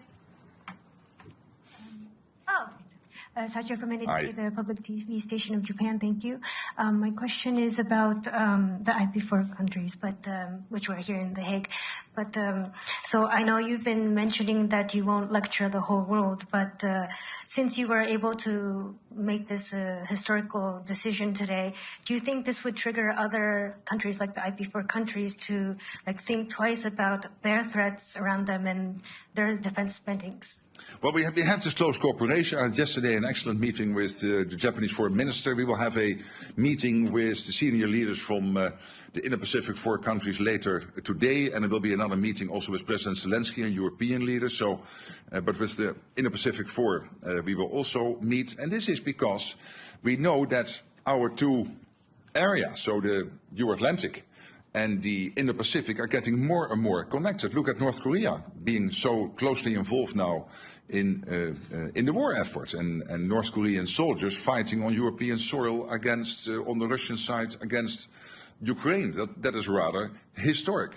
So this cooperation is important, where it's very much focused on innovation, very much focused on procurement, on defense industrial production, making joint assessments of what is happening in the Pacific, what is happening in the Euro-Atlantic, and how the two are more and more interconnected. And I must say, when I'm speaking to the leaders, and I was visiting Japan early April, having a long meeting with the Prime Minister, and I met him again last week in Calgary at the G7, but also the leaders of the Republic of Korea, Australia, New Zealand, they all are very much aware that, of course, part of having a deterrence is that you spend enough on it. And you see in all these countries debates ongoing on doing more where possible, but it is not up to me to advise them. Let me concentrate on the 32 and make sure that we do what we need to do. But I think that debate is taking place also in many countries outside NATO.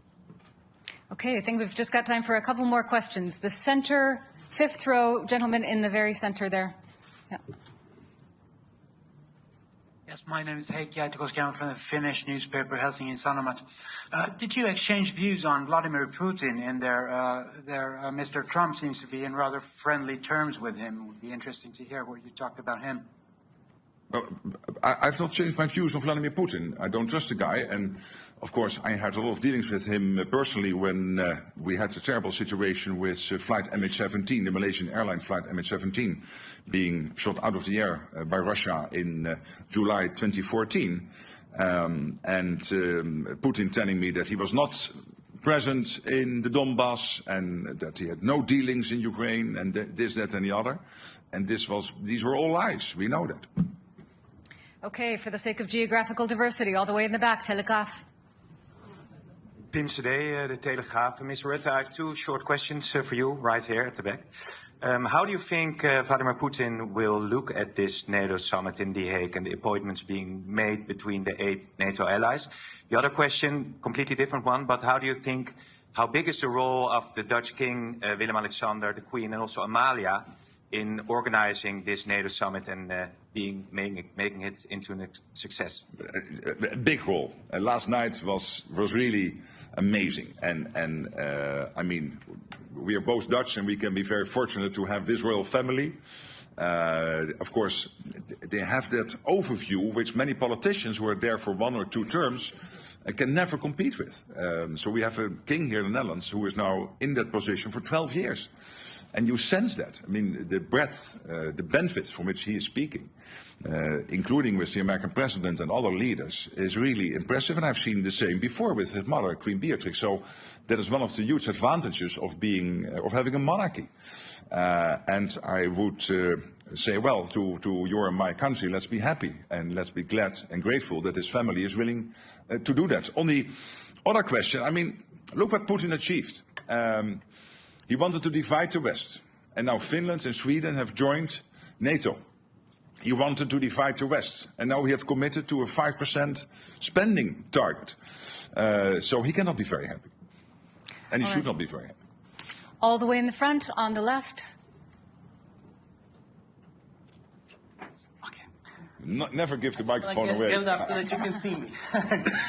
Dejan Šejnović, nezavisna newspaper from Bosnia and Herzegovina. Thank you very much for this opportunity. So for the West Balkans, for the first time, long time, it hasn't been mentioned in the communique. What does it mean for our region? You yourself were several times talking about the importance of the region for the alliance. So what can you tell us why it's not mentioned? Yeah, but again, this is not your traditional communique which you would see in the UN or in NATO in the past, where you would have 60 pages, 90 paragraphs, basically talking about the world from the birth of Jesus up to today and everything in between. I mean, that's done. We try to focus. So we are still very much concerned. KFOR is there in Kosovo. EUFOR is there in Bosnia and Herzegovina. I was visiting the region, had extensive talks with the leadership in Bosnia, in Kosovo. I had a dinner in Brussels with the president of Serbia. So we are very much involved as NATO. The EU, of course, is very much involved. We closely coordinate with Kaja Kallas and Ursula von der Leyen on the European side. But what we really want to do here is not to recall all the language, like the irreversible path of Ukraine into NATO. It's still there, nothing changed. But really to focus on three core issues in 5 paragraphs. And one of the paragraphs is about the next meeting. So basically 4 paragraphs. And that is about, as you know, production, spending, and Ukraine. Okay, final question to the young reporters in the front. Yes. We'll get a mic to you. Just a moment. Thank you very much for this opportunity, Secretary General. We are the youth correspondents. Absolutely. And you are here now for 2 days, and you've been marvelous. Yes, thank you. There's a lot happening in this world, and many children worry about it. Do you think we children can also fight for peace? Or should we trust that you could bring peace to the world?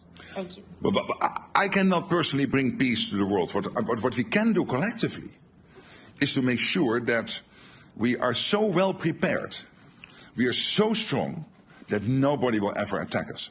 So the best way to preserve your future and that our children can live in a democratic, free, open society where you can be who you want to be, think what you want, have free press, what we basically have in the West, and let's be honest, it's fantastic, is to make sure that we spend enough on our defense, particularly if we know that we have some adversaries who are really trying to get at us. So that's the best way to preserve your future. And that's what we try to do today, to make that commitment. But you standing here is really touching, and we've seen each other now for 2 days. We know each other for some longer time. I really want to thank you both, and in you, all the free press sitting in this room, for your fantastic work, and see you soon in Brussels or elsewhere. Bye-bye. Take care. Thanks. Thank you all very much. That's all we have time for today.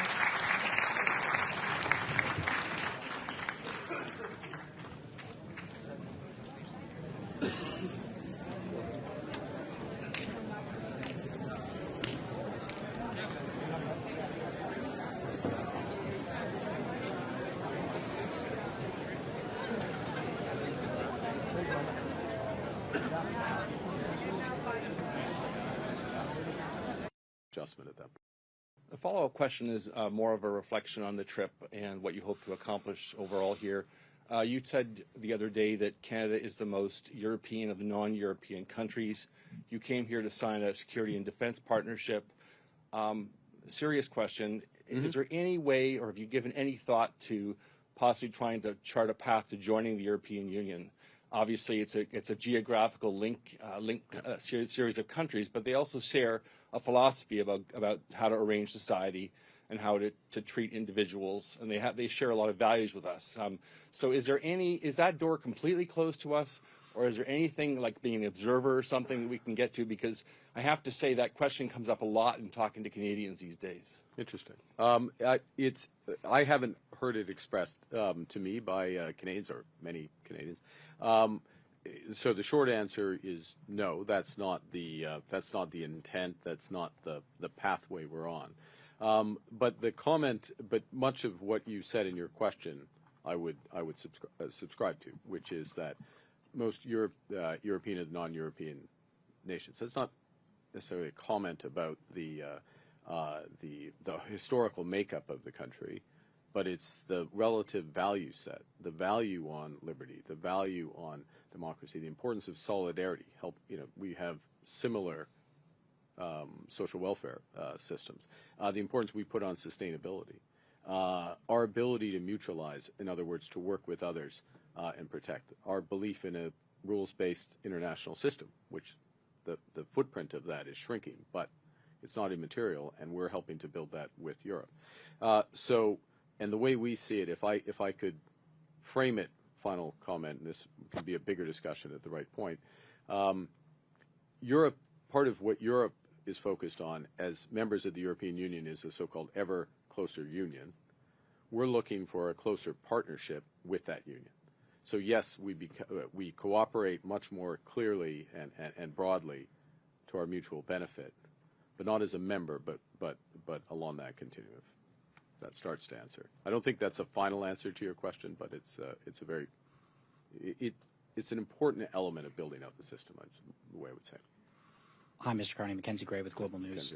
Previously, you've spoken about the idea that Canadians will need to make sacrifices to pay for defense spending. Can you outline what sacrifices you're expecting Canadians to make? Well, I think right now, the people who've been making sacrifices have been the men and women of the Canadian Armed Forces because they have not been paid to reflect what we are asking them to do. They haven't been operating with the right equipment in many cases. Many cases, their equipment hasn't been working. So the first sacrifices have been there, and we're making up for that and level setting that, and that's an important part of just what we're doing this year in terms of the increase in defense. The second thing I'd say is that the way we're looking at this, and you'll hear more about this in the coming months, that the investments we're making in defense and security, broader security, given the new threats that Canada faces, I think those, we're not at a trade-off. We're not at sacrifices in order to do those. These will be net additive. In other words, more of this will happen in Canada.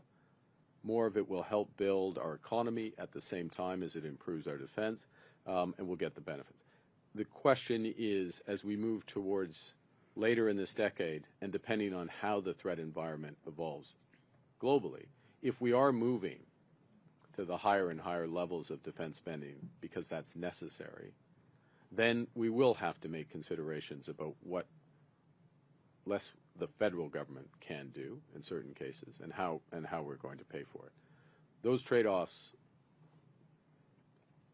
I'm going to give you false precision around this, but those trade-offs happen towards the end of the decade into the next decade, and we will be much, much better informed. And if I can go back to Steve Chase's question, the social license element of that, there's going to be a very clear and open conversation about that based on facts and based on what Canadians want. So in terms of the spending on the 3.5%, it seems as though you're saying that Canadians should not expect that there's going to be a substantial increase in defense spending.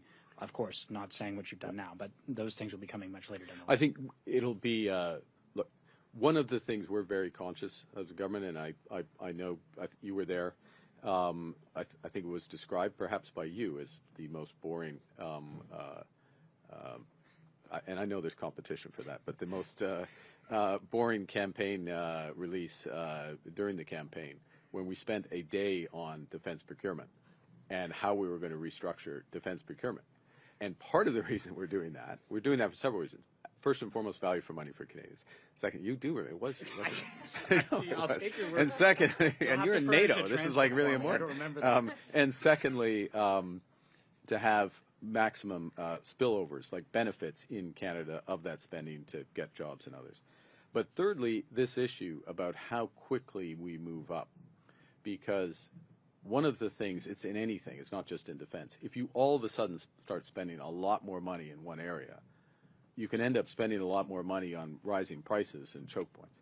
That's part of the reason why we're cooperating more closely with the Europeans. Part of the reason why, we continue cooperation with the U.S. in the right areas, but also part of the reason why this increase will happen at a measured pace, or we'll try to do it at a measured pace, and that has that consequence.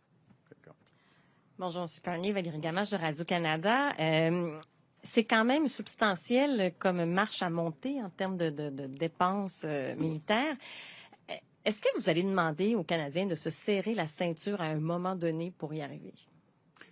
Est-ce que vous devrez demander aux Canadiens de se serrer la ceinture, ou pour reprendre le terme de Marc, avez-vous l'impression que vous devrez demander aux Canadiens de faire des sacrifices pour y arriver? OK. Dans ce contexte, pour le moment et pour les prochaines quelques années, jusqu'au... et c'est pas exact, mais on peut pas être assez précis que ça, mais je veux dire que jusqu'au fin de cette décennie, c'est pas des grands sacrifices, parce que les grands montants vont augmenter notre économie en même temps que nous allons les dépenser. On va investir, par exemple, dans les minéraux critiques. On va investir dans des brise-glaces, des navires brise-glaces qui sont créés ici au Canada, bâtis ici au Canada, pardon. Alors, pendant les prochaines années, oui, ce sera comme ça. Et le rythme d'accroissement va être assez lent au début, parce qu'il faut être prudent. Le gouvernement doit être prudent au début. Il faut ramasser de l'information. Il faut augmenter la capacité industrielle au Canada et dans d'autres pays de l'OTAN. Et on a eu l'impression dans ce sommet que le secrétaire général de l'OTAN a tout fait pour plaire à M. Trump. Il lui a dit qu'il jamais de président avait réussi ce qu'il réussissait aujourd'hui. Est-ce que c'était trop? Est-ce qu'il en a trop fait, le secrétaire général de l'OTAN, pour plaire à M. Trump? Oui, je peux parler pour le gouvernement du Canada. Nous faisons des mesures pour les Canadiens et les Canadiennes. Et c'est afin de mieux protéger les Canadiens et les Canadiennes, premièrement, afin de défendre nos intérêts et contribuer à la défense de nos alliés. C'est pour tout cela. Dans un monde où les menaces, malheureusement, continuent à augmenter. Est-ce que c'est trop? On verra. On verra en 2029. Parce qu'il y a un moment que tout l'OTAN, c'est au sein de cet accord, cet engagement, il y a un moment de faire une revue du montant et de la division entre le promis, c'est quoi le pledge? C'est engagement industriel de la défense et le montant en total. Alors, on verra, et si c'est trop à ce moment-là, si le 5% est trop, on va la réviser. Okay. Next question. Good afternoon, Mr. Prime Minister. Jeremy Sharon, CTV News. Do you have an estimation of what 3.5% of GDP will look like in 2035? Well, that's a great question, and there's two ways to answer it, and in both cases I'm going to say no, in effect, but it's going to take me a bit of time. And the reason is this, is that, and this is a crucial point that we have been making, the ambassadors here have been making, the ministers have been making, his officials have been making, I make in the room and in bilaterals, is the world is changing quite rapidly. We all know that in terms of the threats. The nature of warfare and defense is also changing quite rapidly. You just look at the experience on the front lines in Ukraine, drone technology, the revisions to drone technology, the integrations of drones with radar surveillance, the targeting. These are 3-month cycles, product cycles that are happening in terms of the changes. The cost footprint is potentially substantially less. It is substantially less in terms of much of what is being fought. We have not, Canada, NATO more broadly, have not yet integrated those learnings. And that's first thing. People know they need to do that, but that's part of the questions that's going to evolve over time. Secondly, the other threat environments, cyber, I'll group them under cyber, but the scale of cyber, which will only be augmented by quantum, the risks be augmented by the development of quantum, that's changing very rapidly. So we don't know how much we're going to be spending and how we're going to spend, both in terms of, I'll call it, drones are both air and battlefield tank defenses wrapped into one. So how that's going to evolve, how the cyber warfare is going to evolve, what the relative spend is going to be on that, and what's the most efficient way to do that. That's the first element. The second element is whether the threat environment itself changes, because we should spend for the environment, not for some what could be an arbitrary number. Key point. The fact that we are doing this today, the fact that we're united, the fact that the United States is fully behind this, the fact that we're working together, is going to reduce the threat environment 10 years from now. Certainly, now, we'll never be able to precisely answer that, what it would have been versus what it is there, but the deterrence element of NATO has just gone up substantially, and it's crucial. And we would really feel it if we went in the other direction. My follow-up's on the Middle East. Have you seen intelligence from the U.S. attack on Iran's nuclear sites, and do you know how far set back Iran's nuclear attack was, or set back their nuclear capabilities were by this attack? Yeah, I don't have intelligence that I can share with respect to that. I will say that the U.S. attacks degraded Iran's nuclear capability, nuclear weapons capability. Crucial point here. We're now all talking about what we should be talking about, which is this was nuclear weapons capability that they were developing, and that has been degraded. And that shift, with some other factors and the clarity, I think, of the U.S. actions and the intent, and I would add to that the neutrality. Not quite diplomatic language necessarily used by the president yesterday, but it was neutral language that the president used yesterday. The combination of those factors have contributed to a ceasefire, which is in very early days, and we just add our voices to the importance of that holding, and that those ceasefires, not just holding and being developed, and that there is a more enduring de-escalation with Iran. But also that there is a ceasefire in Gaza. This does create an opportunity. We made that point. It's not just a necessity, but we made the point about what was called resolution in the G7 statement signed by the United States, the G7 statement at Kananaskis, separate statement on Iran, that resolution should lead to reduction of hostilities in the broader region, including a ceasefire in Gaza. We reiterate that point today. We've got about 3 minutes left and 3 journalists left. So okay, I'll be. It's my fault. I'll be quicker. Yeah. Next question. The Prime Minister Thomas Hill from Bloomberg News. You've been in Europe several days speaking with leaders about security, and you campaigned to Canadians about rebalancing defence dollars away from the US. So I wanted to ask if you've had talks with specific European partners about fighter jets, submarines, specific big-ticket items that Canada is looking to procure. The short answer is yes. Can you be on both, on fighter jets and submarines. When and can we other, expect to see decisions on that? With the review of the F-35, we expect to complete by the end of the summer. If we need, we'll take all the time necessary, no more, and we'll go from there. And submarines? That's a longer process. It runs to 2027, 2020. At least it may be 2028 before the final decision, but it's a big procurement process, and there's multiple steps. But there's lots of interest in helping us in that. Thank you. My other question, I'll try and be fast, that's is that's question 4. About the commitment to hundreds of billions of dollars cumulatively you've made today. The Parliamentary Budget Officer told us that implies high deficits unless you either raise taxes or cut major projects, social spending.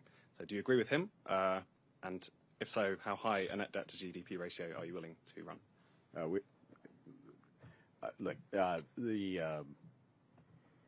We will grow this economy. We'll grow this economy. We'll balance our operational budget in 3 years. That's our commitment. But we will also invest in this country, including in our defense industry. Thank you. This country being Canada, not Netherlands. Yeah, thank you. Prime Minister Kate McKenna from the CBC.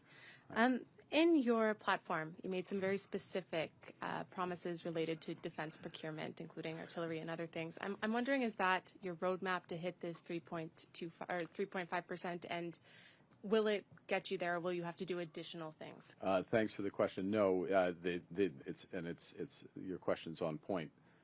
Those commitments, the elements that were identified in the platform, and it's obviously questions of amount, but that they would be consistent with defense spending in the low twos percent of GDP. So there's additional capacities that would need to be developed.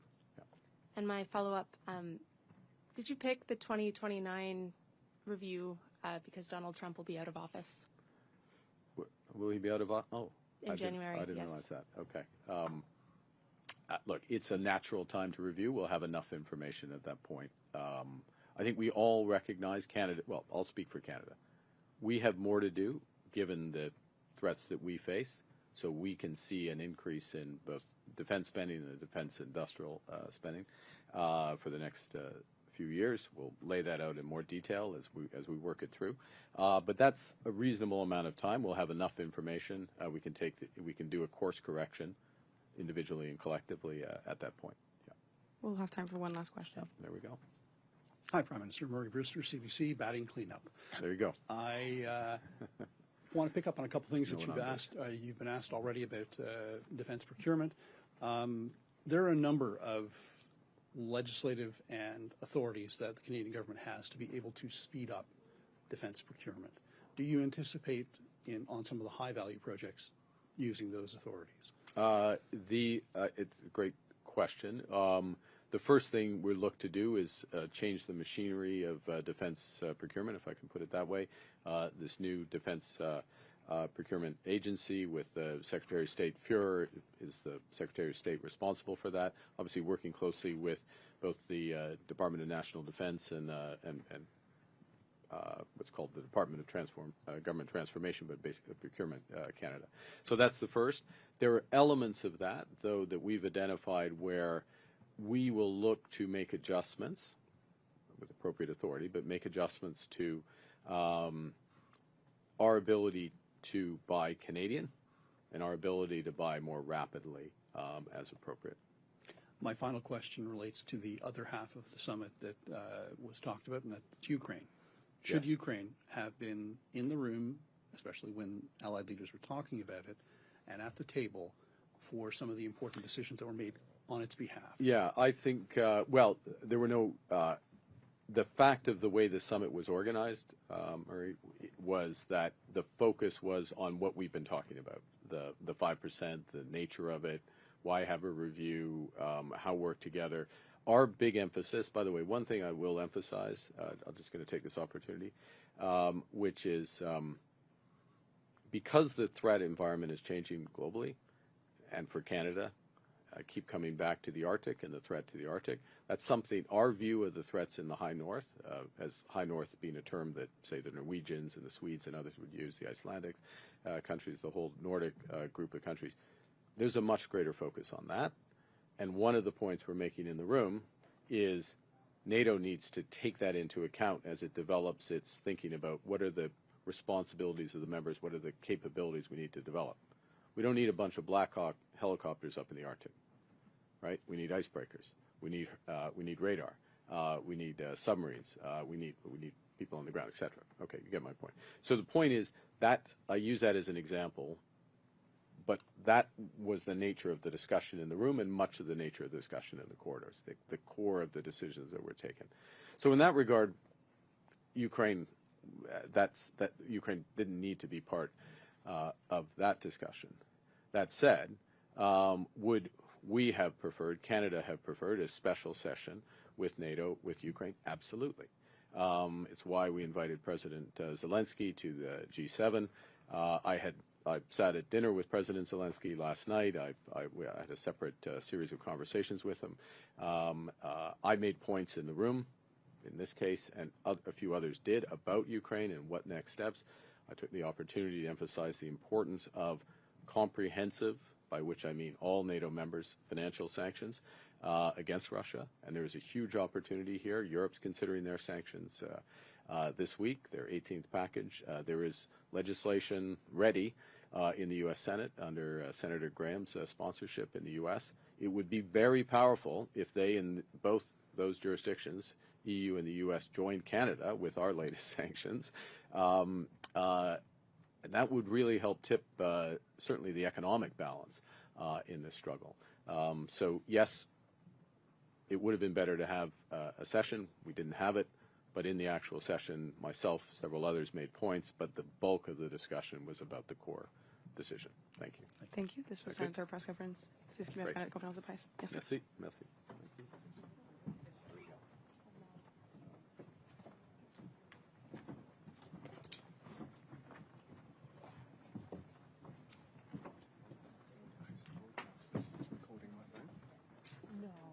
You know,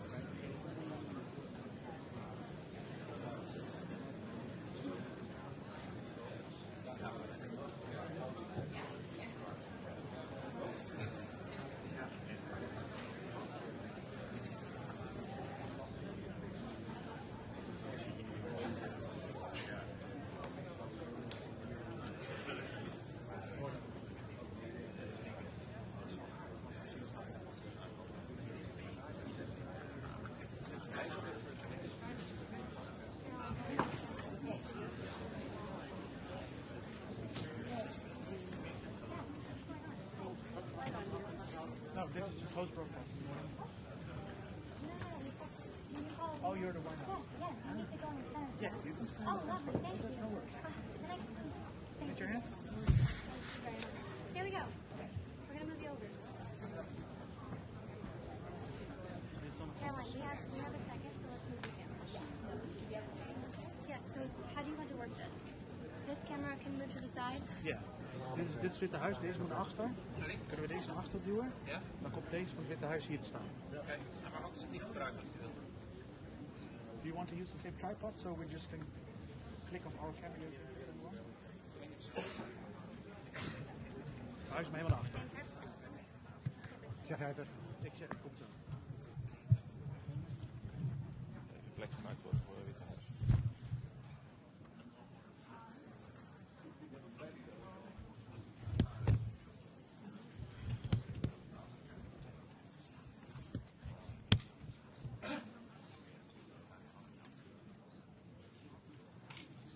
Zijn niet heel vriendelijk.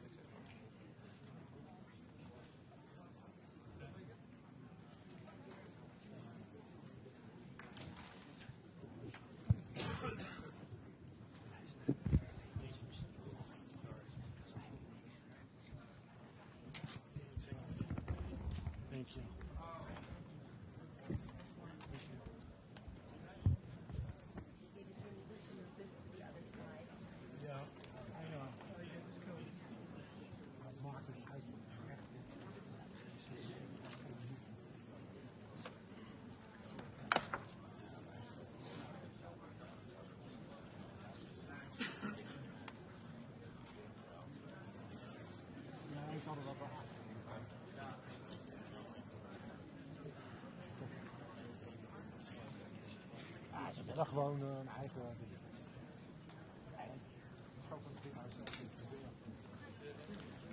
I need power. Is there power? I need power. AC. Is there power back here somewhere?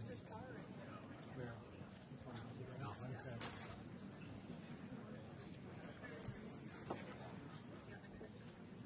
Okay. It's English. It's on chat. Okay. Thank you. What else do you need? Let me come up there.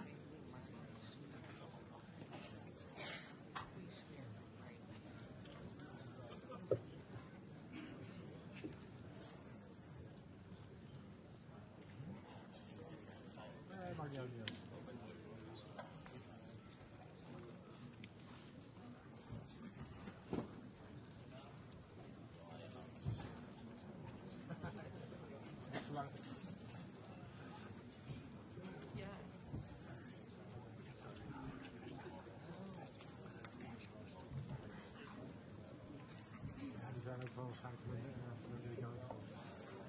media.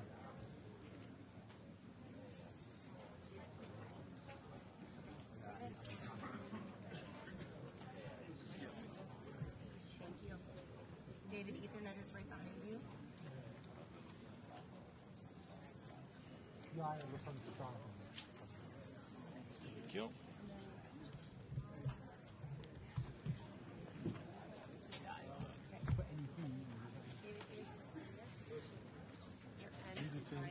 Al 6, dan houdt er ook nog één hoog achter.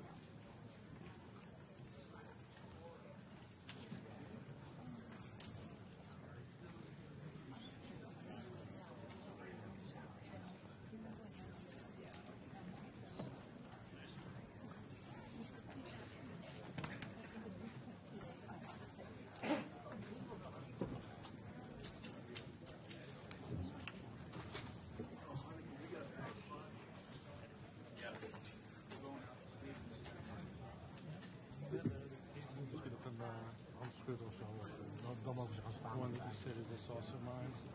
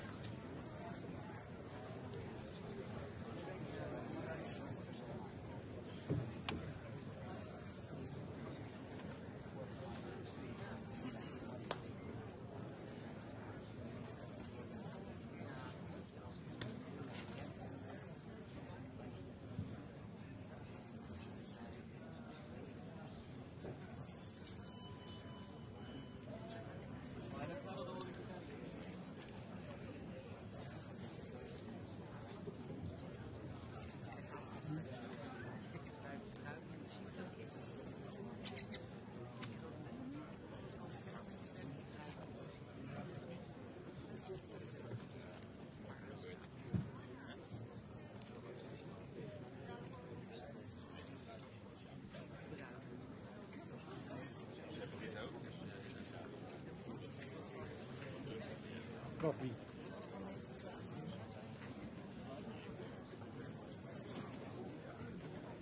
Natuurlijk. Buiten rood. Hij niet.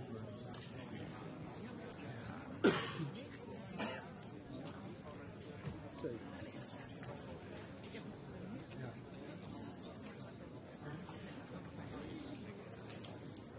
Ik heb het gemist.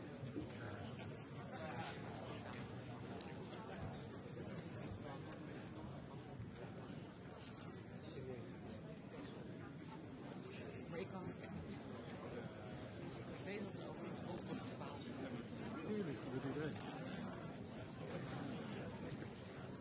Ik zou dat goed willen.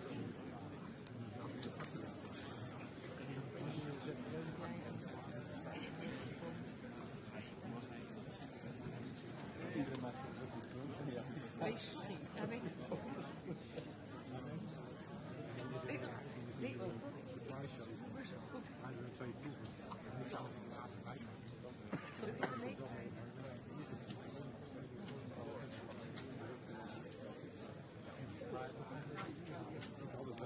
Audio en lange lens.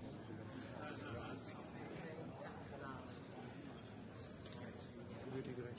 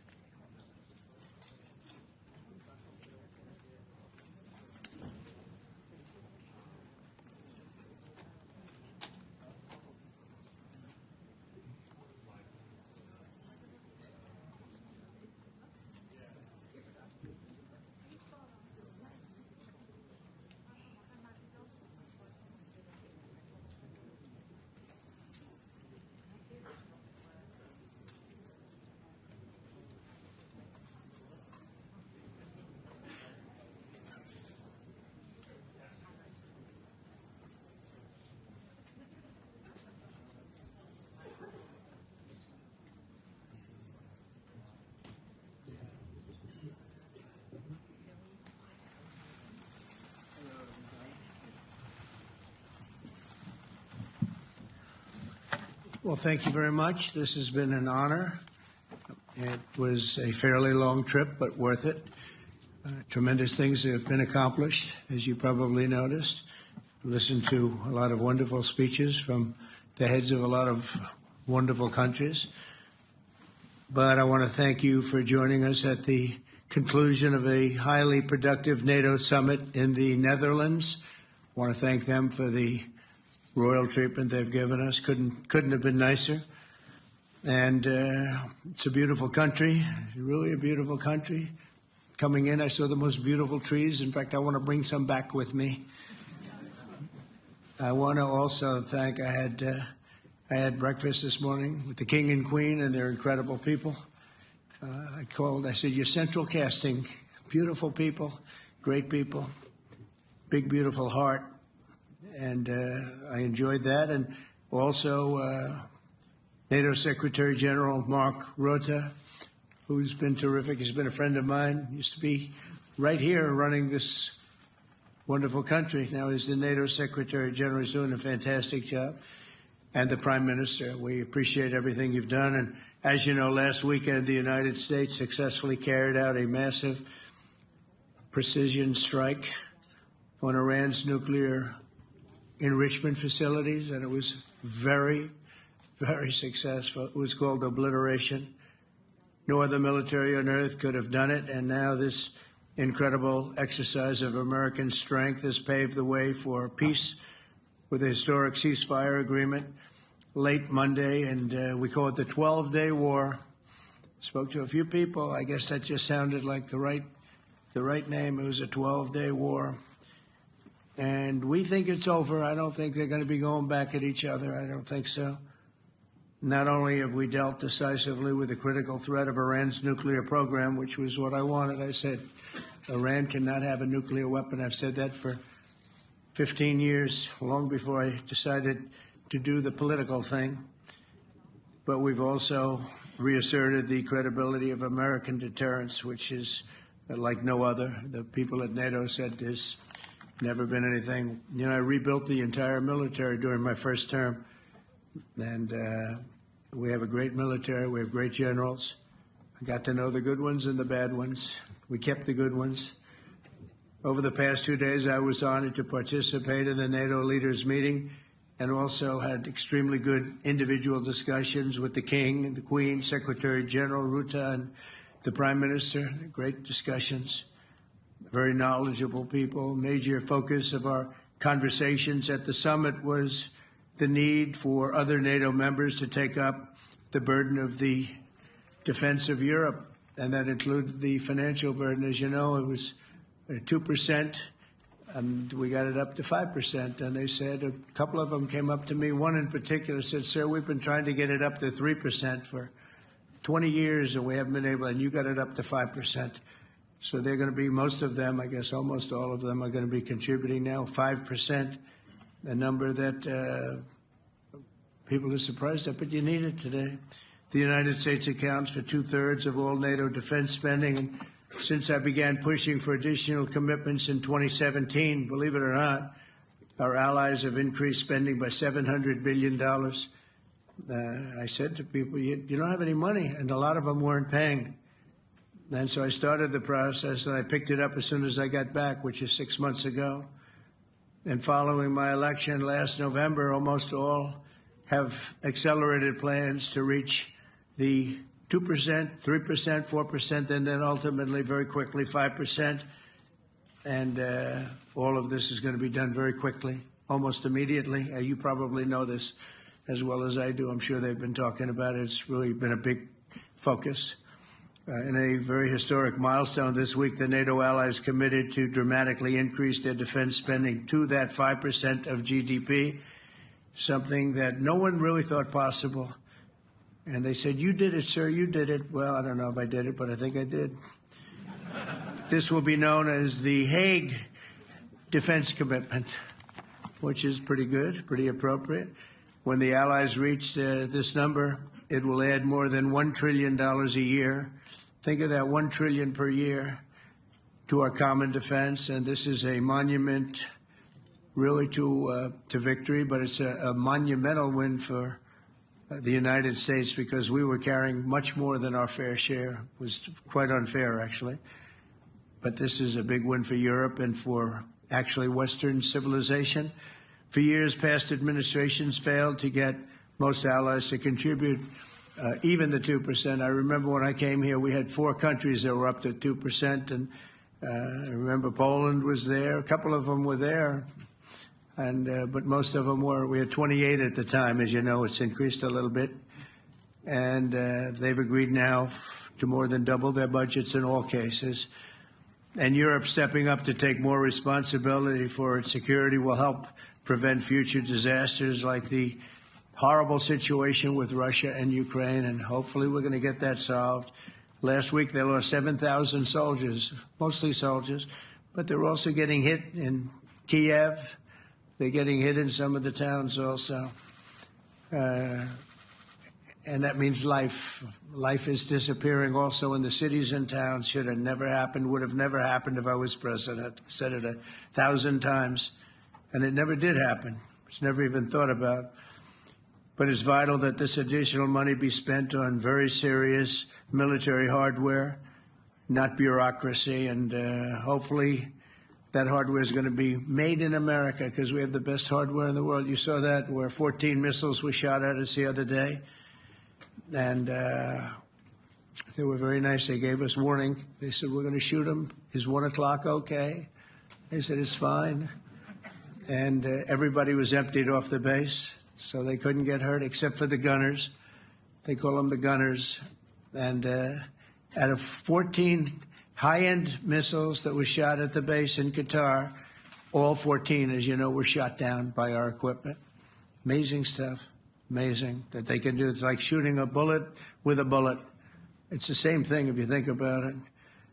14 out of 14, and they weren't even that surprised. I said, do you do that well often?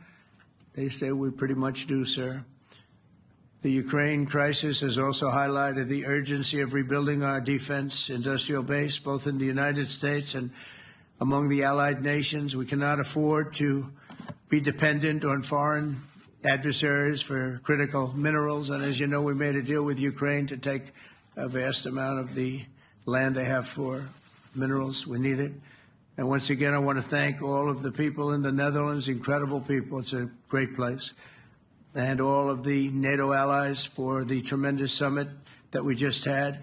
A letter just came in, and a statement came in from the Atomic Energy Commission of Israel. And I just wanted, this is an official letter, and they're very serious people, as you know. The devastating U.S. strike on Fordo destroyed the site's critical infrastructure and rendered the enrichment facility totally inoperable. It was devastated.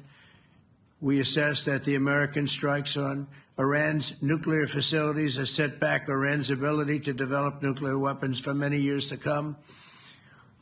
This achievement can continue indefinitely if Iran does not get access to nuclear material, which it won't. It's so sad that that whole thing had to go. But I just want to thank our pilots. You know, they were maligned and treated very bad, demeaned by fake news CNN, which is back there, believe it or not, wasting time, nobody's watching them, so they're just wasting a lot of time, wasting my time. And the New York Times, they put out a story that, well, maybe they were hit, but it wasn't bad. Well, it was so bad that they ended the war. It ended the war. Somebody said in a certain way, you know, that it was so devastating, actually. If you look at Hiroshima, if you look at Nagasaki, you know, that ended a war too. This ended a war in a different way, but it was so devastating. Also, they have, out of Dubai, just came that Iran's foreign ministry spokesman, this is Iran's foreign ministry, says its nuclear installations were very badly damaged by the American strike. So what bothered me about these reports with fake reports put out by the New York Times, failing, I call it the failing New York Times because it's doing terribly. Without me, it would be doing no business at all. But, and by fake news, CNN and MSDNC, all of these terrible people, you know, they have no credibility. You know, when I started, they were at 94% credibility, the media. Now it's at 16%. And I'm very proud of it because I've exposed it for what it is. But when I saw them starting to question the caliber of the attack, was it bad? Well, it was really bad. It was devastating. They obliterated. In fact, you can't get into the tunnels. They just put that over. That just came out. They can't. There's nothing. There's no way you can even get down. The whole thing is collapsed in a disaster. And I think all of the nuclear stuff is down there because it's very hard to remove. And we did it very quickly. When they heard we were coming, it was, you know, you can't move it. Very hard, very dangerous, actually, to move to. And they also knew we were coming, so I don't think too many people want to be down there knowing we're coming.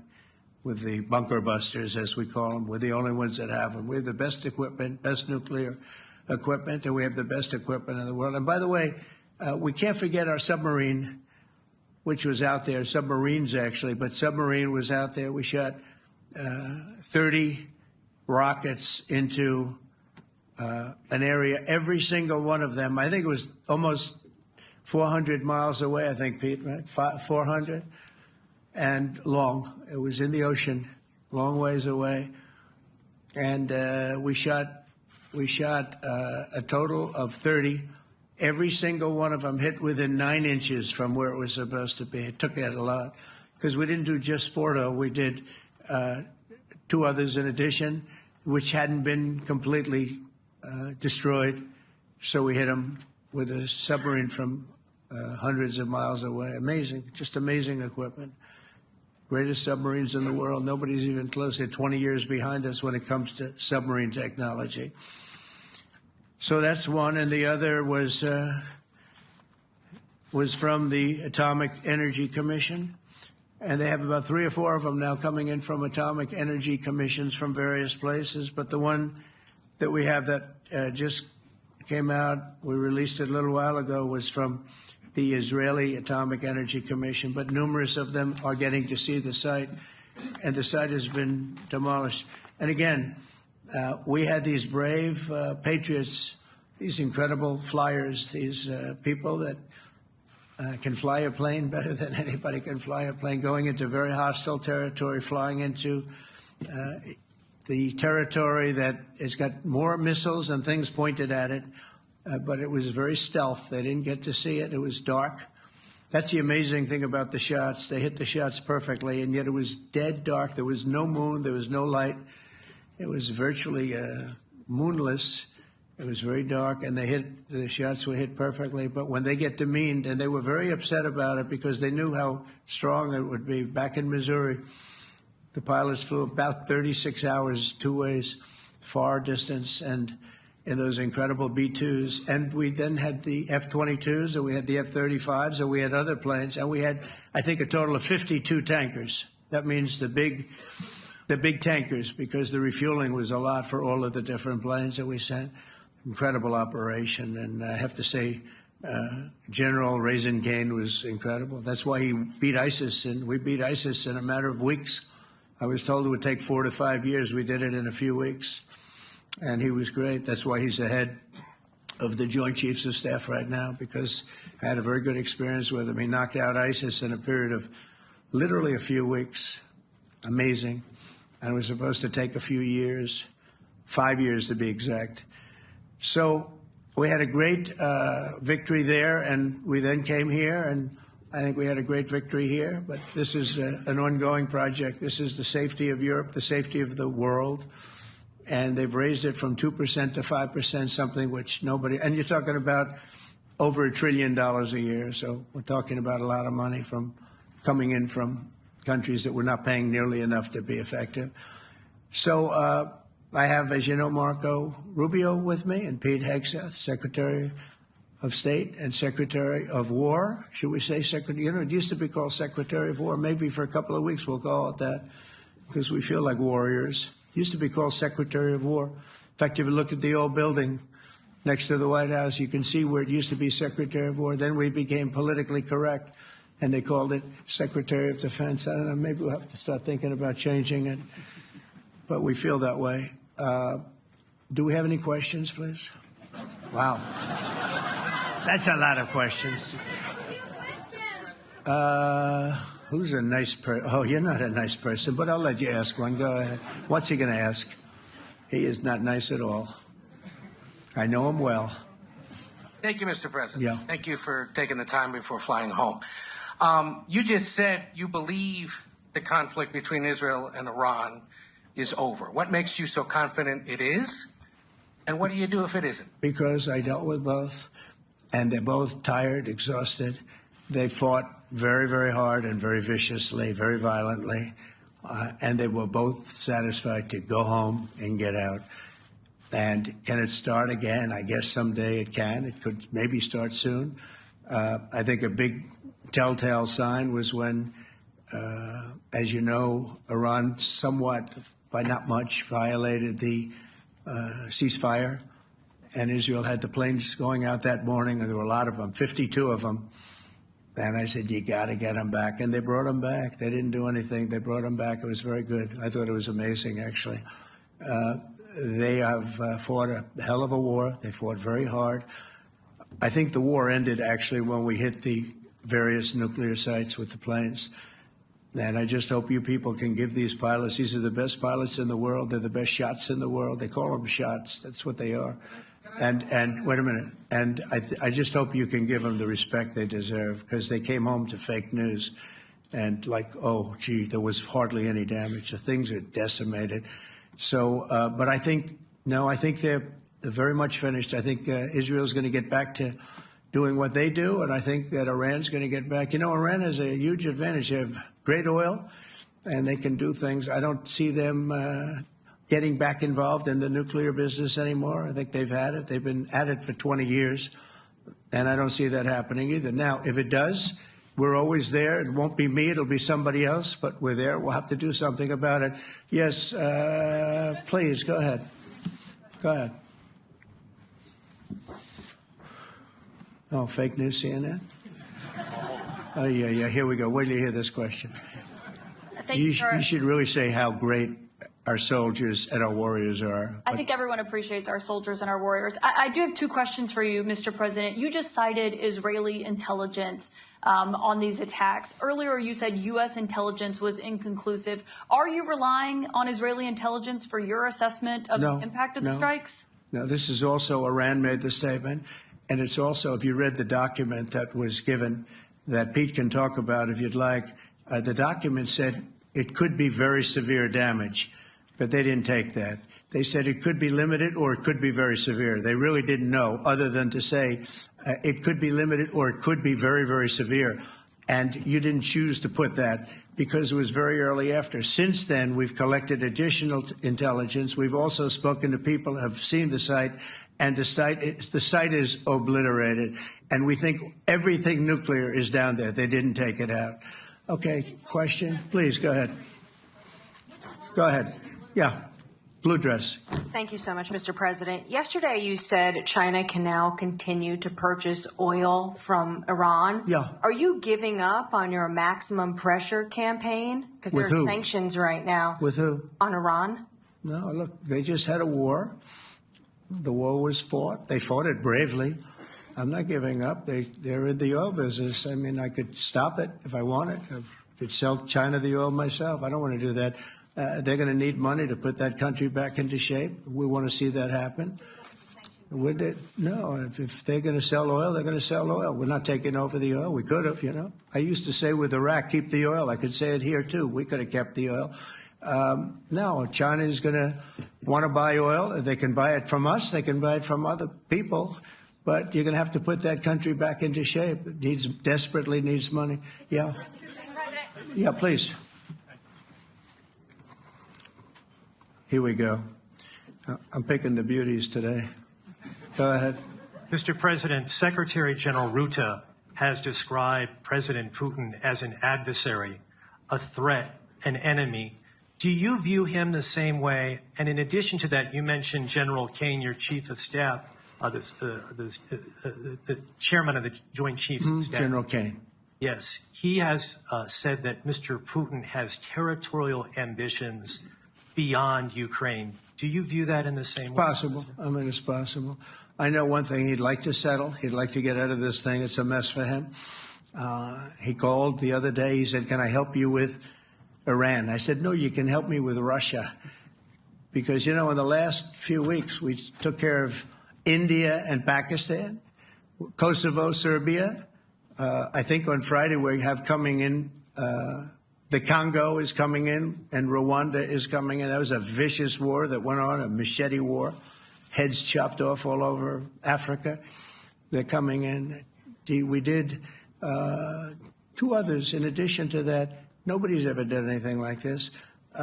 No, I consider him a person that's, I think, been misguided. I'm very surprised, actually. I thought we would have had that settled easy. I've settled 4 of them in the meantime. But he did call up, and he said, he's close to Iran. He'd like to help us get a settlement. I said, no, you help me get a settlement with Russia. And I think we're going to be doing that, too. Yeah, please. Go ahead, please. Thank you, Mr. President. You've made clear your position on what impact the strikes had. I wanted to ask you what is next with Iran. For instance, is there any indication from U.S. intelligence that Iran was able to move any material? No, just the opposite. We think we hit them so hard and so fast they didn't get to move. And if you knew about that material, it's very hard and very dangerous to move. It's called, in many people, they call it dust, but it's very, very heavy. It's very, very hard to move. And they were way down. They're 30 stories down. They're literally 30, 35 stories down underground. Do you think we got it all? Oh, yeah, we think we got it. We think it's covered with granite, concrete, and steel. Can I ask you, are you interested in restarting negotiations with Iran? And if so, have they reciprocated? So our people, Marco could answer this, but our people are not, I'm not. The way I look at it, they fought, the war's done, and, I could get a statement that they're not going to go nuclear. We're probably going to ask for that, but they're not going to be doing it. But they're not going to be doing it anyway. They've had it. They've had it. Now, maybe someday in the future we'll want that. But I've asked Marco, do you want to draw, I just asked him the question as we were walking on the stage, do you want to draw up a little agreement for them to sign? Because I think we can get them to sign it. I don't think it's necessary. Marco, do you want to talk about that, please? Well, Mr. President, I think President Trump has shown a willingness to meet and talk to anybody in the world who's interested in peace. I don't know of any president that's been as willing as he has to meet with anyone and talk about peace. We'd love to have peaceful relations with any country in the world. And so obviously that'll depend on Iran's willingness not just to engage in peace, but to negotiate directly with the United States, not through some third country or fourth country process. But I know of no president, probably in our modern history, that's sought peace more than President Trump has. Sounds like the door is open, but you're in no rush. Is that right? Sounds like the door is open. I'll tell you what, look, we're going to talk to them next week with Iran. We may sign an agreement. I don't know. To me, I don't think it's that necessary. I mean, they had a war, they fought. Now they're going back to their world. I don't care if I have an agreement or not. The only thing we'd be asking for is what we were asking for before about we want no nuclear, but we destroyed the nuclear. In other words, it's destroyed. I said Iran will not have nuclear. Well, we blew it up. It's blown up to kingdom come. And so I don't feel very strongly about it. If we got a document, wouldn't be bad. We're going to meet with them, actually. We're going to meet with them. Yeah. Yeah, go ahead, please. Yes. Mr. President, Netherlands TV, thank you for visiting our country. Good. As I understood, Thank you. I, of course, I'd like to know how you slept last night at the House of the King. Oh, I slept beautifully. Probably a more serious question. I think you just had a meeting with President Zelensky. Did you discuss any ceasefire in this Russo-Ukrainian? No. I wanted to know how he's doing. He was very nice, actually. We had little rough times sometimes. He was couldn't have been nicer. I think he'd like to see an end to this. I do. I think what I took from the meeting couldn't have been nicer, actually. But I took from the meeting that he'd like to see it end. I think it's a great time to end it. I'm going to speak to Vladimir Putin and see if we can get it ended. But look, these are brave people. They're fighting these wars all over the place. Last week they had, I guess, close to 7,000 young soldiers, Russian and Ukrainian soldiers were killed, 7,000 in 1 week. It's crazy. It's crazy. So I'll be speaking to Putin. No, I had a good meeting with with Zelensky, and I had a lot of good meetings. We had a lot of good meetings with a lot of people, a lot of great leaders. But he's fighting a brave battle. It's a tough battle. Yeah. Go ahead, white dress. Thank you. Ida Hallikainen from Finland, Ilta-Sanomat. Good. You have played golf with President Alexander Stubb. How do you see Finland as a NATO ally and partner, and how would you describe your relationship with our president? Well, he's a very good golfer, okay? In fact, he was on his college golf team. He went to a good college in the South, as you know, a very good college, and he was a good golfer. We had a good time. I think my relationship's great. I want to buy icebreakers. You know, you're very good at icebreakers. And I actually made him an offer. I didn't go to Congress. They'll try and impeach me for this. But there's an old, it's not old, it's fairly new, but it's used icebreaker. And I offered him about 1/3 of what he asked for. But we're negotiating. We need icebreakers in the U.S. And if we can get some inexpensively, I'd like to do that. Actually, they'll fix it up, make it good. Also, we may buy some icebreakers. You know, you're the king of icebreakers, that particular country. They make them good. They make them really good, and they know what they're doing. And so we're negotiating with them for about 15 different icebreakers. But one of them is available now. It's old, and it's, old. It's like 5-6 years old. And we're trying to buy it. I'm trying to make a good deal. It's all I do my whole life. My whole life, that's all I do is make deals. Yeah, please. Go ahead. Sir, go ahead. Yeah, question for NewsHour, Dutch TV. First of all, on Article 5, on your way here, you spoke about the commitment of the U.S. to Article 5, saying, I'll give you my definition once we're here. Yeah. What is your definition, and may the U.S. commitment to Article 5 change in case some of the NATO members do not reach the threshold that was discussed today? My second question is following up on a colleague on Iran. What intel reports do say that everything over there was obliterated? Yeah, well, there are numerous of those reports, and they're coming out fast and furious. But the most respected ones we've already seen. And I will say that on a very confidential basis, they're looking at the reports, like numerous reports, and including people going to the site and checking the site. And they're going to be having, I guess you're going to be having over the next couple of days a full, you're going to encapsulate it. But no, the site was obliterated, just like I said it was, and just like the pilots should be given credit for. As far as Article 5, look, when I came here because it was something I'm supposed to be doing, but I left here a little bit differently. I said, I watched the heads of these countries get up, and the love and the passion that they showed for their country was unbelievable. I've never seen quite anything like it. They want to protect their country, and they need the United States. And without the United States, it's not going to be the same. And you can ask Mark, or you can ask any of the people that were there. It was really moving to see it. They love their country. They were so respectful of me because I'm the head of the United States. And I made, the King of Saudi Arabia, when I was in the Middle East, so I was in Qatar for a different reason, not a reason to get shot at. We were in there for economic development reasons, Qatar, UAE, and Saudi Arabia. All three leaders of those countries, and we took back $5.1 trillion into the United States. All three leaders said, you're presiding over the hottest country in the world. The United States right now is the hottest. Everybody wants to be there. Everybody wants a piece of it. He said, a year ago, your country was dead. You had a deadhead running it. You had a country that was dead, and it was dead. You had people pouring through the borders. You had inflation. You had everything. He said, you've made it in 5 months at that time. You've made it the hottest country. This is the hottest country in the world. The United States right now is the hottest country in the world. And when I was around that table, it was a nice group of people, many of whom I knew from previous.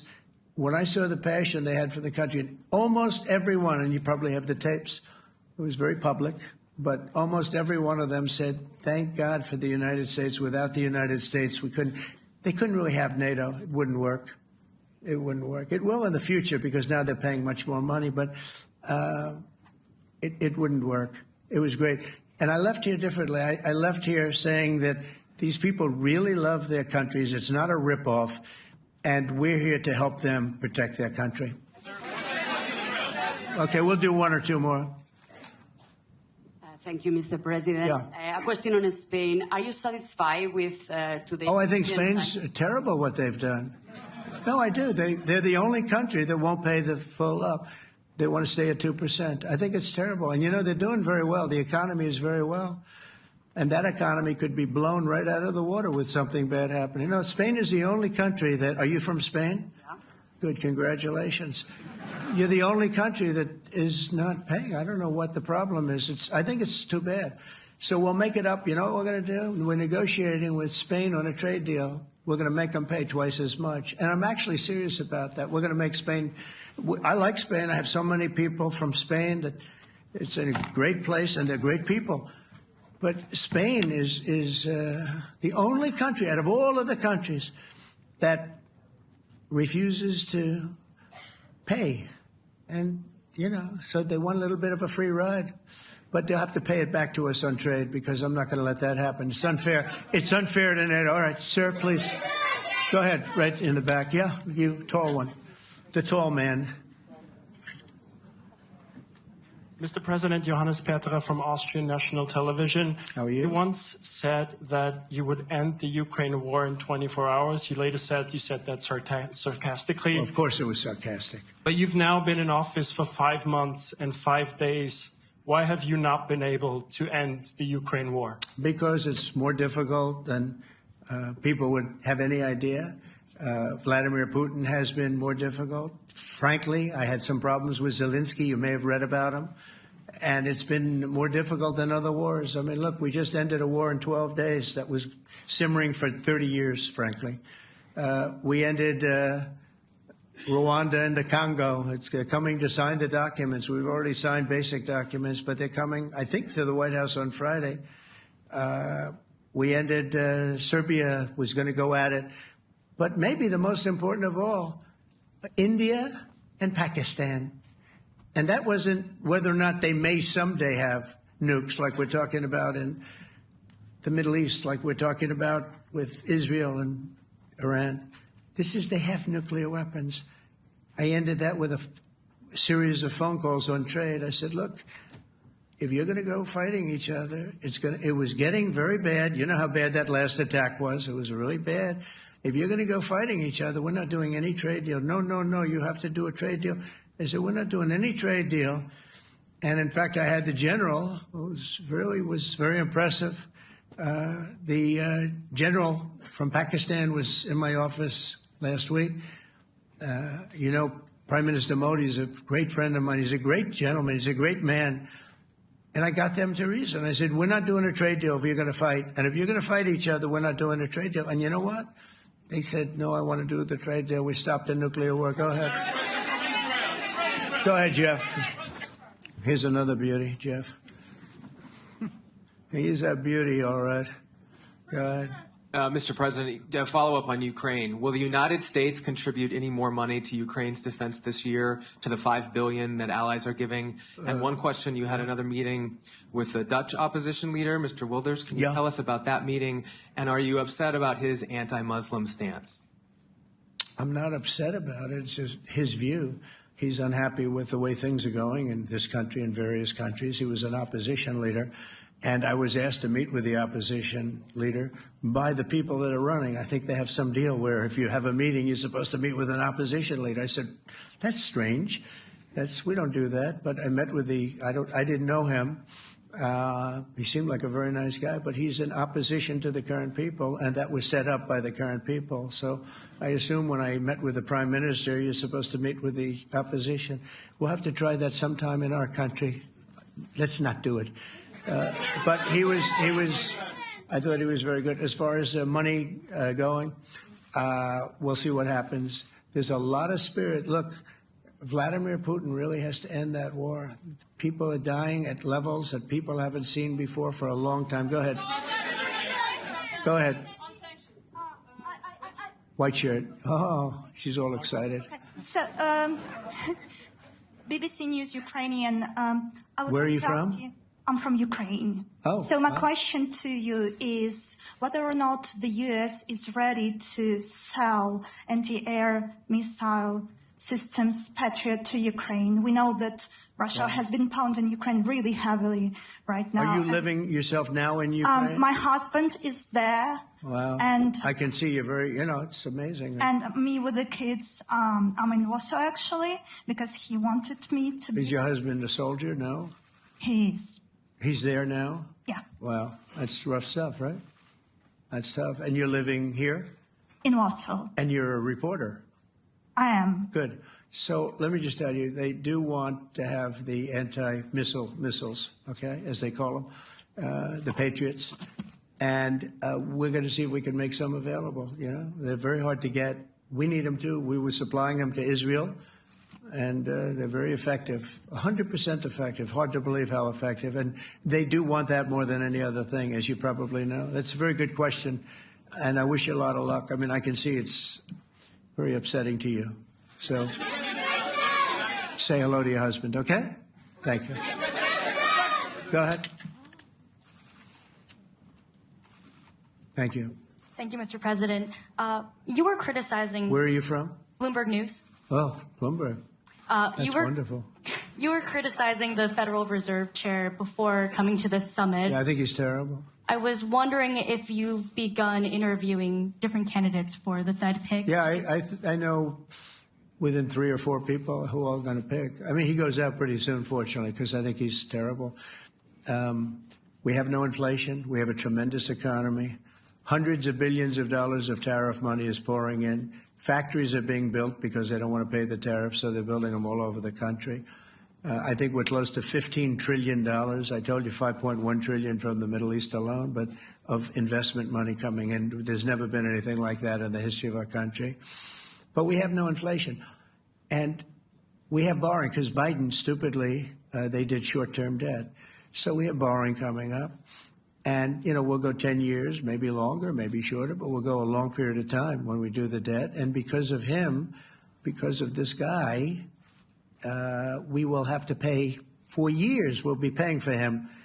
And I said to him, listen, there's no inflation. He says, but maybe there'll be some. That's true. I said, if there is some, what you do is raise the rate. I'm okay with that. You raise the rate in 2 years from now or in a year from now. But because the rate's high, we have to pay more for debt. It's pretty equal. In other words, if it's 4%, it's 4%. If you drop it a point, you'll pay 3%. So it's fairly equal, not necessarily, but fairly equal. So we're going to end up paying maybe 2 points or 3 points more. 3 points would be about $900 billion a year because of this very average mentally person. He's an average mentally person. I'd say low in terms of what he does, low IQ for what he does, okay? Wait, so instead of paying $900 billion, we don't want to pay 900 just because he doesn't want to lower the rate. I said, if there's inflation in 2 years or 3 years or 1 year from now, you raise the rate and you take care of the inflation, among other things. But he's probably a very political guy, I guess. I don't know. I think he's a very stupid person, actually. All right, one more. Let's go. How about you? Go ahead. She looks so happy and everything. Thank you. So I picked her. I'm from Spain, too. I'm Ana Buch from La Vanguardia. I wanted to know if... You're where from? Spain, too. I wanted to know if you want to... That's the Spain corner right there. Shouldn't have said that. That's okay. I do like Spain, by the way. I think it's unfair that they're not paying, but go ahead.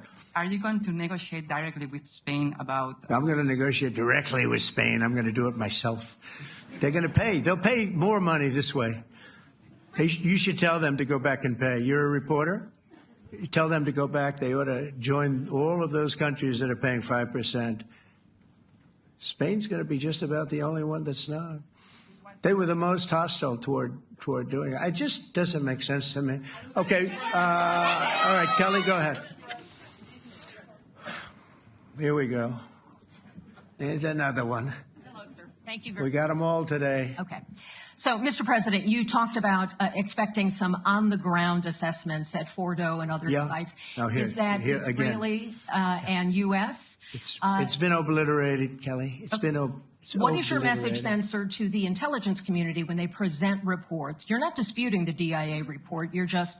They presented a report that wasn't finished. We're talking about something that took place 3 days ago. I understand that, sir. The report was done 2 days ago. Wait a minute. Yes. They didn't see it.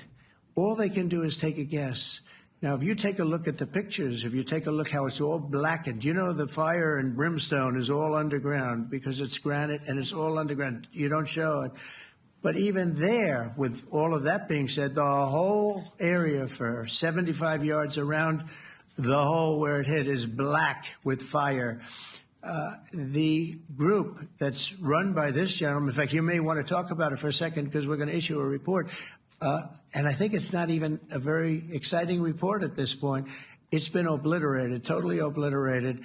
And they did a report, but it was like, if you look at the dates, it's just a few days after it happened. Sir. So they didn't see it. They said it may be very severe. Understood. Do you have a message for the intelligence community, though, in terms of unvarnished information getting to you, that it's not... I don't really have a message. I would say issue the report when you know what happened. I wouldn't say that it could be severe or maybe not. They use the word severe. It could be severe or maybe it's not.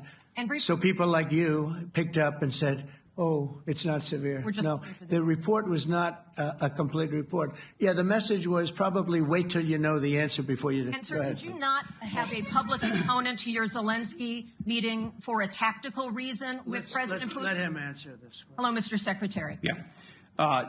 There's a reason the president calls out fake news for what it is.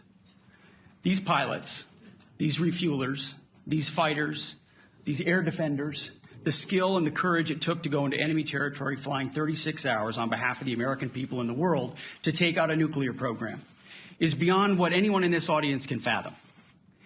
And then the instinct of CNN, the instinct of the New York Times is to try to find a way to spin it for their own political reasons to try to hurt President Trump or our country. They don't care what the troops think. They don't care what the world thinks. They want to spin it to try to make him look bad based on a leak. Of course, we've all seen plenty of leakers. And what do leakers do? They have agendas.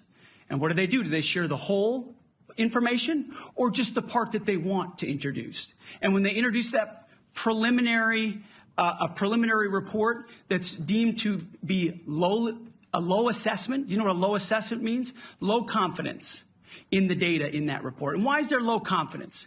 Because all of the evidence of what was just bombed by 12 30,000-pound bombs is buried under a mountain, devastated and obliterated. So if you want to make an assessment of what happened at Fordo, you better get a big shovel and go really deep, because Iran's nuclear program is obliterated. And somebody somewhere is trying to leak something to say, oh, with low confidence, we think maybe it's moderate. Those that dropped the bombs precisely in the right place know exactly what happened when that exploded. And you know who else knows? Iran. That's why they came to the table right away, because their nuclear capabilities have been set back beyond what they thought were possible because of the courage of a commander-in-chief who led our troops, despite what the fake news wants to say.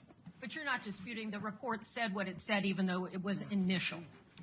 The report said what it said, and it was fine. It was severe, they think, but they had no idea. They shouldn't have issued a report until they did.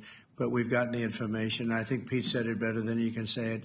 And, you know, you should be proud, you, especially you, should be proud of those pilots, and you shouldn't be trying to demean them. No, those pilots flew at great risk, a big chance that they'd never come back home and see their husbands or their wives. Let me just tell you, you and NBC, fake news, which is one of the worst, and CNN, New York Times, are all bad. They're sick. There's something wrong with them. But you know what? You should be praising those people instead of trying to find some. By getting me, by trying to go and get me, you're hurting those people. They were devastated. You know, I got a call from Missouri, great state, that I won 3 times by a lot. And I got a call that the pilots and the people on the plane were devastated because they were trying to minimize the attack. And they all said it was hit. But we don't think it was really maybe hit that badly. And they were devastated. They put their lives on the line, and then they have, and I'm not referring to you, but real scum come out and write reports that are as negative as they could possibly be. It should be the opposite. You should make them heroes and heroines. You should make them really people that they were so devastated when they heard this news. And you know what they said? One of them, I spoke to one of them, said, "Sir, we hit the site. It was perfect. It was dead on." Because they don't understand fake news, because they have a normal life, except they have to fly very big, very fast planes. But it's a shame. You should be making them heroes. All right, in the back. Go ahead, back, white, yeah. White jacket, yeah. Go ahead, give me my mic. Hello. Deborah Haynes from Sky News. Mark Rutte, the NATO chief, who is your friend, he called you daddy earlier.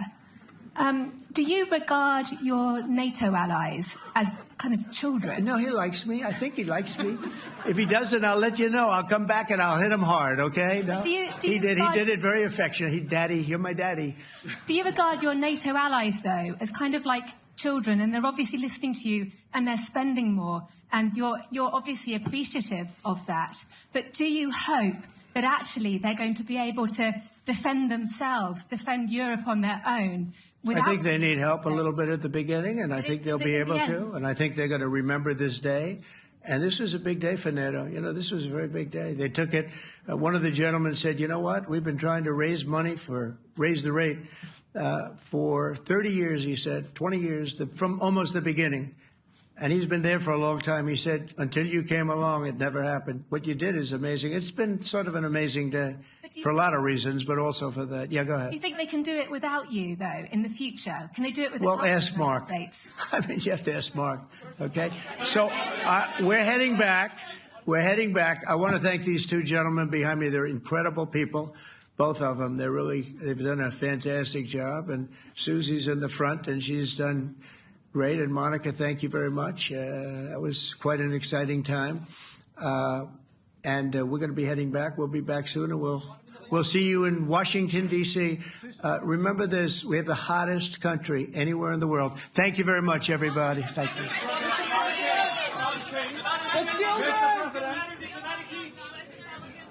Do you trust American intelligence?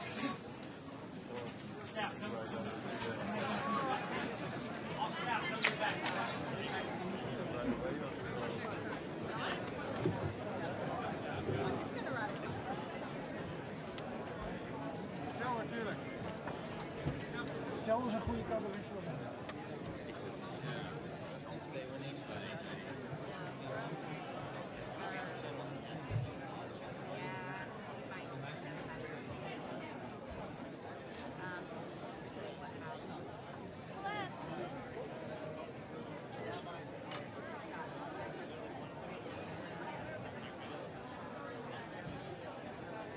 Krijgen we er nog een?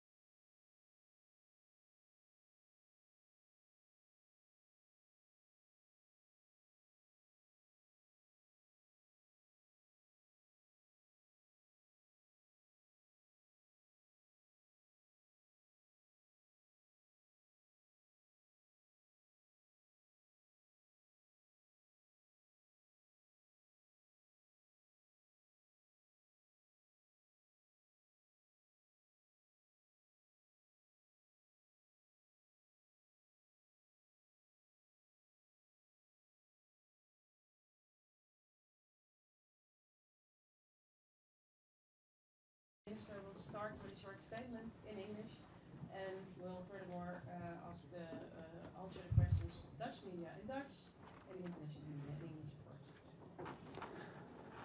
Thank you. Good afternoon. Today we've reached the end of an intensive but rewarding 2-year period, which has led to this historic summit in The Hague. The agreement that the 32 member countries have made here as one will set the highest standard for our collective deterrence and defense. A renewed and enhanced commitment to protecting peace and security in our territory. And a message to our adversaries that NATO is ready for any and all challenges and threats we may face. I'm proud that we have taken this decision here in The Hague, International City of Peace and Justice. It's the biggest summit our country has ever hosted, involving the most elaborate security operation we've ever seen, and resulting in a turning point in NATO's history. This could not have been done without the work of tens of thousands of Dutch and international professionals and volunteers, and I'd like to use this opportunity to say thank you to everyone who has made this summit possible. This is the Netherlands at its best. All the pieces of this big, complex puzzle have come together, forming the basis of a historic reinforcement of our alliance. We are setting a new NATO spending target as we move toward 2035. We will raise our annual defense spending to 3.5% of GDP, while another 1.5% going to broader defense-related investment and resilience and infrastructure. In doing so, we are committing firmly to the trend that began in recent years. Putin's full-scale invasion of Ukraine in 2022 has made NATO more relevant than ever. With the accession of Finland and Sweden, it is bigger than ever too. And the Hague investment plan will now make NATO stronger than ever. We will bolster the European pillar of our alliance and share the financial burden and military task more equally. In this way, working with our American allies, a stronger Europe will help build a stronger NATO. For many countries in our alliance, these percentages are like something from the Cold War era. But it's absolutely vital that we in Europe step up and do our part. We have no choice, given the threat Russia poses to the Euro-Atlantic region and its enormous military build-up. Of course, the threat is most visible in Ukraine. Their future is closely bound up with our security. Every euro we spend on their defense will directly help curb Russia's aggression on our continent. And that's precisely why our support to Ukraine will count towards the 3.5% target. And I've assured President Zelensky that we will continue our unwavering support. As can be seen in our new military support package worth 155 million euros and the 500 million euros worth of contracts we have concluded with Ukraine's defense industry. And so, the end of one process is always the start of a new one. In fact, we might say the real work is just beginning. Under the new agreements, we will be making annual plans to bring us one step at a time to our target at 2035. A review will be held in 2029 to see if the capability targets and the underlying security assessments are still accurate. And we must get to work fast to bring the transatlantic and European defense industry fully up to speed. Our factories need to produce more, and produce it more quickly and in more innovative ways. That will allow us to turn all available euros and dollars into the defense hard power we need. The Defense Industry Forum that was held during the summit provided valuable lessons that we can now build on further. And I want to be frank. Yes, this new chapter of the NATO alliance will demand a lot of us all. Every year, we'll have to make political and financial decisions on what these enormous investments will involve. These won't be easy discussions, but peace and security do not come for free. They demand constant effort and maintenance, and they demand unity, our most powerful weapon, as we've shown in the past few days. And with that in mind, we are handing the baton to Turkey, the summit host of 2026. Istra, NOS.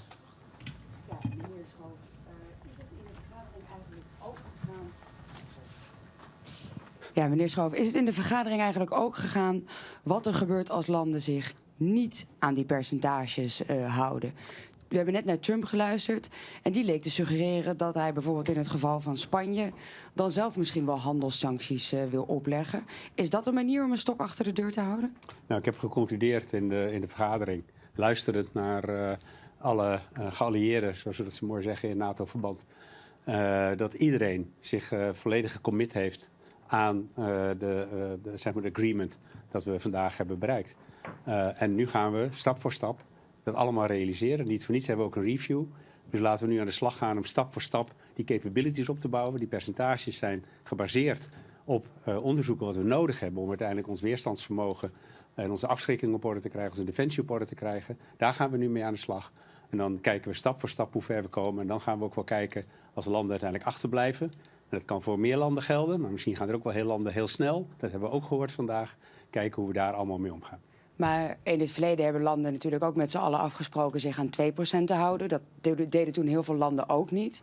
En hoe is het dan als de heer Trump zegt, nou ja, in dat geval ga ik er zelf persoonlijk voor zorgen dat een land dat doet? Nou ja, ik heb het hem ook horen zeggen. Maar ik blijf even bij vandaag. Vandaag hebben we een historische overeenkomst bereikt, waarin alle lidstaten zich hieraan verbonden hebben. En we doen een review in 2029. En stap voor stap gaan we nou die stappen zetten om te zorgen dat we de capabilities op zijn plek krijgen. Ja, er zijn landen die denken dat ze dat voor minder geld kunnen. Dat gaan we zien. Ik denk dat het allerbelangrijkste is dat we die capabilities opbouwen. Was er überhaupt nog discussie daarbinnen vanmiddag bij de vergadering? Want als je zag wat de plannen daarvoor waren en wat eruit kwamen, daar lijkt eigenlijk niks aan veranderd. Was iedereen het daar gewoon al met elkaar eens? Ja, we waren het met elkaar eens. Maar het is met deze deze Noord-Atlantische Raad eigenlijk hetzelfde als met die ministerraad in Nederland. Over wat er binnen gebeurt spreken we niet.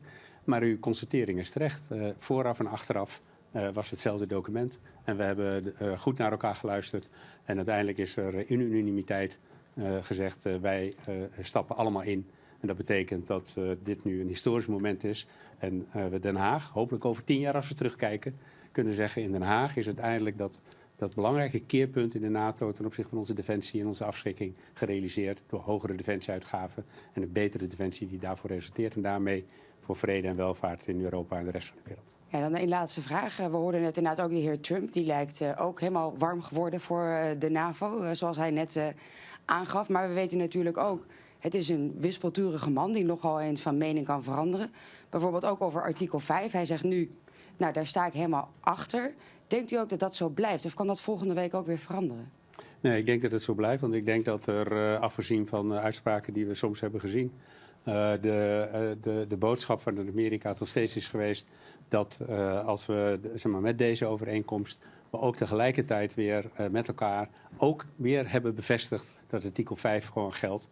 En ook in mijn eigen gesprek met de heer Trump, en heeft u wellicht ook een stukje van gezien van het laatste stukje, want daar was de media bij, is dat nog een keer bevestigd. En ook op de vraag van artikel 5 zei hij, ja, waarom denkt u anders dat ik hier ben? Ook als landen niet betalen. En ik denk dat dat belangrijk is als hij ook zegt, waarom denkt u dat ik anders hier ben? Dus artikel 5 geldt gewoon.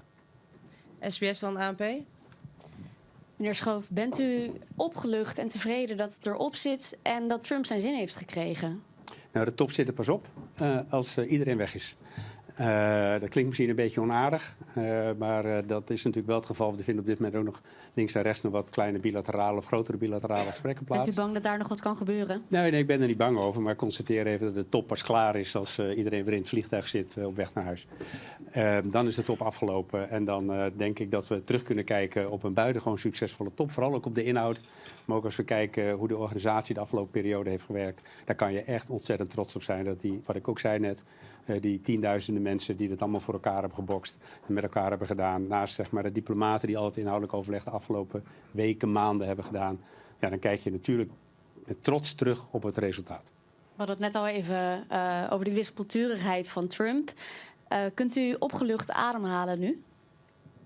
Nou ja, de vooruitzichten waren gewoon goed. En dat we met deze overeenkomst, en er is mij vaak gevraagd, komt Trump? Hij heeft me dat een keer in een telefoongesprek, heeft hij me verzekerd dat het 100% zeker was. En ik heb geconstateerd dat daar in ieder geval de afgelopen 2 maanden, denk ik, geen verandering is gekomen. En dat hij er ook gisteravond was. Zei het ietsje later dan gepland, maar hij was er wel. Heeft u en uw team nog een rol gespeeld in het feit dat hij bij het Koningshuis heeft geslapen? Nou, daar doe ik allemaal geen mededeling over. Maar er vindt allemaal permanent overleg plaats. Want dit is echt iets voor Nederland en het Koningshuis om daar te kijken hoe dat kan. En natuurlijk hebben we daar met elkaar overleg over. Dank. ANP? ANP hiervoor. Ja, meneer Schoof, in 2029 is het allereerste eikmoment. Waar moet Nederland staan op dat moment? Oh, daar doe ik op dit moment geen uitspraak over. Ik denk dat we moeten kunnen zien dat Nederland op een pad zit. Dus ik zeg er toch nog wel iets over. En dat Nederland op een pad zit wat duidelijk markeert dat we op weg zijn naar de 3,5%. Maar ik ga je niet zeggen waar Nederland in 2029 moet zijn. Ook in het parlementaire debat heb ik steeds gezegd dat elk jaar opnieuw moet die discussie worden genomen. Het zal ongetwijfeld ook na de verkiezingen de formatie een belangrijk onderwerp van gesprek zijn om te kijken hoe het nieuwe kabinet dat pad voor zich ziet. En het is wellicht aan het huidige kabinet om daar de eerste besluit over te nemen, namelijk rond de voorjaarsnota van 2026 voor de begroting 27. Maar het hangt helemaal af van de snelheid van het formatieproces. Ja, de Nederlandse politiek kennende kan het nog een tijdje duren voordat er een nieuw kabinet zit. Het zou zomaar kunnen duren dat u nog een jaar demissionair bent. Is dit niet ook al een moment voor de augustusbesluitvorming bijvoorbeeld? Om dan al die eerste stap te gaan zetten? Nee, augustus praten we normaal gesproken niet over de uitgavenkant van de begroting. Dat doen we echt bij de voorjaarsnota. Dat hebben we bij de voorjaarsnota ook ten opzichte van 2026 voor Defensie gedaan. Daarom zeggen we ook in 2026 zitten we 2,2% inclusief de Oekraïne-uitgaven. Ja. En dat betekent dat voor het eerst weer bij de voorjaarsnota van 2026 voor de begroting van 27 over de uitgaven wordt gesproken, gerelateerd nu aan deze NAVO-norm. Ja, over die bijdrage of de opnemen van de Oekraïne-steun hierin in die NAVO-norm. Kunt u iets meer schetsen hoe dat zeg maar verdeeld is? Wat er wel voor telt en wat er bijvoorbeeld ook niet voor telt? Ja, wat militair is, wordt meegeteld onder de NAVO-norm. Ja, dus alles wordt daar gewoon bij opgeteld? Nou, dat is niet humanitarian aid of wederopbouw. Het is het militaire deel van de financiering die de verschillende landen doen ten behoeve van de support aan Oekraïne. Sorry, ik zit natuurlijk nog helemaal in het Engels. Ten behoeve van Oekraïne. En ik denk dat het ook ontzettend belangrijk is, die support aan Oekraïne. Ik maak even misbruik van uw vraag. Dat is ook veel op tafel geweest de afgelopen dagen. Ik heb gisteren ook zelf daar met Zelensky uitvoerig over gesproken. Dat die voortdurende support heeft Oekraïne gewoon nodig. Om druk en tegelijkertijd druk houden op Rusland. Ik denk ook belangrijk, morgen zijn we weer in Brussel met de Europese Raad. Dan kunnen we waarschijnlijk ook weer praten over het 18e sanctiepakket. Het is belangrijk om die druk te houden, de support aan Oekraïne en te kijken. En daar is natuurlijk ook met de president van Amerika over gesproken. Op welke manier we ervoor kunnen zorgen dat ook Poetin weer aan tafel komt en serieus in gesprek komt met Oekraïne. Om te zorgen dat er eerst een staakt het vuur en daarna een duurzame vrede kan ontstaan. Ja. Mede door Spanje gaat er natuurlijk veel over van hoe gaan we die 3,5% nou invullen en is zoveel geld ook wel nodig?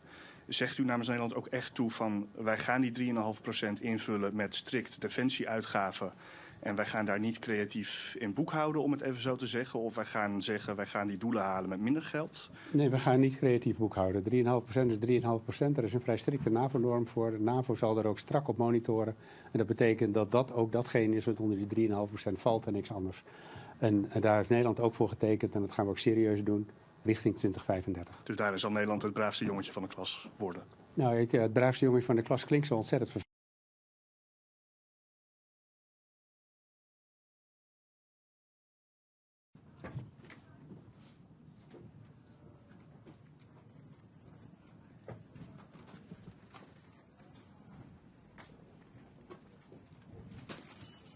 Değerli basın mensupları, değerli arkadaşlar, sizleri en kalbi duygularımla, saygıyla selamlıyorum.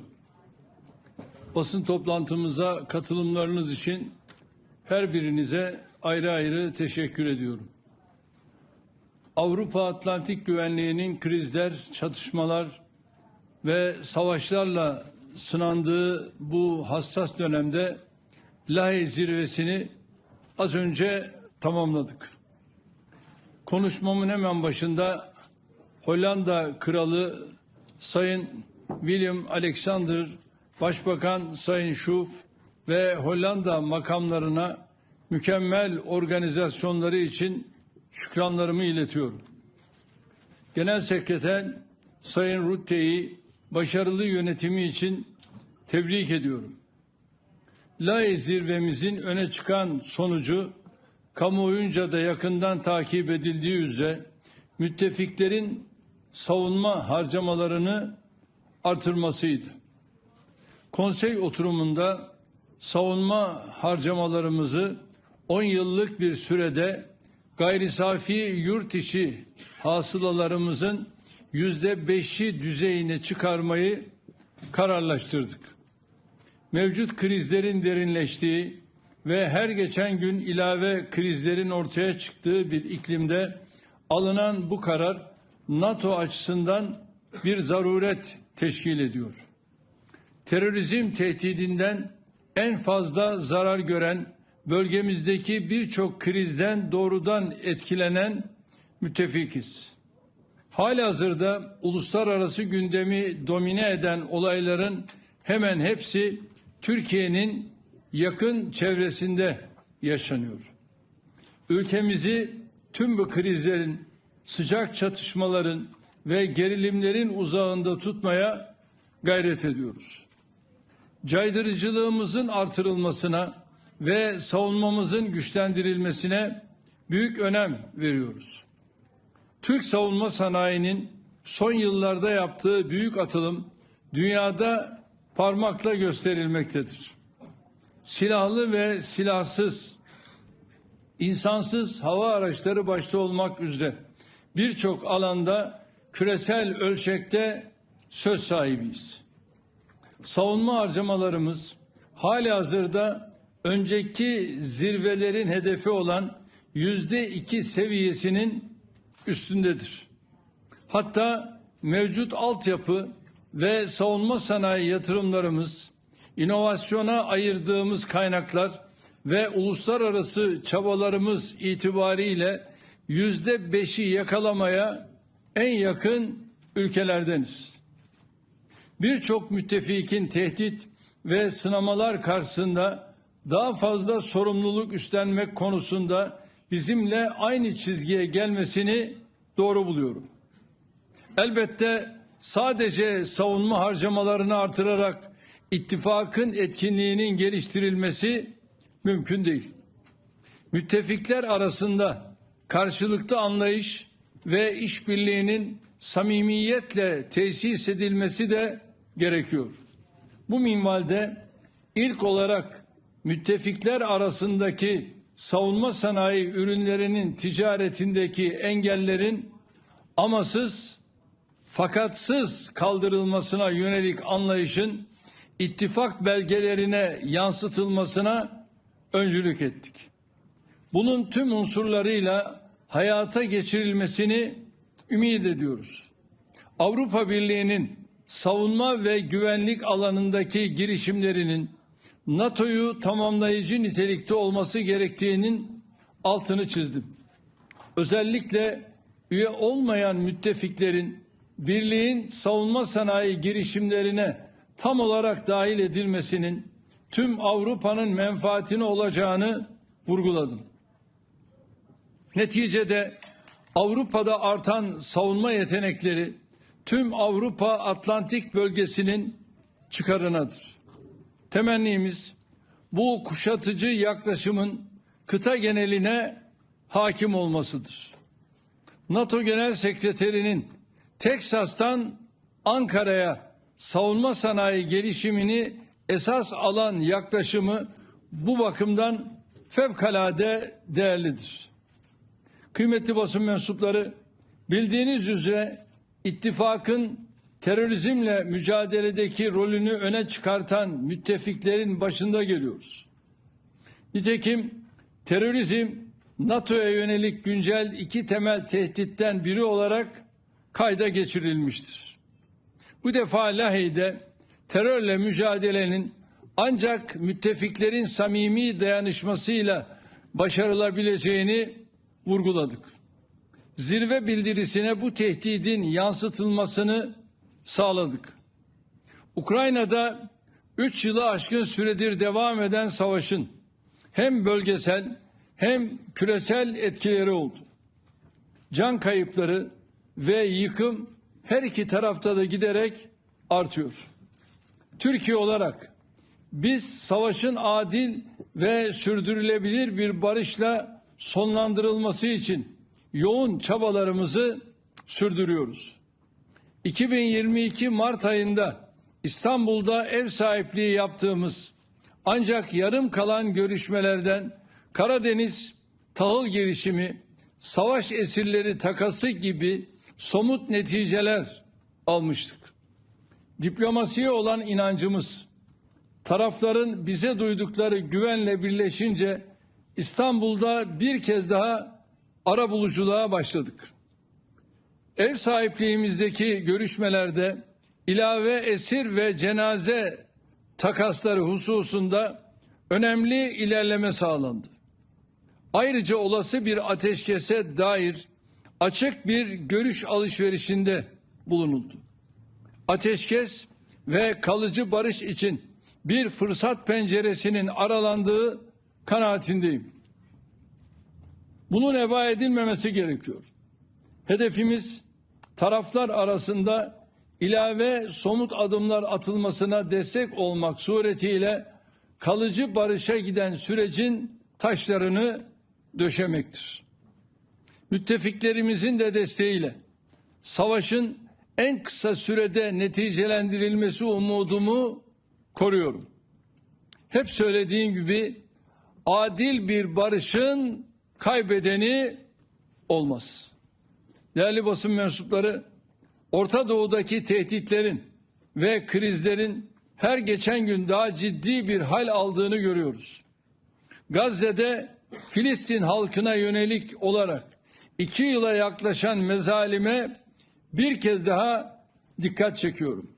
Bakınız, şimdiye kadar İsrail saldırılarında çoğu çocuk ve kadın 56 bin Gazze'li hayatını kaybetti.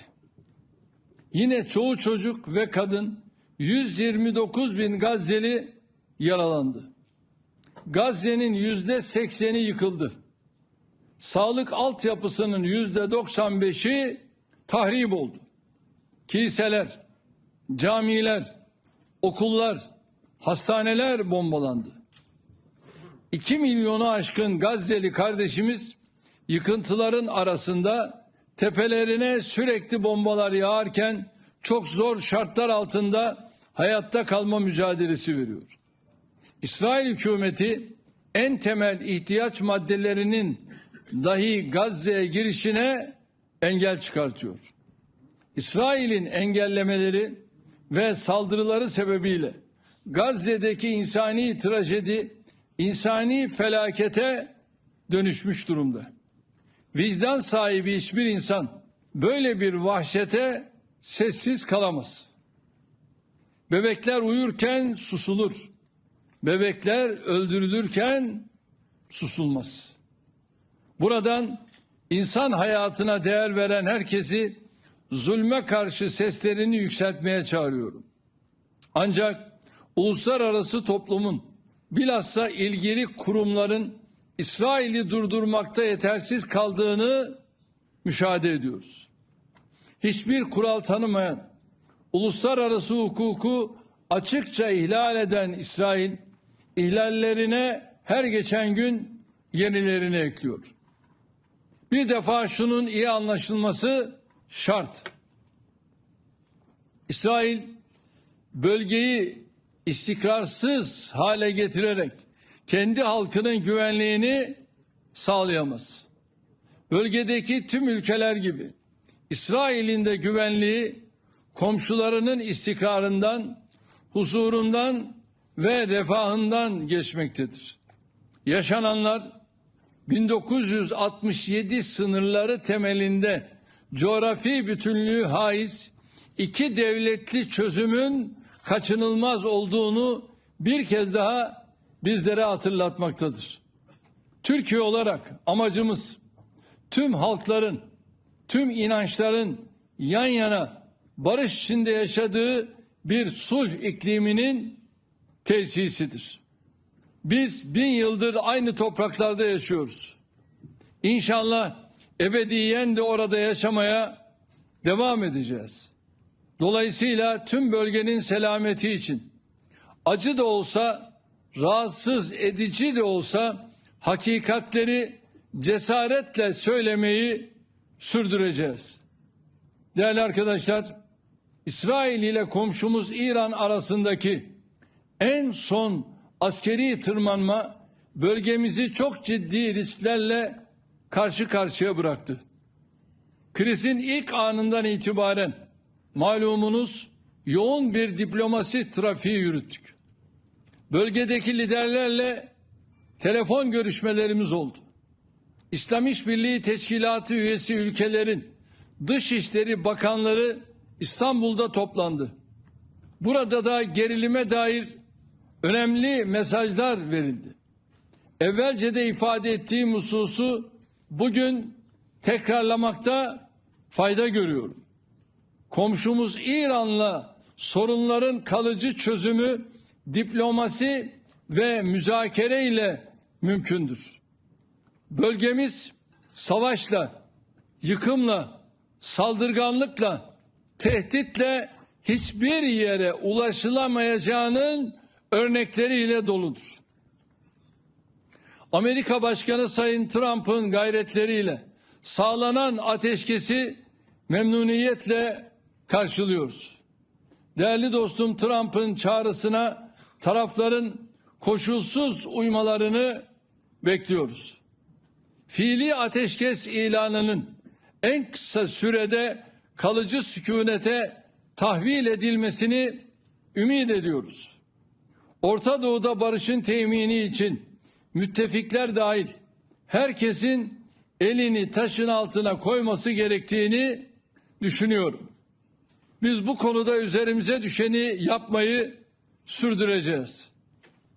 Kıymetli basın mensupları, zirve kapsamında birçok liderle görüşmeler gerçekleştirdim.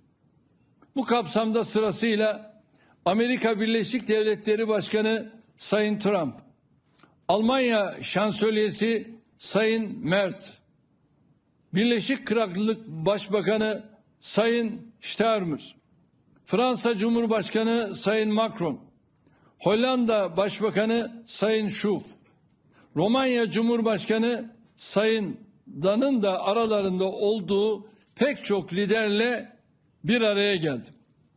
Temaslarımda hem müttefiklerimizle ikili ilişkilerimizi geliştirmenin yollarını hem de zirve gündemindeki konuları ele aldık. Ülkemizin önümüzdeki sene NATO zirvesine ev sahipliği yapma önerisi de zirvemizde neticeye bağlandı. Gelecek yıl müttefiklerimizi Türkiye'de ağırlayacak olmaktan büyük bir memnuniyet duyuyoruz.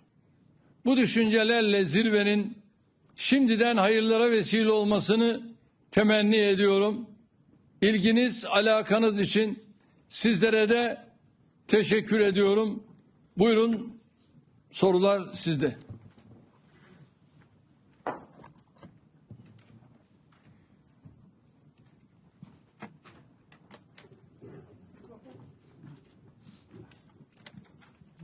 Xəyal Əzizov, Azərbaycan. Sayın Cumhurbaşkanı, 2 yıl önce NATO'nun Vilnius zirvesi zamanı size sorun olmuştu. Rus ordusu Azərbaycanda qalacaq, yoxsa getməyəcək. Həmin zaman Rus ordusu Azərbaycandaydı. Siz söylədiniz ki, Rus ordusu Azərbaycanı tərk edəcək və Rus ordusu artıq Azərbaycanı tərk edib. Bəs Türk ordusu Azərbaycana nə zaman gələcək? Çünki Azərbaycanda nə qədər ki Türk ordusu yoxdur, Azərbaycan üçün her zaman Rus işğalı təhlükəsi qalmaqdadır. Biz bunu böyle biliyoruz.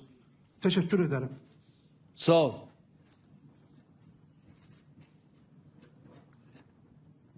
Rus ordusu şu anda Azerbaycan'dan ayrıldı. Orada değil. Tamam, çıktığına göre artık zaten bu sorunun da hükmü kalmadı. Daha ben yeni Karabağ'a gittim. Böyle bir şey zaten orada yok. Şu anda Azerbaycan orayı Azerbaycan devletinin yaşanabilir hükmü altına getirmenin gayreti içerisinde altyapı, üst yapı noktasında adımlarını atıyorlar ve çok ciddi de yatırımlar yapıyorlar. Hayırlı olsun. Bayan.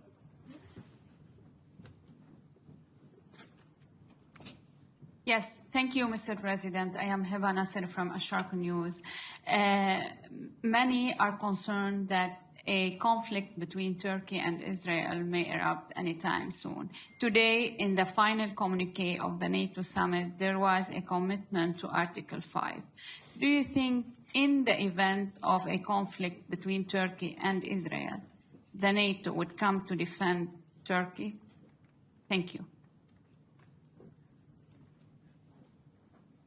Değerli arkadaşlar, Türkiye'ye herhangi bir saldırı olmadıktan sonra Türkiye'ye yönelik bir saldırı olmadığı takdirde, ki şu anda böyle bir şey söz konusu değil, Türkiye bölgesinin bir barış ülkesidir ve bölgesinde de barışın özellikle hakim olması için bütün gayretlerini göstermektedir.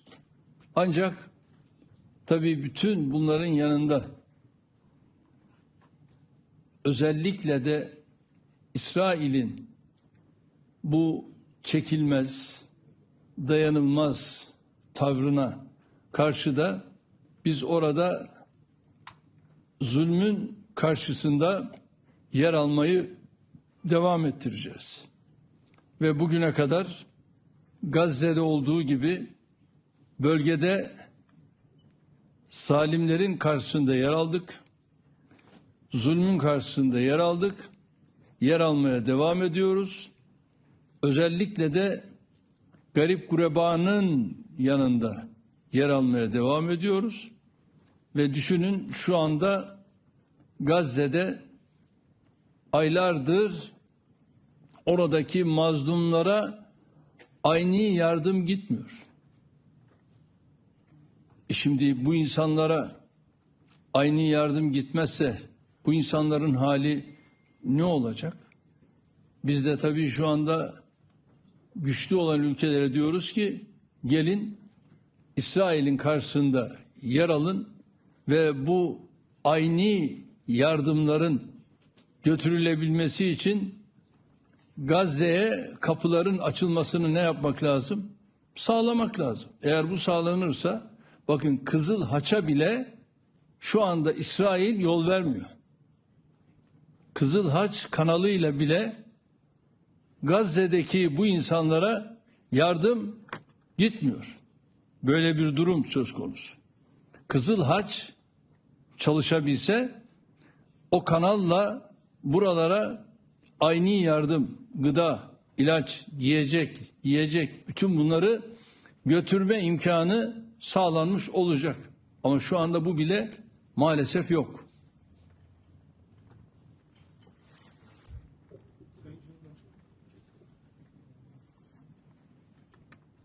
Sayın Cumhurbaşkanım, biraz önce konuşmanızda da bahsettiniz.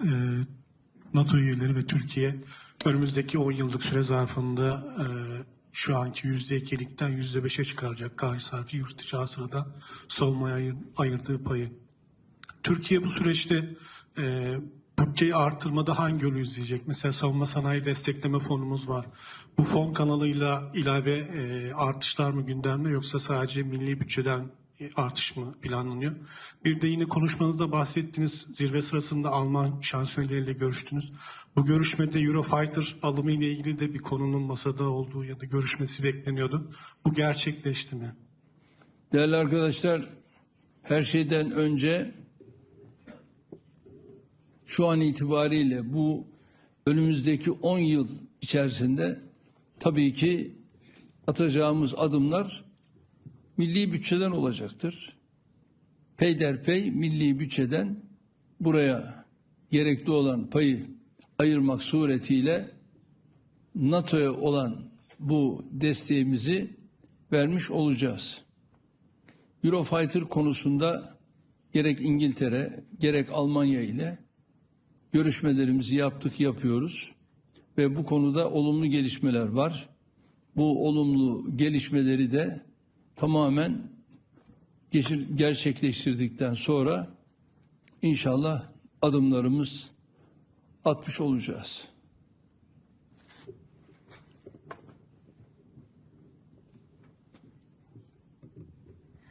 Betül Usta Sabah gazetesi. Sayın Cumhurbaşkanım, geçtiğimiz yıl gene NATO zirvesi Washington'daydı. Siz böyle bir basın toplantısı düzenlemiştiniz ve orada Filistin topraklarına kapsamlı sürdürülebilir barış sağlanana kadar İsrail'in NATO ile ortaklığına Türkiye'nin onay vermeyeceğini açıklamıştınız.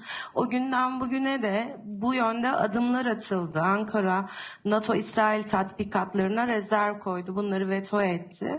Birçok konuda zaman geçtikçe görülüyor ki Türkiye haklı çıkıyor. Gene bu konuda da uluslararası toplumun ve müttefiklerin Türkiye'nin tezlerine yaklaştığını gördünüz mü bu geçen bir yıl içinde?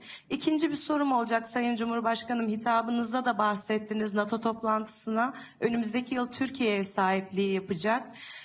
Bu toplantı Türkiye'nin hangi şehrinde yapılacak, kapsamı belli oldu mu? Belki biraz erken bir soru olacak ama çok teşekkür ediyorum. Nasıl da anladım? Sen nerede olmasını istiyorsun? Türkiye'mizin her şehri güzel Sayın Cumhurbaşkanım. İnşallah, yani bundan önceki İstanbul'da olmuştu. Şimdi bütün ilgili arkadaşlarımızla görüşmelerimizi yapıyoruz. Büyük ihtimalle belki de bu hafta içerisinde, yani önümüzdeki hafta içerisinde bunun kararını veririz. Çünkü zaman kaybına tahammülümüz yok ve daha önce İstanbul'da yaptığımız bu zirvemizi bu defa yapacağımız bu toplantıdaki vereceğimiz kararla İnşallah NATO Genel Sekreterliğine bildireceğiz.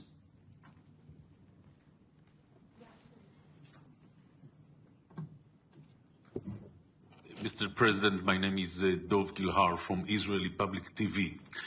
You were talking about stabilizing the region, and I wanted to ask you, is the American strike on the nuclear sites in Iran is a way to stabilize the region? Is releasing the hostages from Hamas tunnel is a way to stabilize the region? Is asking Hamas leaders to take refuge either in Qatar or maybe in Turkey is a way to stabilize the region? And if so, and everything will happen, do you see or do you foresee better times for the relations between Turkey and Israel as there were quite good times previously?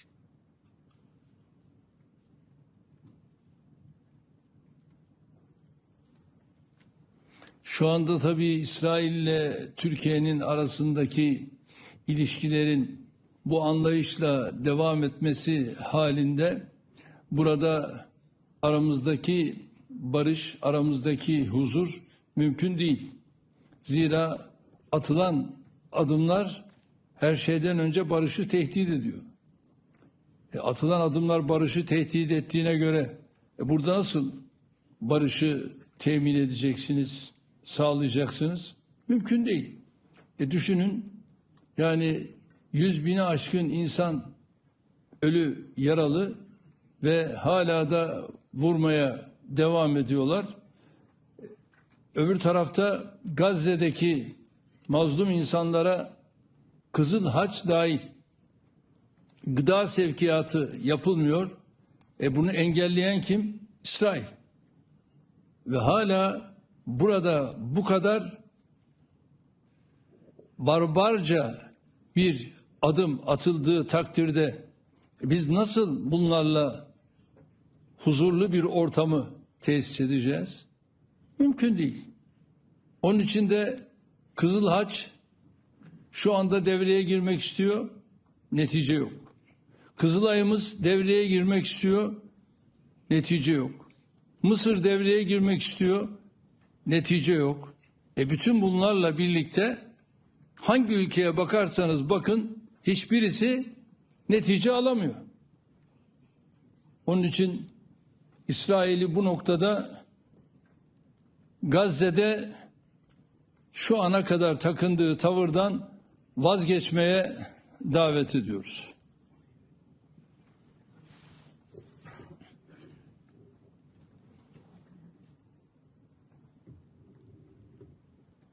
Hi, Mr. President. What is the status of Turkey being added to the F-35 program? Have you been in discussions with President Trump, and would Turkey be willing to give up its... Oh, sorry, Audrey Decker with Defense One. And would Turkey be willing to give up its S-400s to be added to the program? Thank you.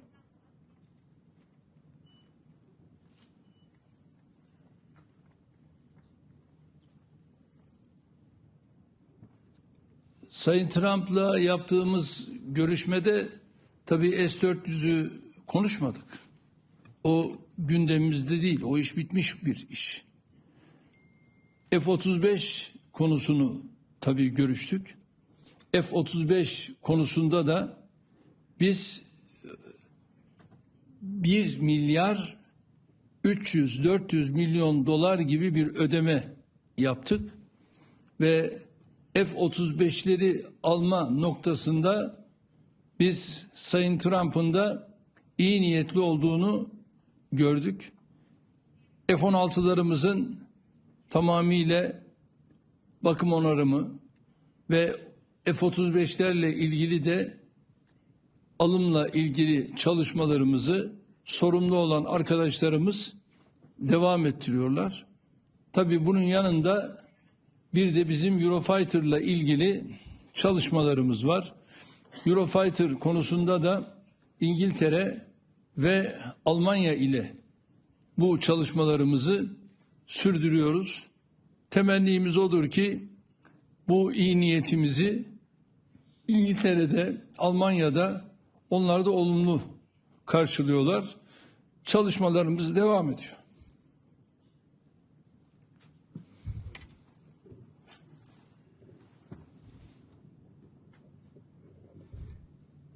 Thank you, Mr. President. Given your views on the Gaza situation, what is your opinion of President Trump's proposal for the U.S. to, quote, take over Gaza and turn it into some sort of military protectorate and expel all the remaining Palestinians so that Trump and his business partners can construct casinos and resorts? Have you discussed that proposal with President Trump? And in addition, what is your position on Trump's relationship with Israel writ large? Trump likes to boast about how he's the most pro-Israel president of all time. He said, God bless Israel when he bombed Iran over the weekend. He's touted how exceptionally close the Israeli bombing offensive against Iran was coordinated with the United States. He's expedited munitions to Israel. So, given your strong views on Israel's conduct, do those views extend to the United States and President Trump being an abettor of that Israeli conduct?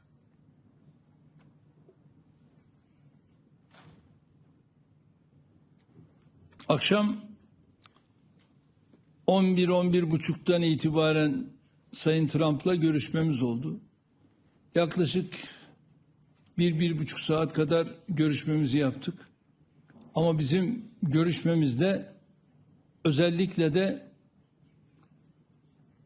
Gazze'nin sahil boylarının sizin ifade ettiğiniz şekilde kumarhaneler olması gündeme gelmedi.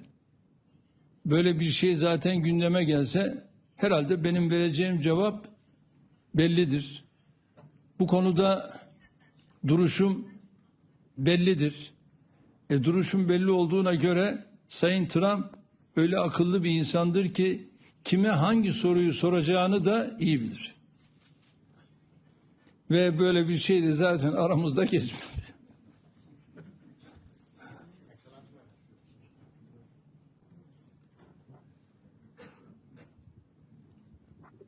Sayın Cumhurbaşkanım, Kosova'dan Metropol Medya adına Ural Boşniakum.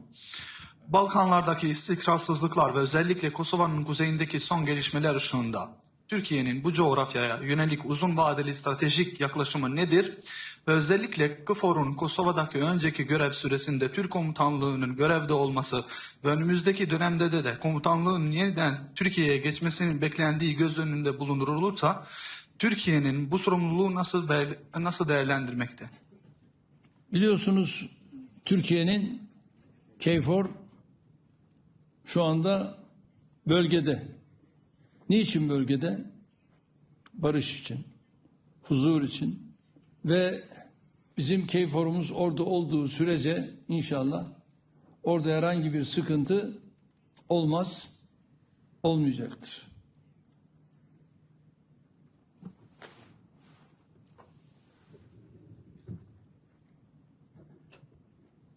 Hi. Thank you, Mr. President. Victor Jack from Politico Europe.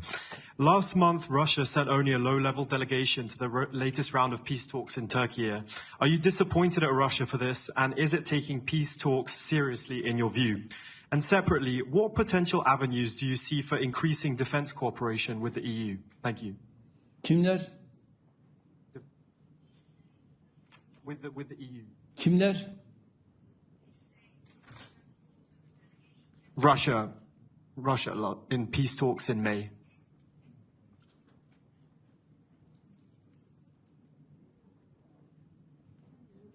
Yok. Temsil kabiliyeti olan kişiler gönderildi ve o temsil kabiliyeti olan kişilerle de Rusya-Ukrayna arasındaki görüşmeler orada başarılı bir şekilde gerçekleştirildi. O görüşmeleri de Dışişleri Bakanı Hakan Bey zaten yürüttü, sürdürdü ve neticesi de gayet güzel, başarılı oldu.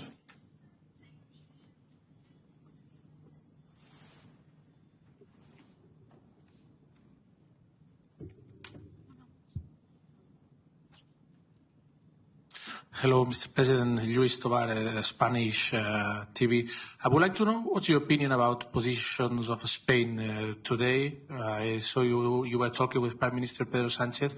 Do you understand his position?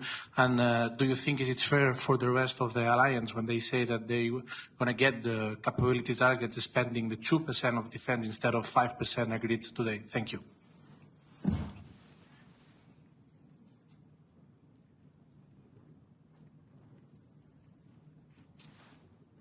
Yani 10 yıl gibi bir süre olduğu için yani bu noktada bir sıkıntıya yer yok diye düşünüyorum.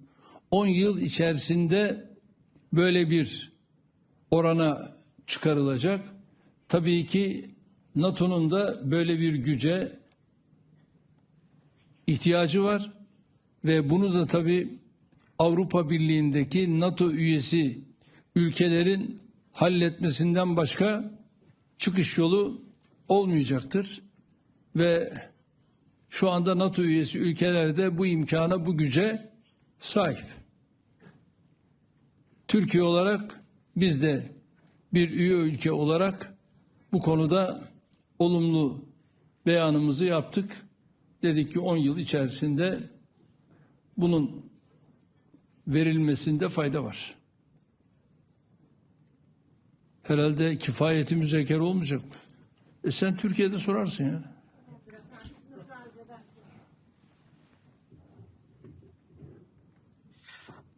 Thank you, Mr. President. My name is Noshinu. I am from Rudo Media Network. I would love to ask a question regarding an issue that is still ongoing. That is the issue of disarmament of PKK, and after the declaration of dissolvement of this party. The question is that lots of the people waiting for it, what is the next step? Because we don't know what's going on right now. Is there any effort to end this issue? And I would love to ask you, what is your personal message for the Kurdish people, not only in the Turkey, but in the whole of the region? Thank you.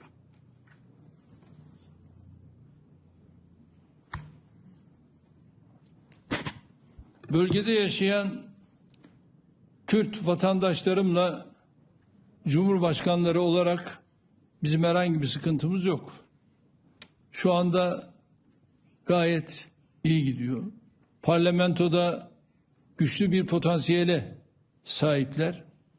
Onların böyle bir sıkıntısı olmadığına göre bu yürüyüş, bu gidiş, randevu istediler. Ben de rahmetli Sırrı Süreyya ile birlikte Pervin Hanım'ı kabul ettim. Cumhurbaşkanlığında arkadaşlarımla beraber kendileriyle görüştük. Zannediyorum şimdi yine bir randevu talepleri var ve bu randevu taleplerini de yakın zamanda gerçekleştireceğiz. Kendileriyle görüşmelerimizi yapacağız. Herhangi bir sıkıntı söz konusu değil. Benim ülkemde Türküyle, Kürdüyle, Lazıyla, Çerkeziyle, Arabıyla hepimiz biriz ve ülkemin bütünlüğünü de korumak benim de görevimdir. Bunu da en güzel şekilde sürdüreceğiz. Çok teşekkür ediyorum. Kifayeti müzakere diyelim. Hepinize hayırlı akşamlar diliyorum. Sağ olun.